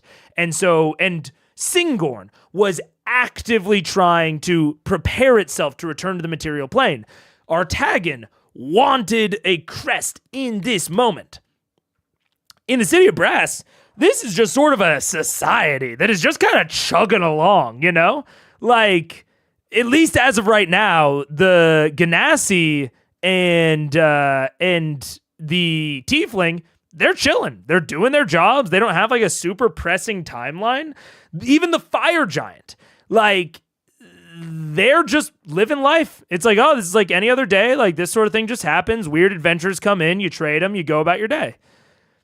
all of it speaks to a like we are existing in this like large world and society, but we don't actually get to like see it, and we're not going to get to dissect it and unpack it. We're not gonna.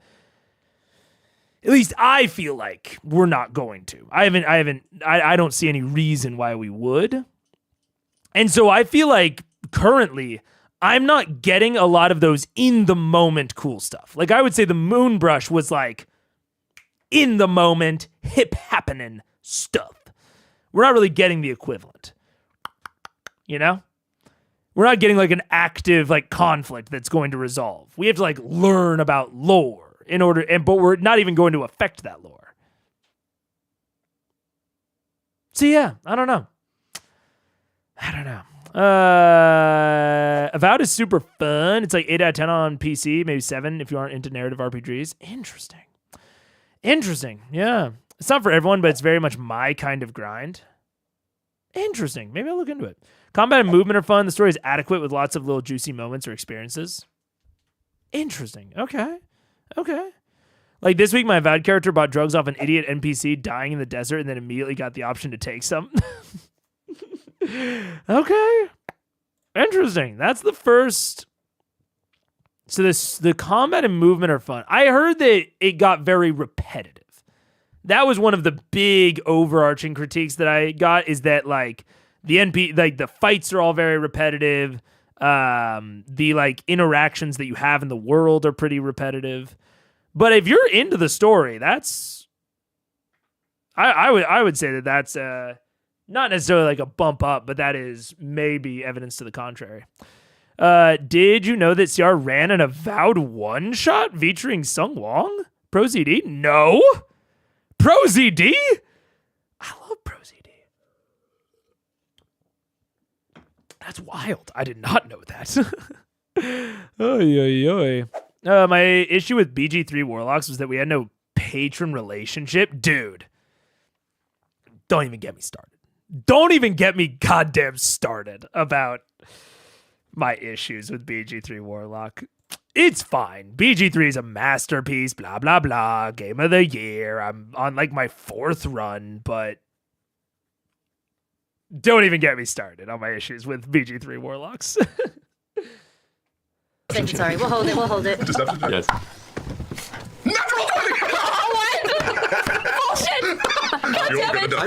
Bro, what the fuck was he rolling for? This has been sick. We started this so long ago. That you must carry this at all times, and if you let it go prematurely, you will die. What? Yeah, it's very magical. Don't true. Better safe than sorry. Better safe than sorry. We'll hold it. Yes. Bullshit! God damn it! I just have a grand total of. It's a grand total of 21.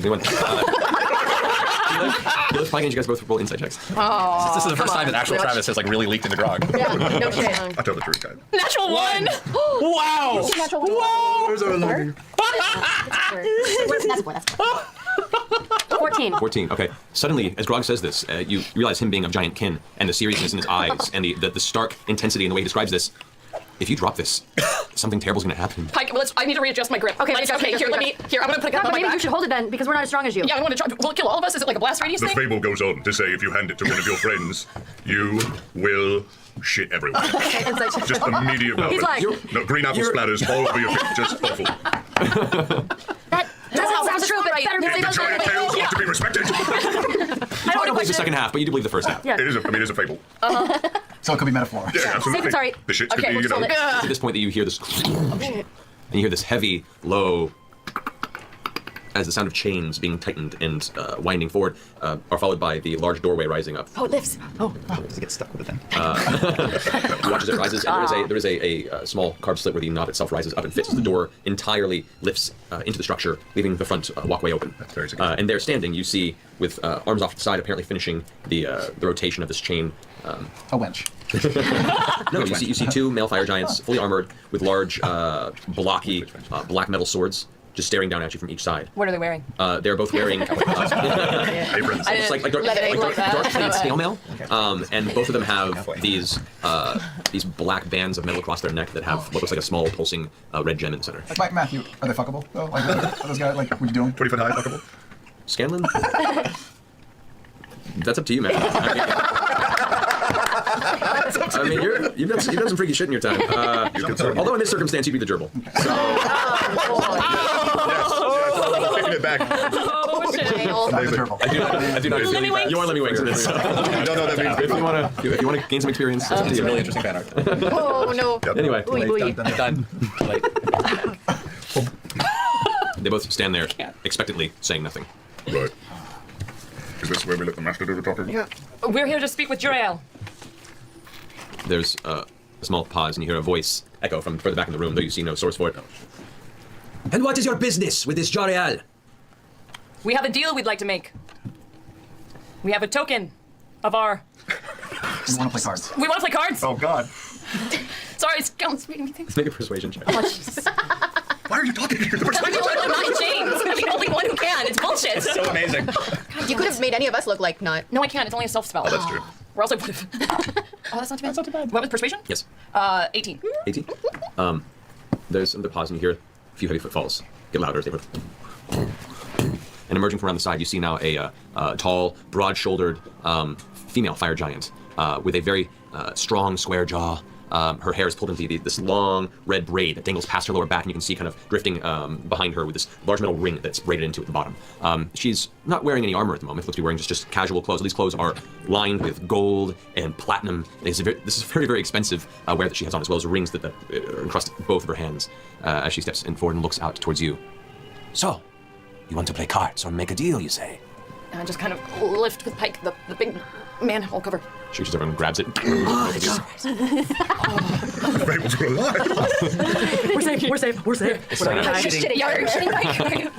She glances over it and kind of puts it over her hand. That's my team. So you have spoken with Waska? Yes. He told us this thing. Yes. Okay. I will hear what you have to say. Let's hear your deal. Let them in. And she turns around and walks across the end of the room as the two giants step to the side, removing their crossed swords from the entryway that just kind of scrape across the stone. And you may enter the premises. I want to look around immediately. Just all the walls. Okay. Make a perception check. 29. All right. As you guys walk in this kind of central chamber, this foyer, if you will, it's beautiful in the use of autumn colors mixed with various golds and metallics to create this archway that is just a band of brass, a band of gold, a band of platinum, a band of brass, and just repeats itself onward. It has this kind of tunnel-like feel, and within each of these walls, you can see there are a number of weapons, large, giant-sized weapons that are bolted into the wall that have beautiful runes inscribed within, and what looks to be wooden plaques in the bottom that contain a language that only you recognize but can't read. There are shelves that contain large books that are locked up behind glass and chains roped across it. This is a collection. This is like a small personal museum. And to your size, it is huge. To Joriel's size, it's like a nice den. Oh my God. Are there any pieces of armor with a sun on it? As you guys continue inward, there is a large desk on the opposite side, as well as a few comfortable chairs kind of opposite sides, and a staircase that spirals upward into a second floor. There are a number of very bright red burning torches that the flame itself would be a heavy bonfire by comparison to any of you. And it just burns and licks the edge of the interior without any sort of damage done to the beautiful construct of the foyer. This desk at the end, which she has now walked around and is sat on the opposite side, is made of a beautiful dark green wood and has gold leaf designs all throughout the legs. Everything here just speaks of projected affluence. Joriel, this fire giant you've come across. Dude, that's so fucking funny. I was just about to say, like, Matt, we get it. She's rich. Like, I was just about to say, I'm going to be like, yeah, she's super rich. You've made that very clear. And then he beats me to the punch, this asshole. He's like, everything here speaks of projected affluence. Damn it, no. If he says it first, then I can't say it. Shit. Statement with her wealth, with everything she presents. The other two giants that you saw at the entryway that had the bindery on the necks closed the door behind them, placed the weapons up against the wall, and both begin to lumber behind you as you walk in, just kind of slowly keeping watch as you progress inward. Joriel raises her finger and says, "Could you please bring a means of my guest to speak eye to eye?" And the two giants kind of diverge slightly, both grab two of the chairs and scoot them in up to the edge of the desk. These chairs are about head height to both of you at the resting point, so you have to climb up into them and then probably get to be up at the desk level. The cards are going to be like giant novelty cards. Can I ask a question? In my bag, I have 2 vials of Fox's Cunning. Mm-hmm. Is that a potion? Yeah. Can I drink one? Would you like to? It's so hot outside. I'm so thirsty. I would like just a sip. I had it made. It makes you smarter. Because I'm an idiot. Yeah. Just in case the sewer plate says like, eat these and enjoy or something. Yeah. She already took it, though. Giant Ritz cracker. Yeah, but there's writing everywhere else. Okay. I'm looking at the walls at around 20 to 25 feet. Do I see it like up high on the ceiling? Because I've been looking. I was going to say, as you guys get to the desk itself, on the back wall behind the desk, kind of above her shoulder, you see what looks to be a beautiful ruby shield that just refracts the light in the room. It's roughly from head to toe of Grog's size, and it's pointed to the bottom and rises up, and almost like it's designed like a flame. It has this uneven, flickering, frozen in time of the construct at the top of the shield. On the other side of her other shoulder, you see what looks to be much smaller in size, but a beautiful set of. Make sure I get the description right on this. Beautiful brass armor with priceless cut rubies all across the rest of the silver inlay of the armor itself. Oh my god, you're gonna be blinging out. Rubies, we gotta get it. Some juicy couture, baby. How many feet up the wall? It is about 25, 30 feet walls. It's upwards. It's resting about the top height of the shield, so there's like an even point, and it's about maybe 5 feet down from the ceiling. Okay. Should we let just Keyleth and Senekir up on the chairs, or should we? I would like a seat at the table if that's all. Well, let me right. let me get us out of this. Juriel, do you mind if we speak candidly and dispose of our guises that led us here? But of course, you've already presented trust from one of my allies. I'm sure. You're safe within here. Can I roll an inside check with the allies thing? What's gonna be? I know I just was having difficulty choosing. 19? No, 19.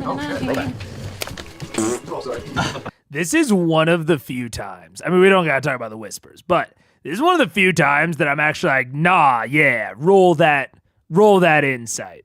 When there is something, because sometimes they will just be like, NPC says normal ass thing. Can I insight them to see if they're being weird? And this one, there was like a pause before allies. There was something, in my opinion, to prompt the insight. So I'm in there. That's mahogany. Mahogany. I told you the fables were true! So, loot crate.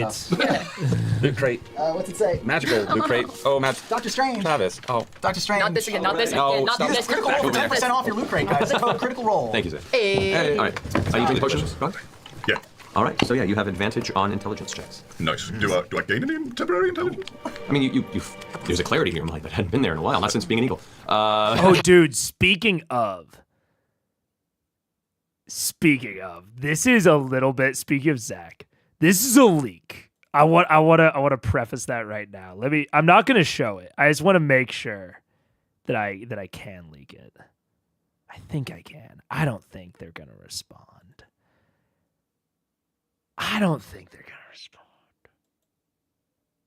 I'm just making sure. They didn't. No. That's a different person. I did reach out to Hyper RPG about the collab that I'm doing that I mentioned in the Discord, which if you don't know, Hyper RPG is run by Zach Eubank, or one of the creators is Zach Eubank, former showrunner of Geek and Sundry's Twitch channel. I don't think they're gonna respond. I'm gonna be real with you guys. I think they are a little too big for me, but I figured, hey, why not? I figured the worst that can happen is the worst that can happen is they tell me to go friggity fuck off, fuck you, we're never going to work with you again. I don't know why they would. I was very polite. So I think reasonably the worst that could happen is they just don't respond, which I think is what's going to happen. But it would be wild if I could get Zach on the phone. That'd be crazy. I'm not going to tell you guys what the collab is yet, but I have a lot of people on board. Let me see if there's any that I can leak. Or should I even? I don't even know if I should. There's some fun ones, though. I've got... How many people do I have confirmed? I can leak that, I think. How many people I've confirmed?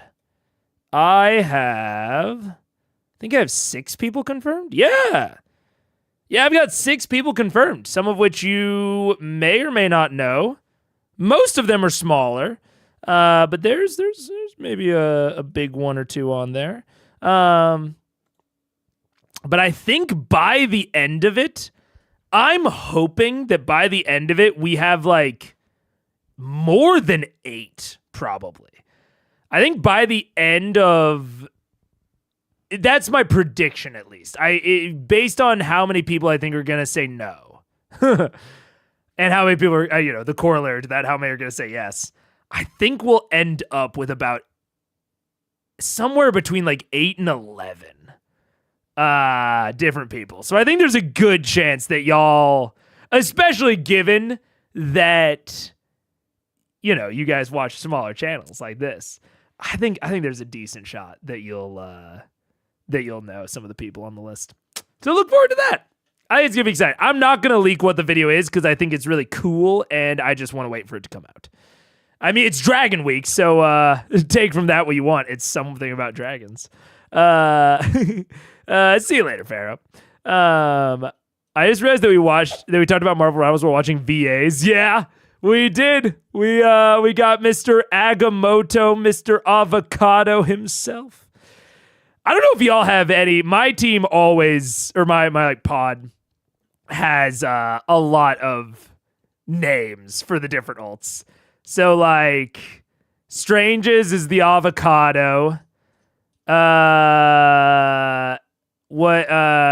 Fists is Cheaper Town Hall. Oh God. There's a couple that I can't say. They're not very stream friendly. They're not that bad, but they're just kind of gross. What is another one? We say whale. Oh yeah. Well, we don't even just say whale. We go whale. We got whale. Travis Thor. I play Thor. That's awesome. Thor is God of Thunder, which is boring. I think Rockets. Oh, what do we call Rockets? Is I don't remember. We don't have very many now that I'm thinking about it. Jesus. It's only the ones that you really need to like very quickly react to. So and then Jeffult is just Jeff. It's just screaming the word Jeff. Yeah. Thor and Doctor Doom? Is Doctor Doom in the game? Or will he be in the game, I guess? Interesting. Is he in like the lore bits? Like, oh, Doctor Doom I do think was in like the comics. Okay, that makes sense. Okay. Like the in-game comics. Yeah, he has a couple of voice lines for the lore. Gotcha. Okay. Anyways, other than that, maybe porn again. Porn again's funny. I'll just say it. We call Black Widow splooge. It's just gross. It's nothing crazy. Look over at the symbols and do they all of a sudden start to mean something? No. Oh no, you can't read still. You need to learn to read still. Oh no. I like really got you have a deeper understanding of got to A, B, C, yeah, we'll work it. I like to think that while you don't recognize them as letters, they're like little characters that you're familiar with. There's a little curly guy, and then the cross guy, he's holding swords. That's the tree. That one's the wiener. All right, well, if we can speak it in Yeah, when we get us out. Well, yeah, I said we dropped our guises, so yes, everyone, you can take your slave robes off now. We're all chained. Yeah. And, not wearing robes. You see, Senakir looks over at Lieutenant. Senakir, can we... Not to worry. Lieutenant, if you don't mind. Lieutenant pulls out the ring of keys that he has and goes through and begins undoing your guys' shackles and, as this will take a little while. Did the door to the room close? Is it still open? No, it's closed. The two servant giants closed it. Durael leans forward with a grin. So, please, what do you come here requesting? hello. Hi there. Hi. Even smaller. And leans in real close to the edge of the desk, and the massive size of her face, and the breath, oh, it's delightful. It is a combination of rotting vegetation and very, very dry earth. Sweet. But the teeth... Yeah, because Fox's cunning is whiz, right? If I'm, is that what you mean? Like, is that the like Matt just like letting him drink it? Essentially, is that what you mean? Or what was there a different call that I missed? Is it just because it's am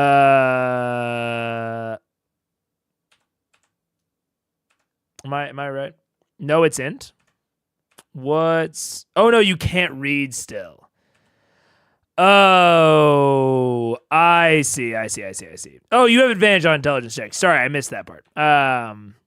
Yeah. I mean, I'll be fully real with you. Whenever it comes to Grog's illiteracy, I kinda just ignore it because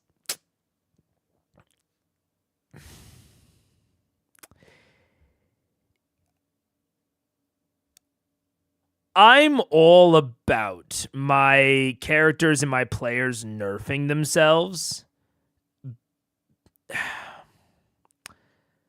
but I feel like being like, to my understanding, he nerfed himself already by taking that low of an intelligence. And then the illiteracy came from that. And Travis, was a first-time player. And I'm much more careful about it. I'm much more careful about it with first-time players. Like, with further time players, I am like very willing to let them like nerf like core parts of the game, but like not being able to read, it's less impactful here because Matt does not do a lot with languages and they have, 6 other players. But that's like a pretty that's a pretty big debuff.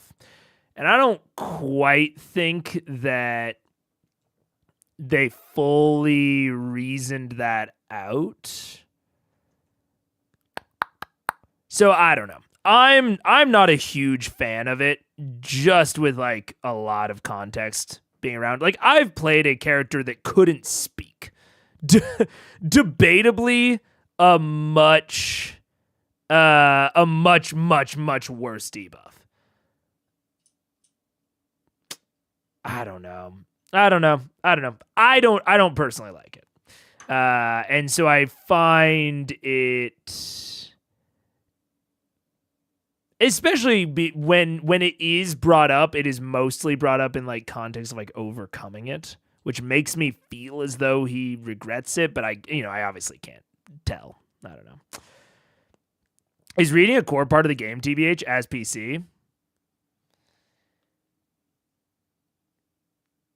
I would say that if all of the PCs were illiterate, the game would be substantially harder. Yeah. I'd say so. I would say that it would come up really consistently. It's not a core part of the game in like you're a wizard that can't cast spells, but I think it would come up very consistently, yeah. Unless you like really built the world around not reading, but reading is a pretty consistent thing in D&D in a way that it maybe wasn't in its maybe historical analogs. Yeah.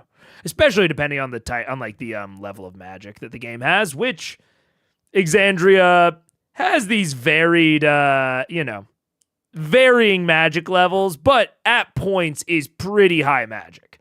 Like in a setting where they have airships, I think being illiterate is a pretty big debuff, yeah.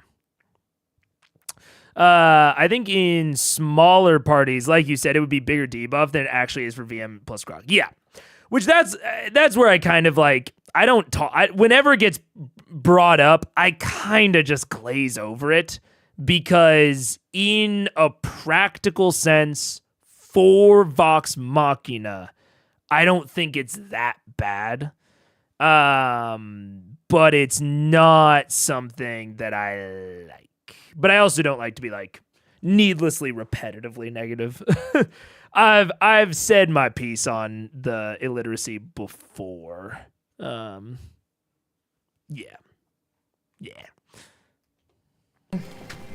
Not to worry. Lieutenant, if you don't mind. Lieutenant pulls out the ring of keys that he has and goes through and begins undoing. Unironically, actually, this is my sort of debuff. I think it would be really. I think it's very. My character that couldn't speak had telepathy, and so it's like if I played a character that was illiterate, they would probably be a warlock, chainlock, who's familiar, read everything for them. Like I really like debuffs that have workarounds but require workarounds. Grog doesn't have a workaround for his illiteracy. It just is. And so it's just like, oh, he's like purely worse. But he's not that much worse. Again, I don't want to go too far into it because it's really not that big a deal. But that is much more my type of debuff, especially for a first-time player, before they like really fully understand like what the implications of character building might be. Your guys' shackles and as this will take a little while. Did the door to the room close, or is it still open? No, it's closed. The two servant giants closed it. Okay. Joriel leans forward with a grin. So, please, what do you come here requesting? Hello. Hi there. Hi. Even smaller. And leans in real close to the edge of the desk, and the massive size of her face and the breath. Oh, it's delightful. It is a combination of rotting vegetation and very, very dry earth. Sweet. But the teeth are gleaming. The smile is interested in whatever you're about to say. Hi there. I'm a bit of a gambler. I'm known around the worlds as being one of the luckiest man with a deck of cards you've ever met. And I've won games in many of the different planes. I see that you collect many treasures that you've won in matches as well. Is that true? Her eyes kind of shift back and forth over the rest of you here. I have an interest in games of chance on occasion, yes. So, you come all this way to play games? Yes, I have. I spend my life. I'm gonna pause. It's too much to read out. Yeah, no. If they've played at least one campaign before, do whatever you want with character building. Anything that's a debuff, I'm down for. I'll work with it. Part of my problem with the Grog illiteracy is that from what I have heard about it, I don't think he fully understood what it entailed. And to me, it sounds like a follow-up consequence on a different debuff, which is his low intelligence. And I don't know that a first-time player is thinking down those like second order and third order effects of like what will happen there. So if they've played a campaign before, like if any of them are debuffed in some way in campaign 2, go for it. Shoot the moon, whatever. But my specific impression of Grog's is that he did not fully understand the implications of having that low of intelligence in terms of gameplay. I think my impression, I'm totally spitballing here, or not spitballing, but I'm totally speculating. My impression is that he thought low intelligence was going to be pretty siloed into roleplay and intelligence-related checks, which I think is a very fair thing for a first-time PC to think. So that's the main reason I don't like Grog's illiteracy specifically. Is it doesn't seem to me like Travis had enough foreknowledge to understand what it would entail. But the one-arm PC thing, it really depends on why they're doing it. If they're again, if they've played one campaign before, shoot the moon, do whatever. If they haven't, if they want to play a one-armed PC because, I don't know, to throw a hypothetical, if they have one arm and they want to play a PC that looks like them, I am going to talk through some of the consequences with them. Like, I would sit down and be like, all right, these are all of the mechanical consequences of you not having, of you only having one arm. Like, these are just like required by the system. Do you want to work around those in any way? And if so, like, let's explore. Like, if you want to have, do you want to have the equivalent of, you know, the imp that reads the contract? Do you want to play like a pet class that maybe has a pet that has, you know, more mobility? And the, like, my thoughts initially go to an astral soul, or not an astral soul. Yeah, I think an astral soul monk. Astral self. That's it. Astral self monk. So that it's like, you know, they have one arm, but then they could summon extra arms if they really needed it, that sort of thing. That's where my mind initially goes. But if there is a certain, essentially, if you've played a campaign before, go do whatever you want. We'll still talk about it, but do whatever you want. If you haven't played a campaign before, I'm going to sit down and really go through in detail how you are debuffing yourself. Because I want to make fully 100% sure that they understand.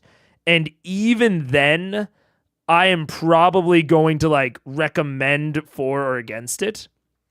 If they really push for it, then that's the character they want to play. And that's fine. I'm never...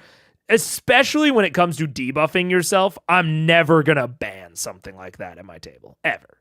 But I want players to play the characters they want to play. I just want to make sure that they really understand the consequences of it. And if they don't like the consequences, but still want the like aesthetics of the debuff, I want to work with them to like find a way to do that. So that's... When it comes to debuffing, it's super, super situation dependent, review every single case. I can't give like super consistent advice there. Yeah. Yeah. The characters were originally built for a one-shot. Yeah. The consequences would have been negligible if they hadn't continued. Yeah, precisely. And that's why, like, you know, I also, like, when it comes to a debuff, I'd really only be focused on even having that sort of conversation in a campaign environment. Yeah, I probably wouldn't even like think about it too much for a one-shot. Because you're right. It's like, in terms of a one-shot, yeah, they probably won't read it all. And if they do, it's, you know, very, very minor, probably. So, yeah. Toffin Avatar is illiterate, a second layer consequence of being blind. Yeah, that is a second order consequence of her being blind. Absolutely.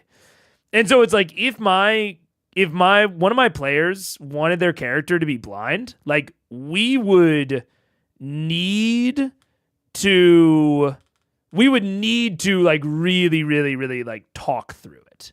To be like, to make sure that they understand the second order consequences. And the only like way that I would recommend against it is if I don't feel like they do understand the second order consequences. But ultimately, it's like, it's still their choice. It's still their character. If I were recommending against it, I would be like, I don't think you understand how important X, Y, and Z will be, or something like that, or how disruptive it will feel to you. You might think that you understand, but I don't think you do. But if that's, you know, still your jam, then go for it. You know, how does a hook hand affect the one arm debuff? I would say a hook hand is probably an unarmed weapon, a la Tabaxi or something like that. Tabaxi.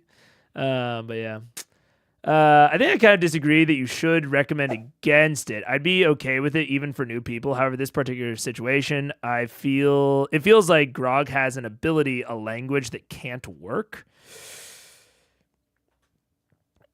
I mean, I think that when I'm talking about a debuff, I mean like that's what I mean. Like a debuff is when one of your features doesn't work in the way that I'm talking about it right now. So it's like being one-armed is the same thing, right? Like being one-armed is a debuff because they have an ability like, you know, dual wielding or a shield that could not work. And the only time I would recommend against it is if I feel like they don't understand the consequences. And I would just tell them that straight up. I would just be like, hey, I don't feel like you really like fully grasp what you're doing like in this conversation. I don't feel like you've like fully grasped it. If you want to charge forward, go for it, but I really wouldn't. Cuz like if they were to tell me like, oh, like I will just you know, I'll just solo wield, but I'm also not going to take any of the feats that help with that. I think it'll be fine. Like +2 AC, like how much even is that? And like how much is like, you know, 1 extra attack? Like I don't really feel like that's going to be that bad. I would just tell them, well, I think there's a pretty good chance of it feeling pretty bad unless you take these feats. And if they're just like, nah, I disagree, then I'm just like, okay, that's fine. I don't really feel like you understand the consequences, so I would recommend against it. But if you're dead set, let's run it. That's probably how the conversation would go. Yeah. That's why I say recommend against, not ban. Yeah. And it was more of a joke than a serious thing, especially since it came up a logical inward solution, the potion. Yeah. You'd already ban it for new players. More non-new players. It's more non-new players get more immediate yes. Yeah. Non-new players get an immediate yes. With then a conversation. New players get a conversation, and then are you sure? Or a yes. That's kind of the tree. Yeah. Features. I got you. Yeah. Yeah, that's kind of the tree. It also, like, I'll be fully real. It does also depend on how well I know them. Like, I'm gonna push back less against someone that I don't know that well. I'm gonna let them, you know, do more of what they want. But if it's someone that I know pretty well and like I know what they like or don't like out of games, then I have more like structure on my recommendations. Yeah, and I know that they'll like put more weight in my recommendations because they know what I like and don't like and like what I'm concerned about in games, and so they'll like take my recommendation with a grain of salt. Yeah. Default is let's work towards a yes rather than just a flat no. Yeah. It's always let's work towards a yes. There's a funny Brennan Lee Mulligan clip I've seen of that, of him being like, him talking about, I think it's Emily Axford, and he's talking about redirecting energy. And he's like, he's like, and then my player says, I want to pull a bomb out of my butt. And I have to say, right. It sounds like you're looking for a way to do some area damage. And I agree. I think that's like a very funny, because, you know, Brennan's a funny storyteller, but that's like a very funny way to talk about that, of like, let's work towards a yes, of redirecting the bomb in my butt energy, you know? Life just playing games. It's my livelihood. I've won many things over the years. In fact, all of these great people, large and small, next to me, I won in various card games around plains. That one over there, the big one, I won him in a game of gin rummy in the Feywild. This guy I picked up in a game of fish. And I'm here to collect, possibly, one of your items, if that's all right with you. Make a deception check. 32. All the bullshitting, always. He leans even further forward to where it There's about 2 feet between you and her large eyes that have kind of come in. Her chin is like scraping against the wood just to get a really good look at you as she looks over. Her red pupils kind of slowly inspecting you. The grin grows even wider as she leans back. Well, you intrigue me, small one. If your luck has been so great as to collect these fine specimens of strangers, and you bring them all with you to such a place, where do you hail from, if I might ask? Places. That information is not relevant right now. Fair enough. So, you come to play me for, what? Dude, I don't even know if that's embarrassing or what. I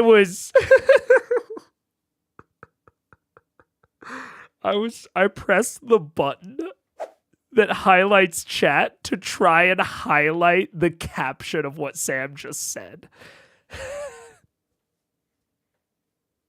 The stream is breaking my brain.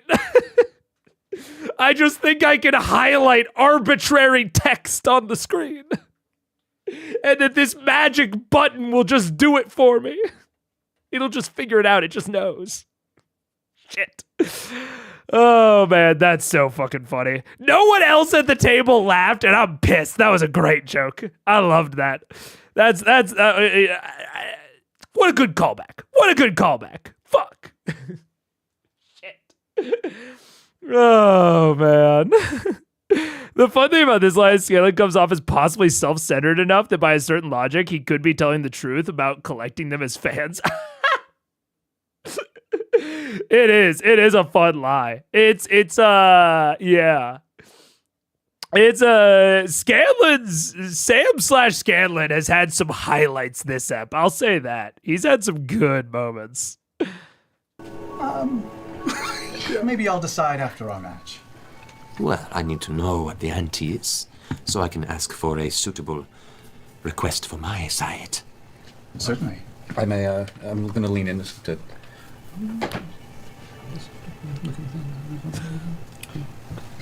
There's a large ruby shield back there, is that true? Ah, yes. He wants that, but I think his taste sucks, so I'm going to go for that brass piece of armor back there. Ah, interesting.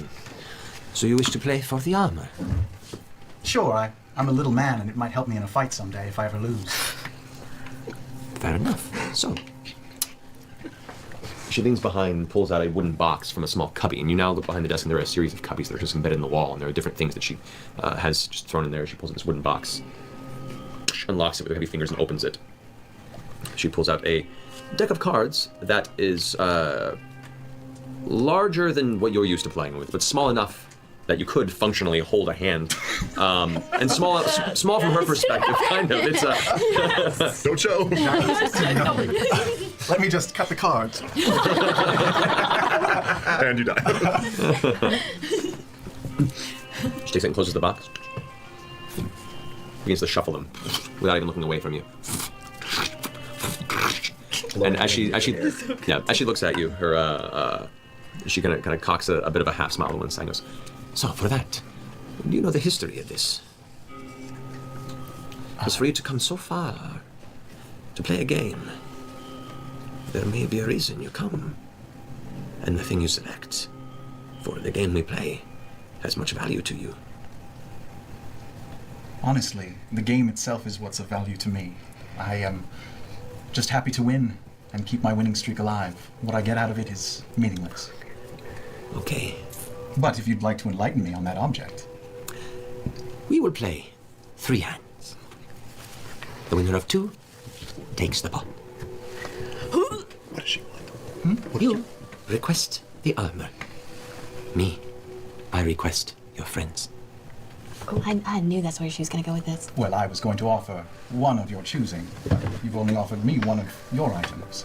Take it or leave it. If you truly have no idea what this armor is worth, perhaps you would wish to choose another thing to ante. You seem attached to it. I want it. I'll have it. How badly do you want it? Certainly badly enough to risk these scoundrels. And we have an accord. We do. Hell yeah! Let's do this. I've never been an answer before. Do this. Stone cold no. Well, this is great, because if this goes poorly, then they just have a fight.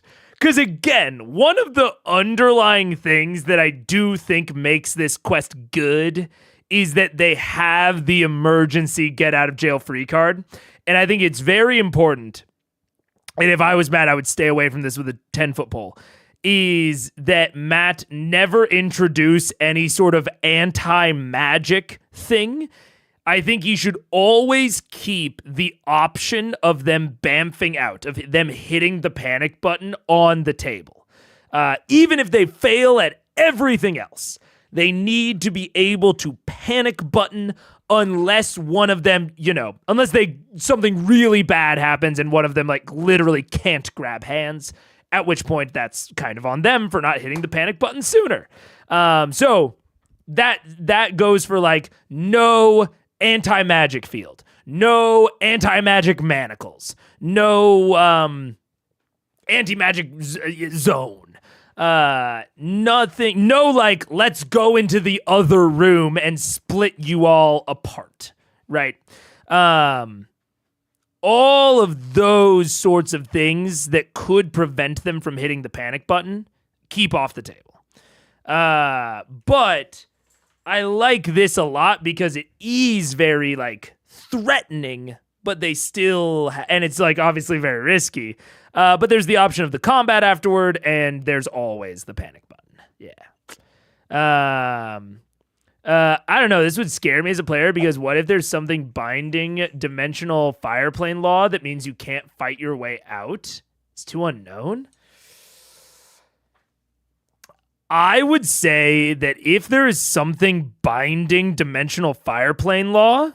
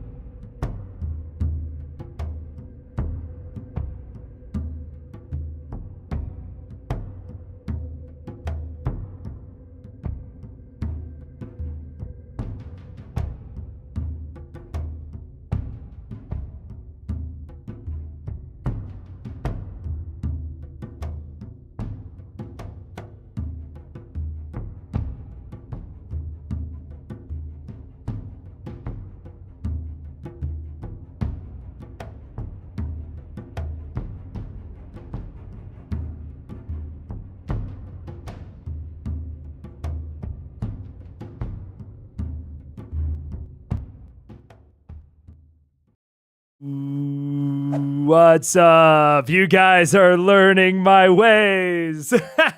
Or at least learning my fallbacks. Yeah, it's good old foreshadowing danger.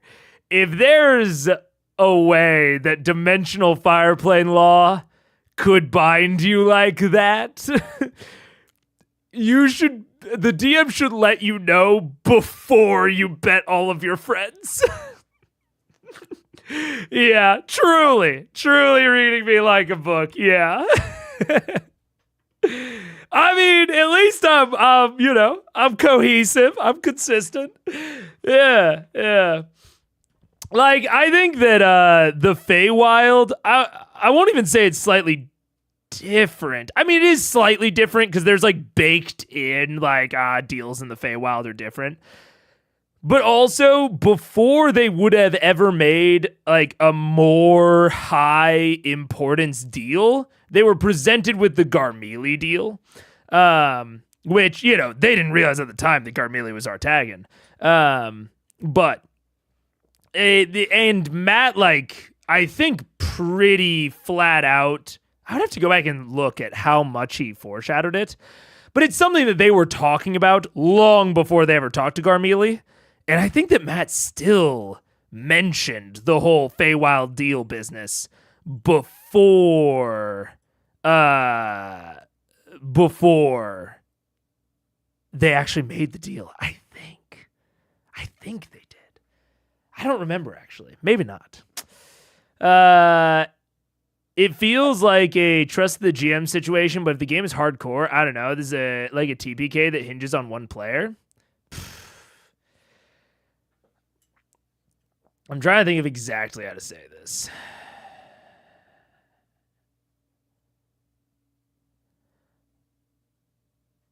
I find it... how do I say it? I find it difficult to believe that if the game is hardcore enough, that is a real legitimate situation, that the players wouldn't have brought it up already.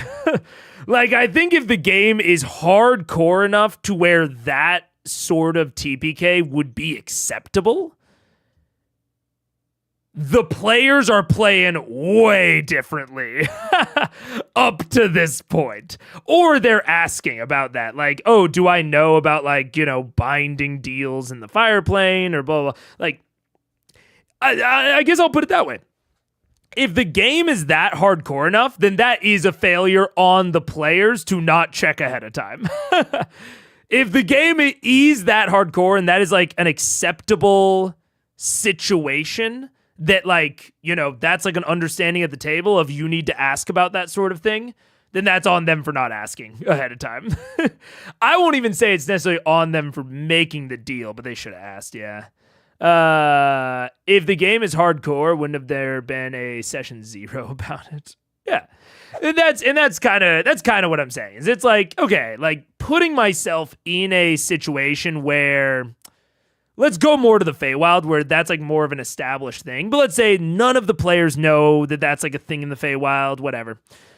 And you might get into a situation where you make a deal in the Feywild and the DM is not going to tell you about the magical Feywild deal making. At that point, if that's the sort of game that we're in, and that was addressed and in session 0, and that's how we've been playing the entire time, then that is on the PCs for not asking. But that in and of itself, the session 0 is the foreshadowing of danger there. And every more minor thing that would happen before that is the foreshadowing of danger. If it was, honestly, if it was that hardcore, you just don't go to those planes unless you are forced to. And if you're forced to, you're doing a lot of research ahead of time. Yeah. So, like, I think it's like not a invalid point by any stretch, but I do think it's kind of a if the game was that hardcore, so much would be different about this situation. So if it happened in this game, which I would claim this game is not that hardcore based on all the evidence that we have from before now, then I think that would be a bad decision on Matt's part. It's either the game is hardcore and then this is on the players, or it's not that hardcore and it's on the DM, if that happens. Yeah. What I've seen learning from Megan SGM is that tables need to have a lot more setting and rule and constant and consent discussions more. Maybe. I mean, I'm a big fan of talking about things. What? No, me? There's no way, dude. But no, man, I feel like that's one of the things that, like, I feel like has made, like, me and Paige's relationship so successful is we talk constantly. about like relationship stuff. Like, I don't even think we really fight. I'm trying to think of the last time that we had a fight. I could count the number of true, like what I would call fights on like these two hands over the 6-year relationship. But we have what I would call like hard discussions all the time. We just talk. We talk things some might say to death. But yeah, no, I'm a huge fan of constant communication, over communication. I would rather over communicate than under communicate. That's like just a heuristic for me. And it's not always the right answer. But I find that in my life, in most situations, like it's like an EV discussion. It's like an expected value. I find that there's more expected value in over communication than under. It's not always the right answer, but I find that it's the right answer more times than not. And so it's like, yeah, I talk to my players every single session about how that session went, my DMing, any sort of rules calls that I made. And we are always open to changing things. I'm open to changing some of the ways that I DM. They're open to changing ways that they play. Yeah. We talk, we chat. Why are you only telling us this 5 hours into the stream? Oh no. I guess my issue with this is that either the game is too risky and a near TPK is on the table, or we are trusting the GM to let us fight our way out no matter what. Either way, it feels like it breaks my immersion. I mean, maybe you're trusting the GM more than I am saying. And maybe this is, I don't know. I am fully leaving on the table that they might not get the Dawn Martyr, the or whatever it's called, the Vestige. I am fully like, they might just straight up fail this quest. Because they don't need it. Like, this is a purely optional, thing. So, like, my issue is that it's either too risky and a near TPK, or we're trusting the GM to let us fight our way out no matter what. I think with everything that has been shown, I would trust Matt. I think I should trust Matt enough that there will be enough time to link hands and hit the panic button. That's what I'm trusting. So I'm not, to be very clear, I'm not trusting that they could fight and win this combat. In all reality, I think I think it's like a 50-50 is my current evaluation that they could actually take this fight. The other side of that 50% is them just failing. Them just failing the quest. At least at my table. I don't know. Such a dramatic risk calls too much attention to the metagame pretense of D&D. Yeah, I mean, if you assume that they need to be able to win this fight, then I agree. But otherwise, I don't know. I think not getting the Vestige is fair, but having 6 stuck in the fire plane is not on the table. Yeah, I agree. Having 6 stuck in the fire plane isn't on the table. I also don't think that, like, Scanlan thinks it is. So I guess I wouldn't say that it breaks my immersion, because, like, I don't think that Scanlan thinks that that's on the table. I don't think any of them think that's on the table. I see your trust. I see your trust. But yeah. Because I think that Matt has, in my mind, and this is also like, this is table tone or whatever. they've found out how much support she has. They've already seen some of her guards. She personally looks very imposing. She has all of these magical items. She bleeds well. She fucking bleeds blue. And so in my head, like, if I was one of the PCs in terms of my own risk profile, I would never even think about fighting them. Maybe it's possible. I wouldn't put it past them at this level because they are very high level. And fire giants, I think, are like the third strongest giant. It's like, what, stone? And then cloud? And then fire? Actually, it might be stone, fire, cloud. I don't know, actually. I don't know that much about giants, but I think that fire are on like the lower half in terms of power. So it's possible, but I think it would be tough, to say the least. So in my head, if I'm one of these PCs, I'm fucking grabbing the whisper earring and is like, if she fucking wins, we're all hitting the panic button, right? I'm in fiction, like, telling everyone, like, we escape. If Scanlan loses this is the gamble. And then we just beat a hasty retreat, right? And we'd see what everyone else said. But yeah, this is a huge gamble. I will say that it's a huge gamble. And this is the sort of thing that I would probably ask the other players about afterward and be like, hey, are you guys cool with that sort of huge gamble? Because it's basically like, I'm going to take this gamble, and if I fail, our quest is over. Like, failing or succeeding on the quest that they have all worked for is pretty purely in Scanlan's hands currently. And that is a lot of power and like narrative power to place on one PC.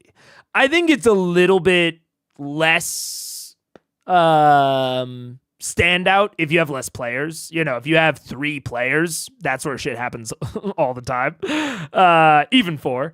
But with this many players, that is quite a bit to put on just Scanlan's play and his actions. So afterward, I think that's a very reasonable. I mean, it's sort of related. It's kind of similar to the Percy stabbing Raishan moment. I think that Critical Role, just from evidence of what we have seen, obviously we can never know what's in their heads, but they seem to be cool with that. They seem to be cool with like one person making this sort of big bet or big decision. They seem to be down with that. I wouldn't be so down with it personally at my personal tables. I think it's a little too... yeah, I wouldn't personally be down with it, but I don't think it's invalid, and they seem to be down with it. So if this sort of thing happened at my table, even if Scanlan won, after the session, in that post-session discussion that we have, I would be like, hey, you know, that was a big risk. Congratulations that it paid off. Are you guys... And then, like, look at the other players and be like, are you guys cool? Like, we're not going to, rewind time or anything, but are you guys cool with, like, in the future, one person taking on that much? Because like I said, I think it seems like Critical Role is. But I don't know that I would personally be. If I was playing at the table, I don't know about that. Yeah, this could also just be a me thing because sometimes I have trouble reading how literally I should take RP scenarios. That's fair. I also have trouble with that. Storm is strongest. I think you guys are right. Yeah, I think Storm is strongest. Oh, then Cloud. Interesting. Yeah, one person can tank a quest, but it would suck for a single person to tank the campaign. Yeah, then again, they could just leave it. Yeah, I agree. I would never want an entire campaign to rest on one person, ever. I would not be cool with that at all. One quest, especially a quest this sized, if one person tanks, like, I would honestly say that tanking their relationship with Raishan, I think is a bigger risk. Like, I think that what Taliesin / Percy did is more risky and like more standout than this, even though aesthetically this looks a lot more risky. But I think that Percy / Taliesin's decision had much more wide-reaching implications, and like probably will be a higher implication moment, all in all, you know. But I think this is it's very, very table dependent, and I think that, like I said, I think they're cool with it. But if Scanlan wins right now, would that be a satisfying mini arc conclusion to you?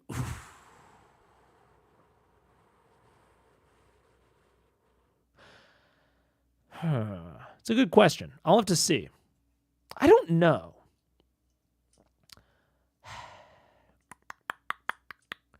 It's tough. It's tough to put it like that. Probably not. Probably not. Is what I would say. I would say probably not. But I also don't think it's that satisfying of a mini arc in the first place. When we're talking about like my ranking of satisfaction, I'm not going to say it would be a bad ending. I've been using some terms recently that I kind of like. I would say it would be a weak ending. Not necessarily bad, but I would say it would be pretty weak in terms of satisfaction. Can't get no satisfaction. Yeah. CR definitely feels stressed about it, but they seem to be accepting of it. Yeah. Yeah, it's a good plan. Scanlan, for some reason, took expertise in cards. Lol. Yeah. I don't know. Yeah, I'd have to. Oh man, I don't know. I think I would call it weak as a resolution, but I don't know. It's hard to say. It's hard to say. I think there's been a lot of good DMing on display and generally good playing on display during this mini arc, but I find the whole setup of it to be just pretty uninteresting to me. So it's hard to say. It's hard to compare hypotheticals on it. Yeah. Gotta go. It's 2 a.m. Hey, I gotta get started on it. We're only like 10 minutes out. We're 10 minutes out. Let's do it. Let's do it before other people have to drop. See you later, Albie. Bad idea to start with. Bill Scanlan.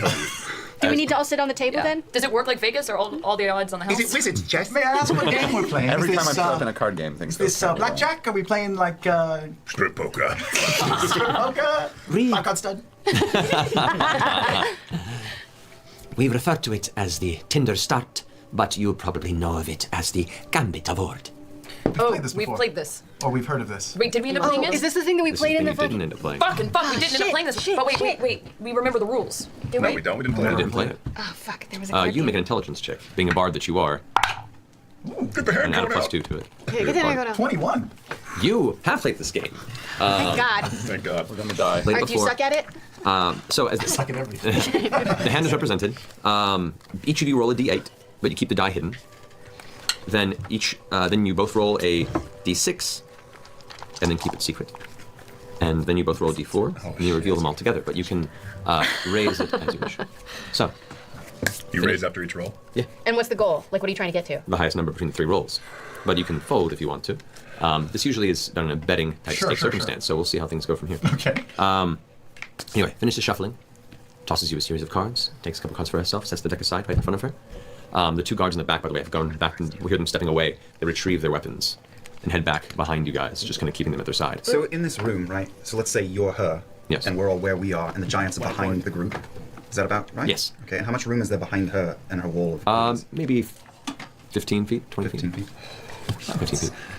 I'm going to just slowly tippy-toe around the side of the wall, carefully avoiding giants and my friends. I want to stand not directly behind her, but off on an angle. Oh.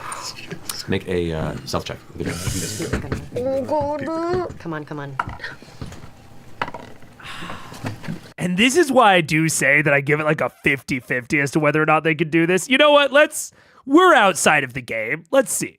Because I won't exactly. I think if I was the player right now, I'd give us 50-50 odds. Let's see what their odds actually are. Fire Giant 5e. What CR is a Fire Giant? A 9? Oh. They could take this. What? That's a combined CR of 27, but it's a 3v7, and they're all like 16. If they have the drop, if Vax can get his assassination off, they could take this. They could take it. Especially because the rock is like such a huge thing of like, things can't run away from them. They could take it, I think. I'd give it about a 50-50. I'd give it a 50-50. +2 or more guards. I think they just clarified it. I mean, we don't know if there are guards outside. But that's why I was calculating about a 27 total. 9 times 3. And then we can bump that up to like 30. For the fact that they probably are magically augmented by at least one or more artifacts. Or not artifacts. Yeah. She might have some artificers. So we'll bump that up. I'll call it 30, maybe 31 or 32. I think with 7 PCs, that's doable. Especially, again, if Vax could get off his assassination on Jurizel, or whatever her name is, something, Juriel. If he could get off the assassination on Juriel, and the entire rest of the party all focus on Juriel, and they burn her down quick, I think they stand a really good shot at doing it. I think they stand a good shot. It'd be hard. It'd be a tough combat. I'm not saying it would be easy by any stretch. I'd still probably give them a 50-50 of all 7 of them surviving. It's doable, though. It's doable. Interesting. Yeah, I think my estimation of them is the same after seeing the stat block. 30. Okay. You can turn to the side. You both take a look at your hands. Go ahead and roll a d8. Okay. And now, I guess. Right. So for this circumstance, we'll go ahead and take a d6. Okay. Just roll it and put it next to the die. All right. And then now take a d4. And if we fold, do we start over? If you fold, you lose the round. Oh, well then it's just a So it's just numbers at this point. There's no. At this point, yeah. You walked into a game of her choice. Okay. So wait, hold. There's no way to time. cheat. So there's 3 rolls in a row? Yes. And she's done 2? Can I see them from where I am? Well, you currently went around the table. Yeah, I'm at an angle, but I'm Right. lower than she is. So Make a perception check. Yes, good. And this is also, when we were talking about, one player possibly taking too much, this is the sort of thing. Kudos to Liam. Because I don't consider this spotlight hogging. I think this is cleverly contributing, I think. If they were just like, I think it could be different. But like, this is the sort of thing that I thought was going to happen, or that I kind of wanted to happen during the Grog arena pit fights back in Vasselheim. Where like, if you have this 1v1, which is essentially what Scanlan is in right now, he's in like a social check or a mini game 1v1. I like to try and build in. It's hard. Don't get me wrong. It's hard to build these sorts of things in as a DM. Especially, I don't know that Matt was anticipating this. I think there's a decent chance that he's improving this. But if you are anticipating a 1v1, building in clear ways for the other players to participate, right? And this is a great example of how another player can possibly participate in a 1v1 scenario. So really good lateral thinking from Liam there. I really, really like that. He's invisible. They have silent telepathic communication. This is exactly the sort of thing that he should be doing. Now, he should clarify with Matt ahead of time, does using the earring break invis? That should be clarified beforehand. And frankly, if he's about to do it, then Matt should say, hey, by the way, if you do that on your earring, it'll break your invisibility. That should be clarified ahead of time. Unless it doesn't, if it's totally free. But yeah, that's a really good way to involve yourself in the 1v1. I love it. I love it. Vax Machina has like half a dozen legendary items, artifacts as a group, and another half dozen magic items per player. I feel like that needs to be accounted for in the CR calculation. I agree, Hanover. That's why it's like, if you actually look at the CR calc of like a combined 27 versus whatever their combined is, even using the Xanathar's table that accounts for number of players, I think they're probably still going to come in under. But with the magic items, I think they're chilling. They have 3 extra players and a fuckload of magic items. Like, they are swinging well above their weight. So I fully agree. That's why I'm saying, like, I think 3 Fire Giants is probably doable. Probably. Who knows? Laura, is there no way I'm way ahead of you. Do you think she has lair actions? That'd be sick if she did. I could never assume that anyone has lair actions because it's just not that common of a thing in D&D. But I love to put them in when they make sense. When they make sense, I think they're almost always additive. I can't think of a time where I'm like, this would be less cool if there were lair actions. They probably exist. If I can't think of a situation, that's probably a poverty of imagination.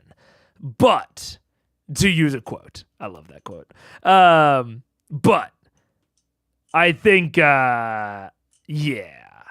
I can't on the top of my head think of one.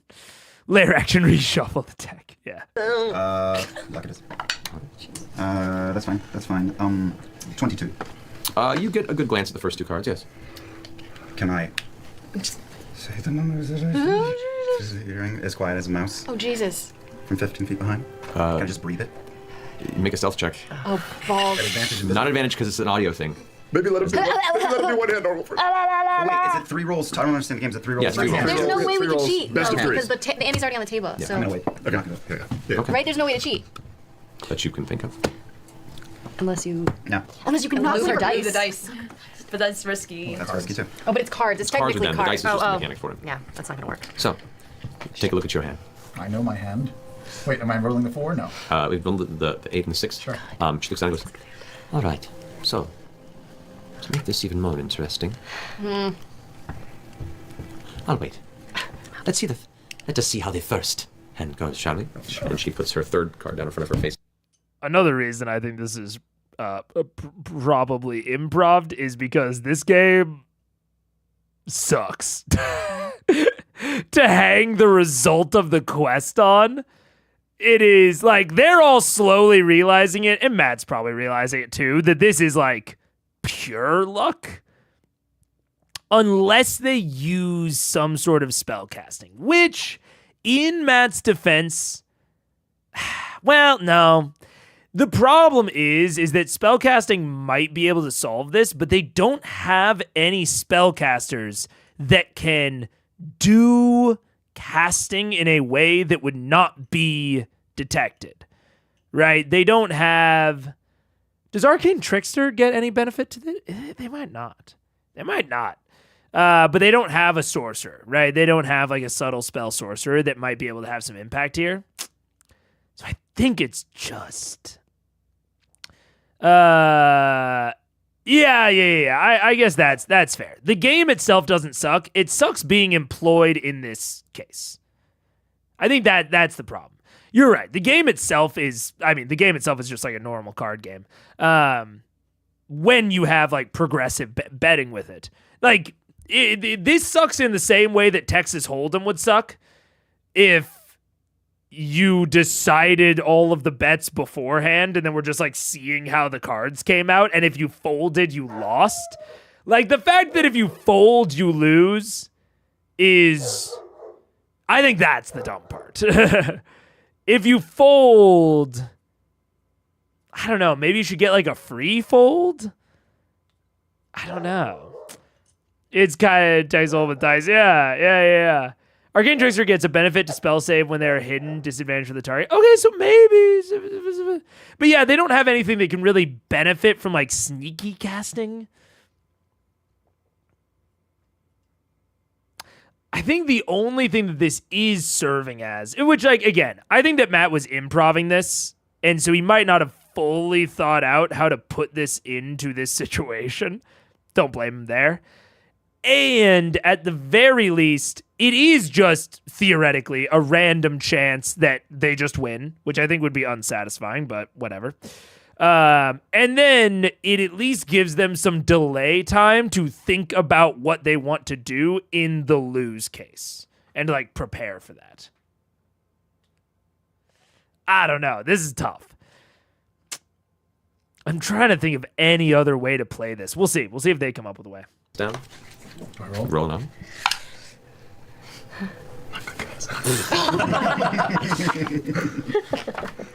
And call. And she turns the cards over. 4, 6, Ooh. 1. Oh. Total What do we get? 1, 5, 2. Total of 8. That is an unfortunate way to open it, my small friend. But you seem keen on winning, and I respect that. So, she takes the cards, she places them to the side, gives you out a new hand, brings it back to her. Shall we begin? Go ahead and roll your 8. Straight rolls. Yeah, man, if I'm Matt, I'm trying to think of, and like clearly there was something that he was maybe thinking of or maybe was going to say, but then maybe thought about like, ooh, that's not so good. I'd be trying to think of a way to spice this up and make it at least somewhat strategic. I'm thinking about it from the player and DM perspective, and I don't know what to do here other than just let the dice play out, which I think is unsatisfying if Scanlan wins. But I really don't know what to do here, because I think he rolled, like Jonathan said, he rolled it off as he should have. I don't know. Yeah, I don't know what to do. There's no way to fucking sleight of hand this shit, is there? Can he add his bardic inspiration? Yeah, this is an ability check. If I cast enhance ability on him, maybe can you pray for Sarah Ray to like intervene? This is quite literally a game of chance. It's just quite literally a game of chance. It's quite literally a game of chance. Like if you wanted to try and come up with a creative way to cheat, you're welcome to try. Okay. That could also go very poorly depending on how it goes or how. Before you do the next one, she stops and goes. So, as I was going to say before, how about, as your friends are the ante on the table, throw yourself in as well. And what will you give me if I win? Good. Perhaps the ruby shield? I love myself a lot, and a lot more than a bunch of rubies and a handle, I'll tell you that much. If I'm giving myself to slavery forever, I want something a hell of a lot better than that. I mean, I think raw, yes, G. Hercub. I think raw, yeah, because I think luck can just re-roll anything. Any die. Any singular die. So he wouldn't be able to re-roll the whole hand. Well, I guess, unless he used 3 luck. But I think luck is just a re-roll on any die. So I would think so, yeah. Yeah. If it's something that's being represented by dice, yeah. Luck is D20? It's only D20 rolls? Oh, then I'd say no, yeah. Luck, 5e, only D20s. You can use to roll an additional D20. It also is actually more constrained. It's not any die. It's attack roll, ability check, or saving throw. You can choose to spend one of your lucks. You choose which one of the d20s, yeah. So it does imply that you are rolling one, yeah. Okay, so never mind. I remembered lucky wrong, but it's a game of luck. So true. Look, frankly, I would let him. I would let him, but it seems like Raw probably not. This is the 2024 is more restrained than 5e. Not sure which one you read. I'm not sure either. Whatever. Oh, hi. Hello. Oh, why did I originally paused this for a different reason? Fuck. What? Yeah, I don't remember what I was pausing it for. Whatever. I'm a man who's won 500 straight. I remember. I do think that including himself, like, okay, if this is at my table, right? Including himself in the bet, I think is the right way to go from the player perspective. Because if they do all get, caught up in this, I don't think it would be good for Critical Role, to be clear. Like, I don't think it would make good television or a good show. But I do think there's something to be said for a breakout arc, like a breakout of jail arc, if they all get taken as slaves because of this. Because, like, they can't take away Keyleth's casting. Or even if they can, all they have to do is free Keyleth or, like, get the fucking, things off. If the things are, like, anti-magic, just get those off. There's a jailbreak episode if they all get taken. That I think is better than if 6 of them get taken and one of them doesn't. Oh shit, I'm splitting the party. No! Yeah, exactly. And I think in regular D&D, that's on the table. I also think, like, I was talking about, the panic button's always on the table, whatever. If they all just want to go into slavery, yeah. Jailbreak feels like it would have been better 40 episodes ago. Yeah, kinda. Like, I think that it's like, why are they here? Yeah, exactly. Like, I wouldn't do it in this.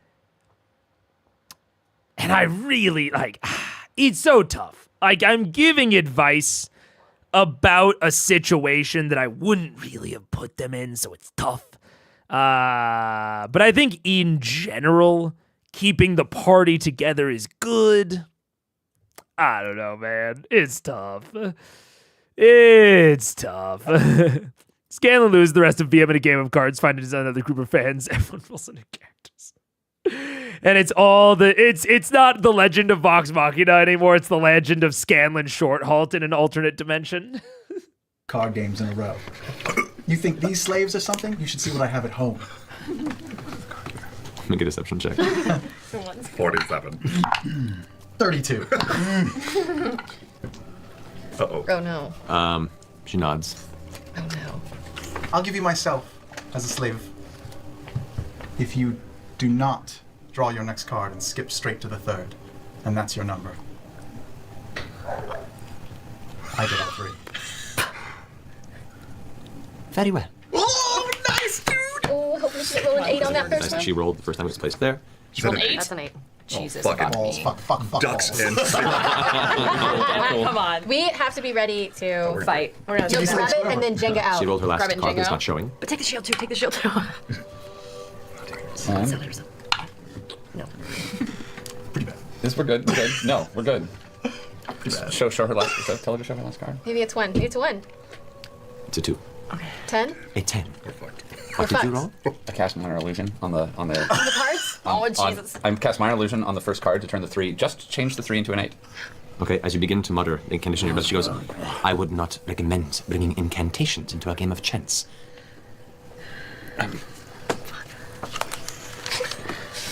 Before I reveal my cards,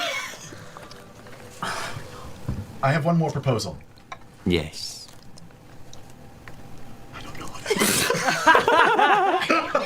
Maybe we can perform for her. Maybe we can show her why. I'll come clean with you. We know exactly what that fucking piece of armor is. I had a feeling. And we want it. And we're not leaving here without it. And I'm sorry. I'm not going to show you my cards. Because before I do, you'll be dead. Sorry, guys. No, she turns her head to the side. You do not want to walk this path, do you?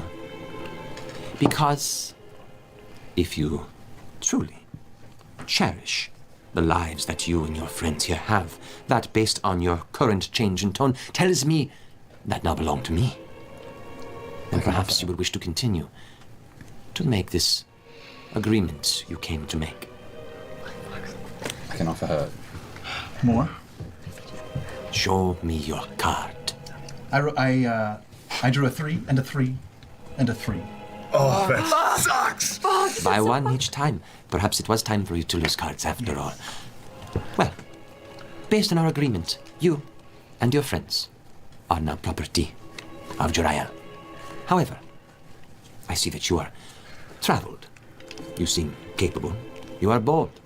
You walk in here after acquiring the will of Joska. So, you want freedom, yes? Yes? And perhaps there is a favor you could do for me. Oh. In exchange for this favor, I will nullify our contract, and you will be free to go. Does this sound viable? Possibly. Is it a card game? The other choice is you are now mine, or, as you so threatened boldly before, that I was to die. But I can say, given the current place that you reside, the enchantments I have in this room, the friends of mine that I have at your back, you would not have the outcome you wish. What is your offer? Do you agree? Did you ever meet a dragon named Thordak? No. Fuck. Big red guy? Took a lot of fire giants with him? There are a number of red dragons that walk. This one was special. He had an enormous jewel in his chest. Sounds worthwhile. But, do you agree to our arrangement? Just curious, can we draw the third hand? I just want to feel what it feels like to win once. What about like best out of 5? Best out of 5? You're probably so bored with life. Why not? My slave Why speaks the not? truth. You are full of spunk in life. It's true. And you are foolish. Do you agree to our accord? I'm really curious about this last hand. If you beat me in this last hand, I agree. If I beat you in this hand, you agree. Otherwise, what? I still own you? Yes. What? Well, that's the deal. Yeah, I like it. Yeah, maybe you win one. One more hand? We will see who wins this hand for your own sake. Thank you. It would make me feel so much better about myself. I've had a long does string not of failures. change our deal. First die. Second. And Wait, you guys are having issues with playback? Dude, I don't even want to... I'm going to check the thing. Stream health is looking good. I don't have any drop frames on my end, so just based on what I can see, I think that's a y'all issue. But let me know if it persists. It's okay now. Okay, cool. I had to save my thoughts. We're like seconds away. Wait, what? Oh, wait. Oh, I misjudged where the first half was. I'm gonna watch the break, and then it's only a little bit further, and then I'll give my thoughts. This is. Oh, what would I do? What would I do? God damn it. His hands around. she reveals 4. Yes. 4. Jesus. 4. God, Matt! Literally rolled all 4. You. Wow. Wow. Wow. Is it? I'm really just bad at everything. Did you roll an 11? I rolled an 11. Oh my god! I don't. You are a deity. I wish I had this luck in Vegas. Like a literal gambler. It's just 4 hours. Best 7 out of 13. You have agreed to our accord as to the agreement of the I have agreed. I'm already your slave, so I couldn't really say no. So yes, I agree to our accord. What favor can I grant you? You will have your freedom. And the honor you seek. Oh, sweet. My lover does not live. Oh no.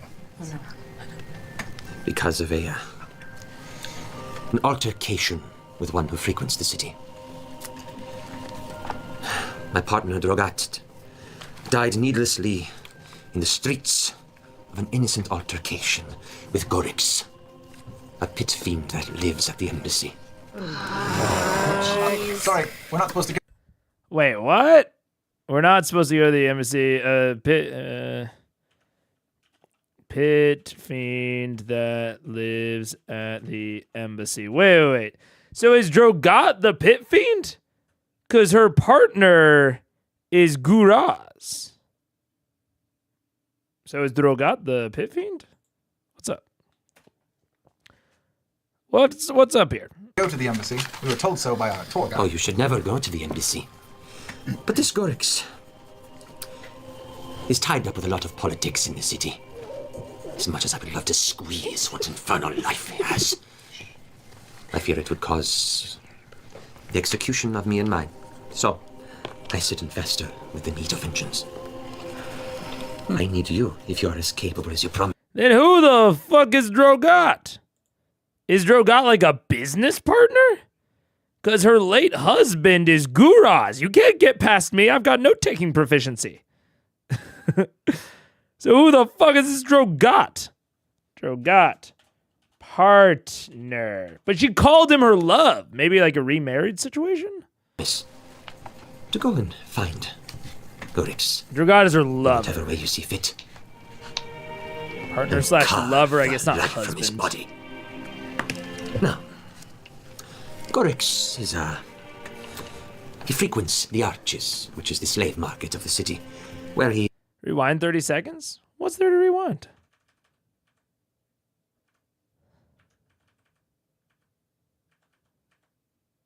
My lover does not live because of an altercation. My partner, Drogat.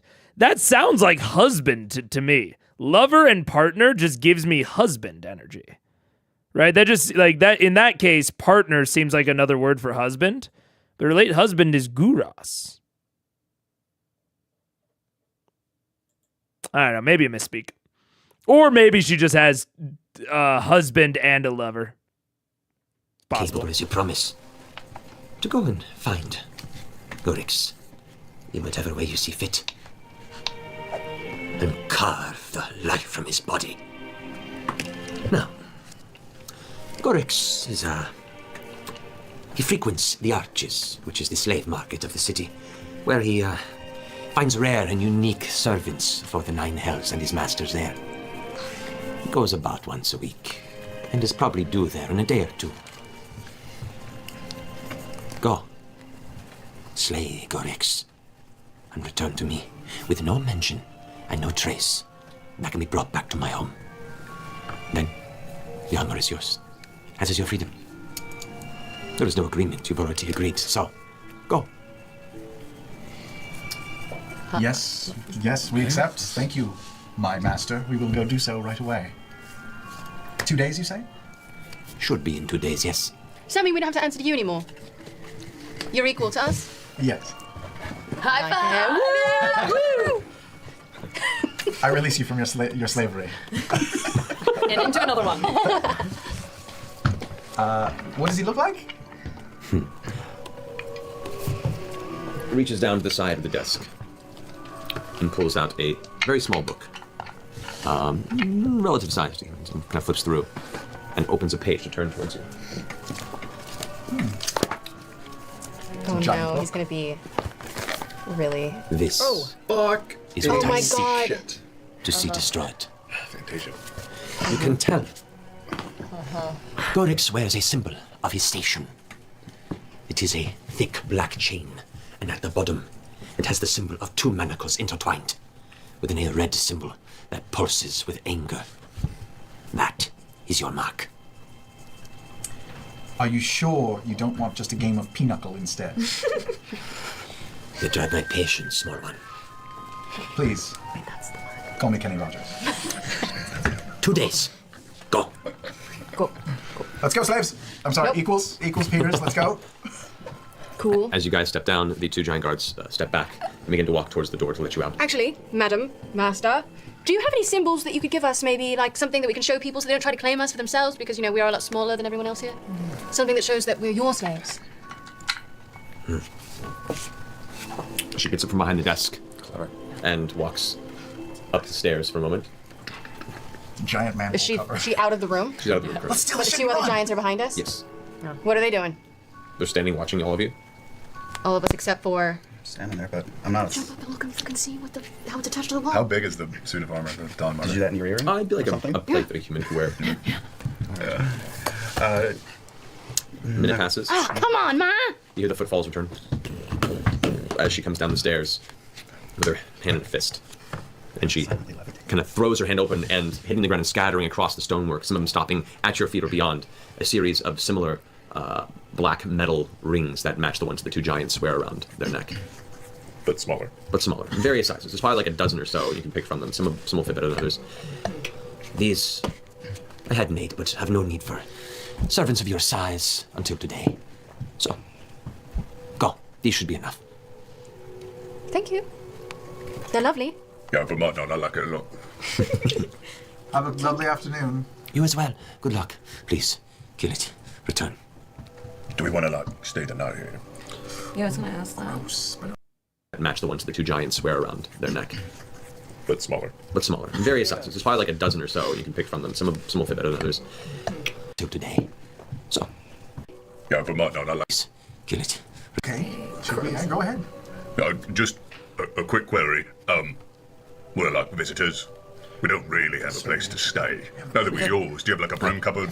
Here pipes up with actually, you're welcome to stay at our place. We have facilities that could function. Besides, it's a lot of chain we have to carry back now. No, it's fine. Yeah, it's true, that's true. We have the We'll do you the favor, Senecare, of carrying this chain back to your place. That's wonderful, thank you. Favor for a favor. Indeed. We'll talk soon about mine. Oh boy, Just to Jesus, wear we're us just like whacking up a winter list, coats. man. Make a suit out of our skin. Yeah, nice lampshade. Ooh, his eyebrows is literally going up when she said that. I think he wants to do it. So, the door is lifted. You guys are led back out onto the street, closest behind you. The time that has passed now, too. I need everyone once again to roll another Constitution saving throw. But I drank that fox's cunning, so That just does not. Intelligent. Am I okay? We're gonna be fine anyway. 24. 11. 24. 11. 20. Do I? Wait. Is that fire resist? Your fire resist would have gone away. You can cast it again if you want to. I'll just roll this one. It's just straight Constitution. With the saving throw. Oh, saving throw. With a saving throw? Oh, that's Yeah. Great. So we roll another. Well, no, you roll, and then you add your saving throw. Yeah. 7. So plus 11. Okay. Yeah. Oh, good. Yours is almost so as next. good as mine. 4. Oh. 3. All right. Pike, Vex, You Keyleth, died. and Percy all suffer a point of exhaustion. Oh, shit, that's Pike, your speed is halved right now. Oh no, Pike, but you're already so Your little. speed is halved, so you are Grog, pick her trailing up. She behind looks like she everybody. needs some water. Grog, I'm just so tired. You look so mopey. I feel very mopey. Wait, did you want piggyback ride? Yeah. All right, I pick her up and I put her on my shoulder. Okay. You guys eventually make your way back, being led by Senecare back to his establishment. Let's go ahead and take a little bit of a break. Well, I guess there's still 20 seconds, actually. Wait. We gotta do it right. little break. Yeah. Yeah, Go ahead and use the restroom. Looked like the creepy guy was the same. Yeah, We should take a break right? for a second. He's got too far into character. Merging? Put the lotion in the basket. Frightening, wasn't it? What's the lotion on its skin? I know. All right, guys, we'll be back here in a few minutes. See you in a second. Oh my god. Well. Oh! Character spoken is still here.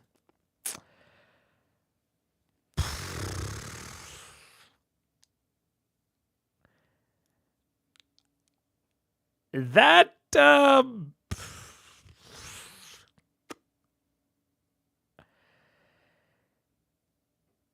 yeah. I don't know, man. You remember with the first fire giant how I was talking about how well Matt hid the magic trick? I think the second one was a little bit of a I don't think the magic trick was so magic. I think you can kind of see behind the mirror. I don't know, man. Oh, yeah. Killing a pit fiend isn't exactly a here's your free armor thing, so it makes sense. What makes sense? Killing a pit fiend isn't exactly a here's your free armor. They're still getting the armor for free, no? Wait, am I confused? Also, how hard is a pit fiend, actually? I think it's, like, pretty doable. Unless it has a bunch of shit. I mean, 20. If they isolate, bro, that's, like, not that bad. No ads. No ads. No ads. I mean, it doesn't feel cheap. I guess it depends. I don't know. It depends on what bro has in his entourage. Because, like, just a CR20 at this point, yeah, I don't know. Having the opportunity at all is what feels cheap. Yeah, I think I agree with you. If that was just like a 1-for-1 trade that she'd just offered instead of the gambling, then that would be reasonable. That would be pretty reasonable. But them even, her just being like, hey, you know all that gambling that we just did? Pfft, whatever, forget about it. See, though, this is why I wouldn't do it, lol. It calls too much attention to the metagame aspects. I mean, if you then offer the quest, I would not have offered them this quest. Like, the thing that calls attention to the meta aspect of it, like, in my table, they just don't get the Dawn Martyr. That's it. They just don't get it. I would have offered them that quest for their freedom, but not including the Dawn Martyr with it. They failed. They took a risk and it did not pay off. No Dawn Martyr for them. That's it. I don't know if that's harsh, but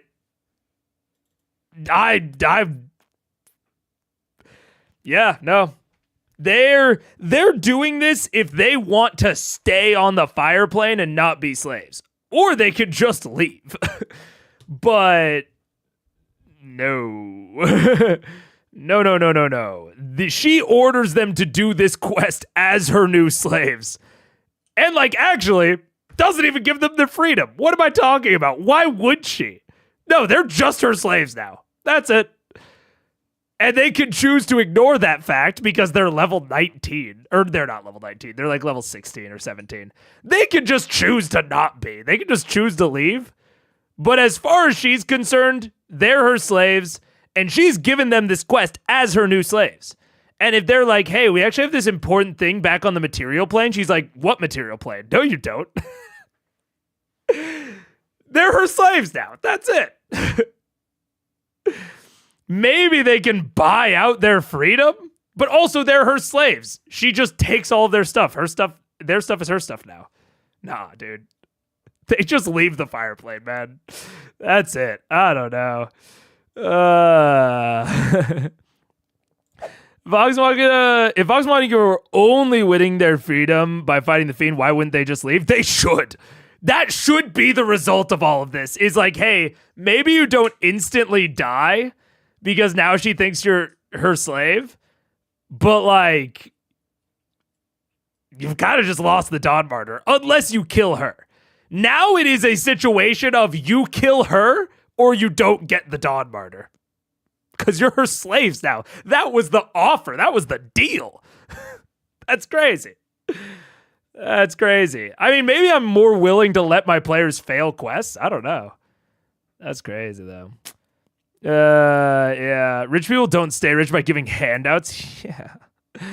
It is funny that they could just leave. Yeah, at any point. And also, the thing that I was originally like, is that 2 days?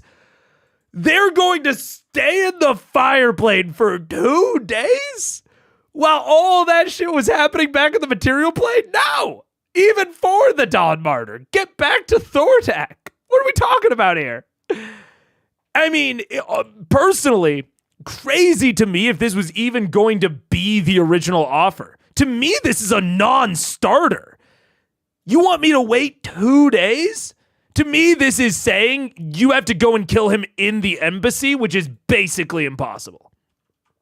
2 days is crazy, dude. I don't know, man. I think Matt Delivery was steering toward this when Percy wanted to cast Minor Illusion and she instantly snuffed it out with no roll.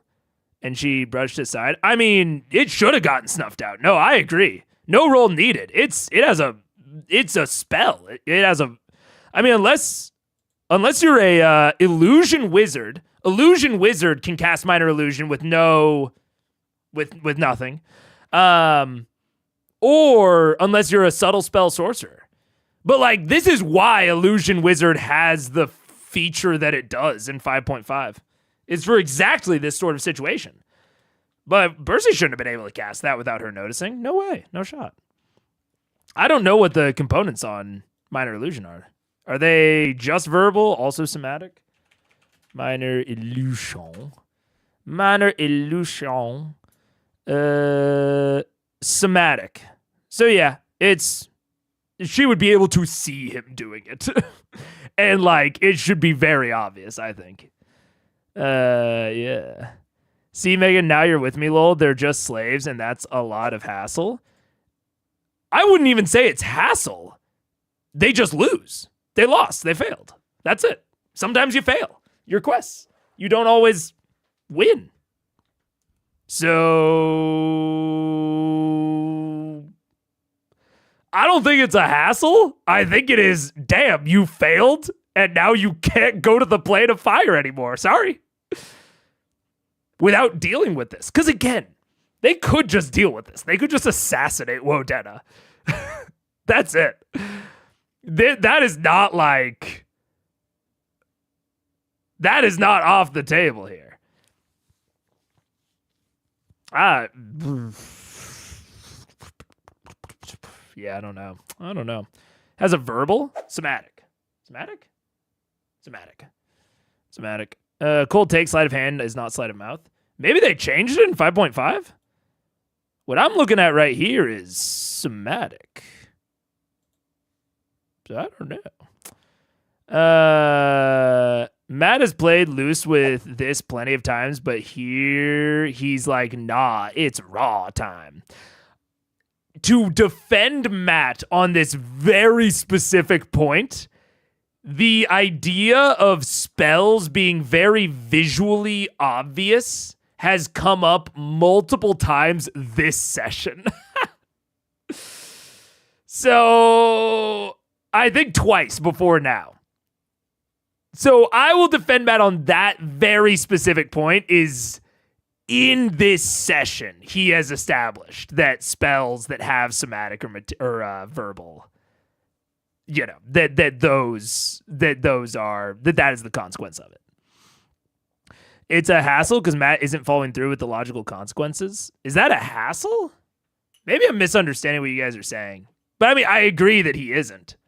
I agree that this is not logical in most ways. But I don't know. Okay, let's say they lose and go back home. Is it good entertainment? Now they get to fight a pit fiend. Debatable. I mean, and maybe there's something to be said for the actual play of it all. I personally think yes. I think the game is overall more satisfying and more entertaining if, like, you guys have heard me talk. I'm a huge defender of fudging. I'm not out here being like, I'm not a super like hardcore DM, but this is one where it's like they took a risk and it did not pay off. And they have a way they could just kill her. Like, that's not off the table in any shape or form. So I'm kind of just like, yeah, they lose.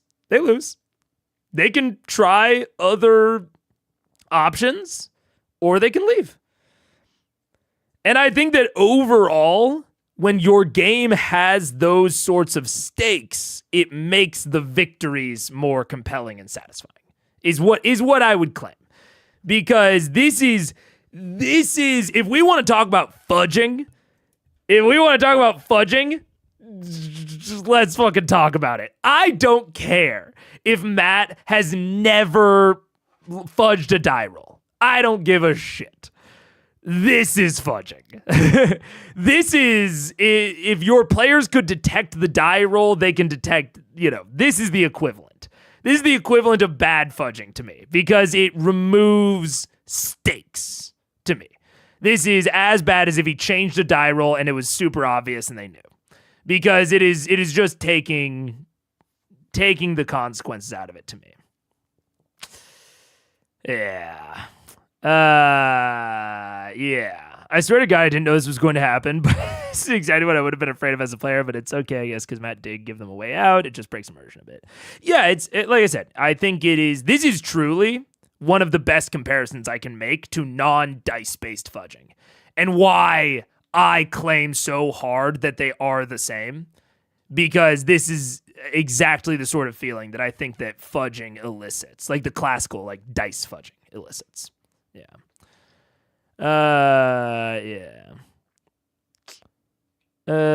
I think Sarah's point, losing the Dawnmar and their freedom to a literal dice roll game with 50-50 odds. If it was an actual minigame quest to use their guess, that'd be a different thing. Yeah. IMO is more blatant and definite than Vorugal. Yeah, I so agree. I mean, I got people arguing with me in TikTok comments about Vorugal. I so agree. I fully recognize that my Vorugal take is debatable. I think my Vorugal take super duper debatable. Totally. This one is, to me, is just in your face fudging. Because I can't grasp any reason that she would just, that not only would she give them their freedom, but also the Dawn Martyr plate. I truly cannot wrap my mind around that. One or the other, maybe. But I also will say, again, the 2-day timeline, unless they are presented with a very clear way around it, I think is bad. The 2-day timeline's crazy right now. So it's like, to me, this quest seems built to be turned down. Like, it seems ludicrous on its face. It makes me, unironically, it makes me feel like it's a trap. I don't think it is, though. That's the feeling that it evokes within my bowels, within my loins. But I don't think it actually is. I think it's just weird. This is... I really don't want to...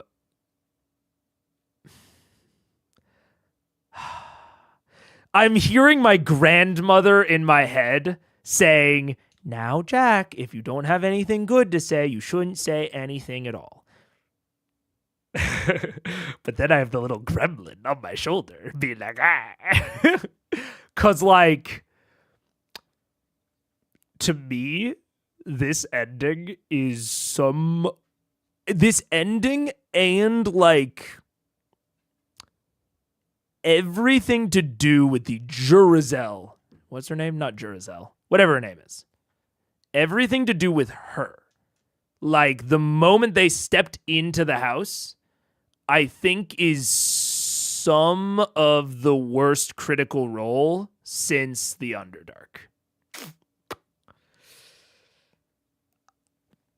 And I don't want to make people that like this City of Brass arc feel attacked.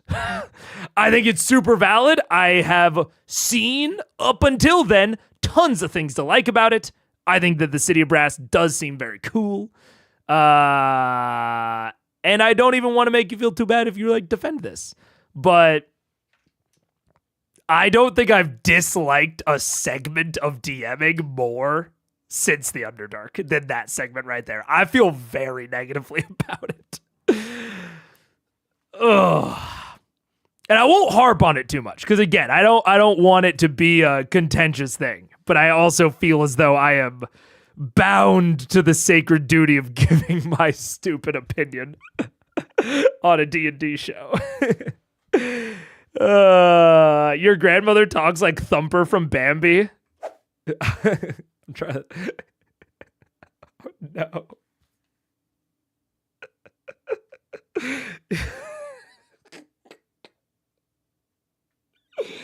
My first reaction is, I don't know. She's been dead so long I can't remember her voice. But that's so sad.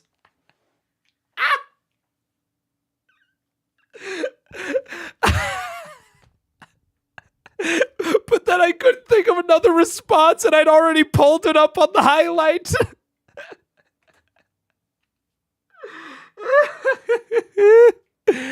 Oh, chat broke? No! Where? Oh, no. I agree about the 2-day timeline. How many people will Thordak kill every day they spend trying to get a +2 armor? That's what I'm fucking saying, dude. Oh, man. Man. Sorry for the downer. Sorry for the downer. But that's crazy. Oh, man. What no, you misunderstand what Hanover said. Chat broke me, not chat broke Mega. I see. Yeah. To look at it from a different perspective. I love it. Let's get positive. This was supposed to be a Pike mini arc. They went to the fire plane because Ashley is back. She barely did anything so far. Yeah, man. And like that doesn't make me think better of it. I don't think that. Yeah, it's like I praised so much of the early part of this because of how fast it went and how quickly they were going to get to like the good shit. And then the pot at the end of that rushed rainbow was this. And, yeah, man. I don't know. Broken by chat. I have been broken by chat. You can have a negative opinion about other people's tastes. That's fine. It is. But I am always aware of the power imbalance here. I don't want to call my chatters fucking dumbass idiots, you know? Which I'm not, obviously. I'm putting so many like caveats on it and shit. But, oh, hi. You want to be on stream? Wait. Let me get rid of the ad. Yo. What are you doing here? Yo, hey. But, yeah. What, you want to jump up? Yeah. Okay. Yeah, we're about to get off stream. We're just talking to everyone. Yeah, hey. Oh, man. But, yeah.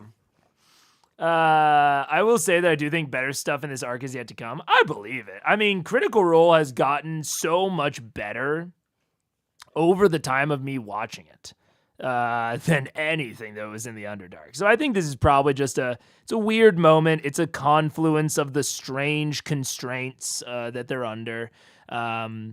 It's like there are so many things about everything here that are built upon constraints that I would not have at my table. So it's hard for me to look at it and be like so negative on it because in my head, I'm like, well, if they didn't have those constraints either, I don't think this bad thing would have ever happened. I don't think it's really an indictment on Matt's DMing.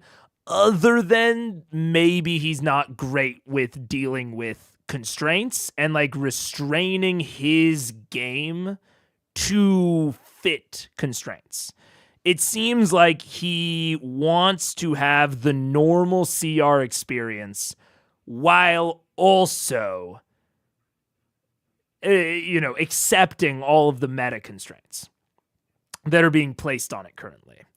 And I think that can sometimes work, but might sometimes result in this sort of thing.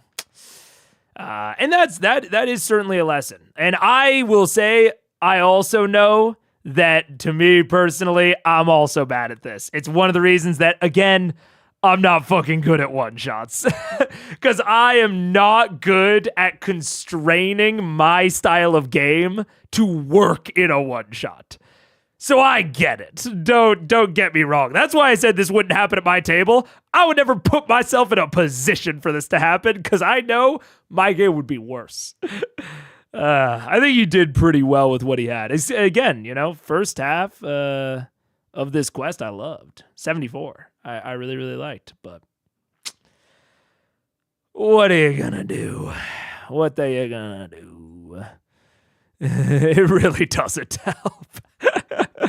For what it's worth, I think it's good and fine to have criticism or even talk shit respectively, because you do clearly respect the show and are well in the trenches of watching it. Yeah, I was way more nervous about it during the Underdark. Like, if I watched the Underdark nowadays, I would probably be way more ruthless to it. But at that point, I was such an outsider that I really didn't want to be, like, too, like, honest. But because, that was, like, talking shit on something I wasn't really a part of. At this point, yeah, it's weird. I still find it kind of weird to think of myself as the Critical Role guy, but, like, that's how I get introduced now. That's like when I tell people about my channel, I'm telling them about Critical Eyes more than anything. I'm a Critical Role guy. And so now it's like, yeah, I have like literal hundreds of videos. Actually, wait, let's see. I'm actually curious as to the number. I can just go to the playlist. I'm so curious as to the number. Now that it's in my head, I can't not think about it. Playlists. I have 132 videos about Critical Role, all ranging from like 3 to 10 hours. Yeah. I've done my time. I can be honest about it. And I talk plenty about how much I like it. Yeah. Which I do like it. I do like it. Is it good? Watching 70 episodes or even 2 episodes enough to have the right to critique? Yeah. It's more just, it's kind of the tonal thing that we were talking about last session of like, the tone of something changes depending on context. And I think the tone of someone talking about how much they dislike an episode from someone who's watched 70 to someone who's watched 2, I think it's a very different tone. And I want to, I don't want to have the like outsider shitting on a thing that people like sort of tone. But at this point, I got to remind myself that I'm kind of an insider at this point. Yeah. Yeah. Imagine instead of moving on to C2 after you're done with C1, you just restart C1, but more ruthless. It's like, all right, let's run it back, everybody. New game plus. Hell yeah. New game plus. We watch it on 3x speed. Fuck yeah, dude. We know Giarca bad. No, stop it. Oh, man, that'd be fucking insane. Oh, man. And ultimately, moments like this are few and far between. It's bound to happen. Absolutely. They really are. They really are few and far between. I mean, even listen to the critique I gave of it. This is the worst since the Underdark. For me, this is the worst moment, however bad you think it was, in 60 episodes. I think everything else has been better than this. It's not bad. There's a secret hidden compliment within there. Because I really do. I think this is probably the worst moment since the Underdark, but that's only to show, I think, how good the series has gotten, in my estimation. Yeah. But with that, I think that'll be where I leave you guys. I'm hoping It depends. I don't know. A good clock is broke twice every 70 hours. Yeah. Yeah. But no, I think maybe we'll have Fantasy High this week. It's hard to tell. I'm not sure yet. But if we don't, we'll probably have an eye patch on Saturday. Maybe the Screw Job. I really want Screw Job to come out sometime within a month of now. So one of the next 4 Saturdays, I want to be the Screw Job. But I'm really focused on a lot of the April collabs. I'm really focused on Dragon Week right now. So not going to be a ton of stuff. But also on Friday is going to be Outer Wilds finale. Outer Wilds finale. Me and Paige are going to stream until we beat it. So Outer Wilds, Echoes of the Eye, I think on Friday. Fuck, wait, did I get the scheduling wrong? Let me check my calendar, because there's actually 18 people here. I want to get it right. Let's see. Is it Friday? Yes. Yep, Friday, probably starting late my time, probably like 1640 my time, Central Time. I'll put out a event at least a day ahead of time. So that, you can notify yourself. But, so Outer Wilds Friday, video Saturday, and then we'll finish the episode Sunday. And tomorrow you will not see me. I will be grinding to Grandmaster in Marvel Rivals. But, if you watch other stuff like Exu Calamity, ooh, I can't wait for Calamity. I know that people already answered in chat, but yeah, we're going in release order. So this is the first any Critical Role that I've seen. What you see on the channel is what I have seen personally. And I can't fucking wait for Calamity. Because I don't actually know what it's about, but I have my theories. And if my theories are correct, I'm psyched for it. I love like distant historical preludes. Love that shit. And I know that it's, considered one of the best Critical Role properties, just like Flat. So I'm psyched for Calamity when we get there, but I will say probably not getting to Calamity probably until like 2026. We go slow, unfortunately. But with that, that's the schedule. I'll put out some events at least a little bit ahead of time so that you guys aren't surprised. And I'll see you in a little bit. Don't forget, use code Megaphone for 51% off any yearly subscription to World Anvil. Thank you for World Anvil for sponsoring the channel, not just this stream. And I'll see you all later. Goodbye. Boop.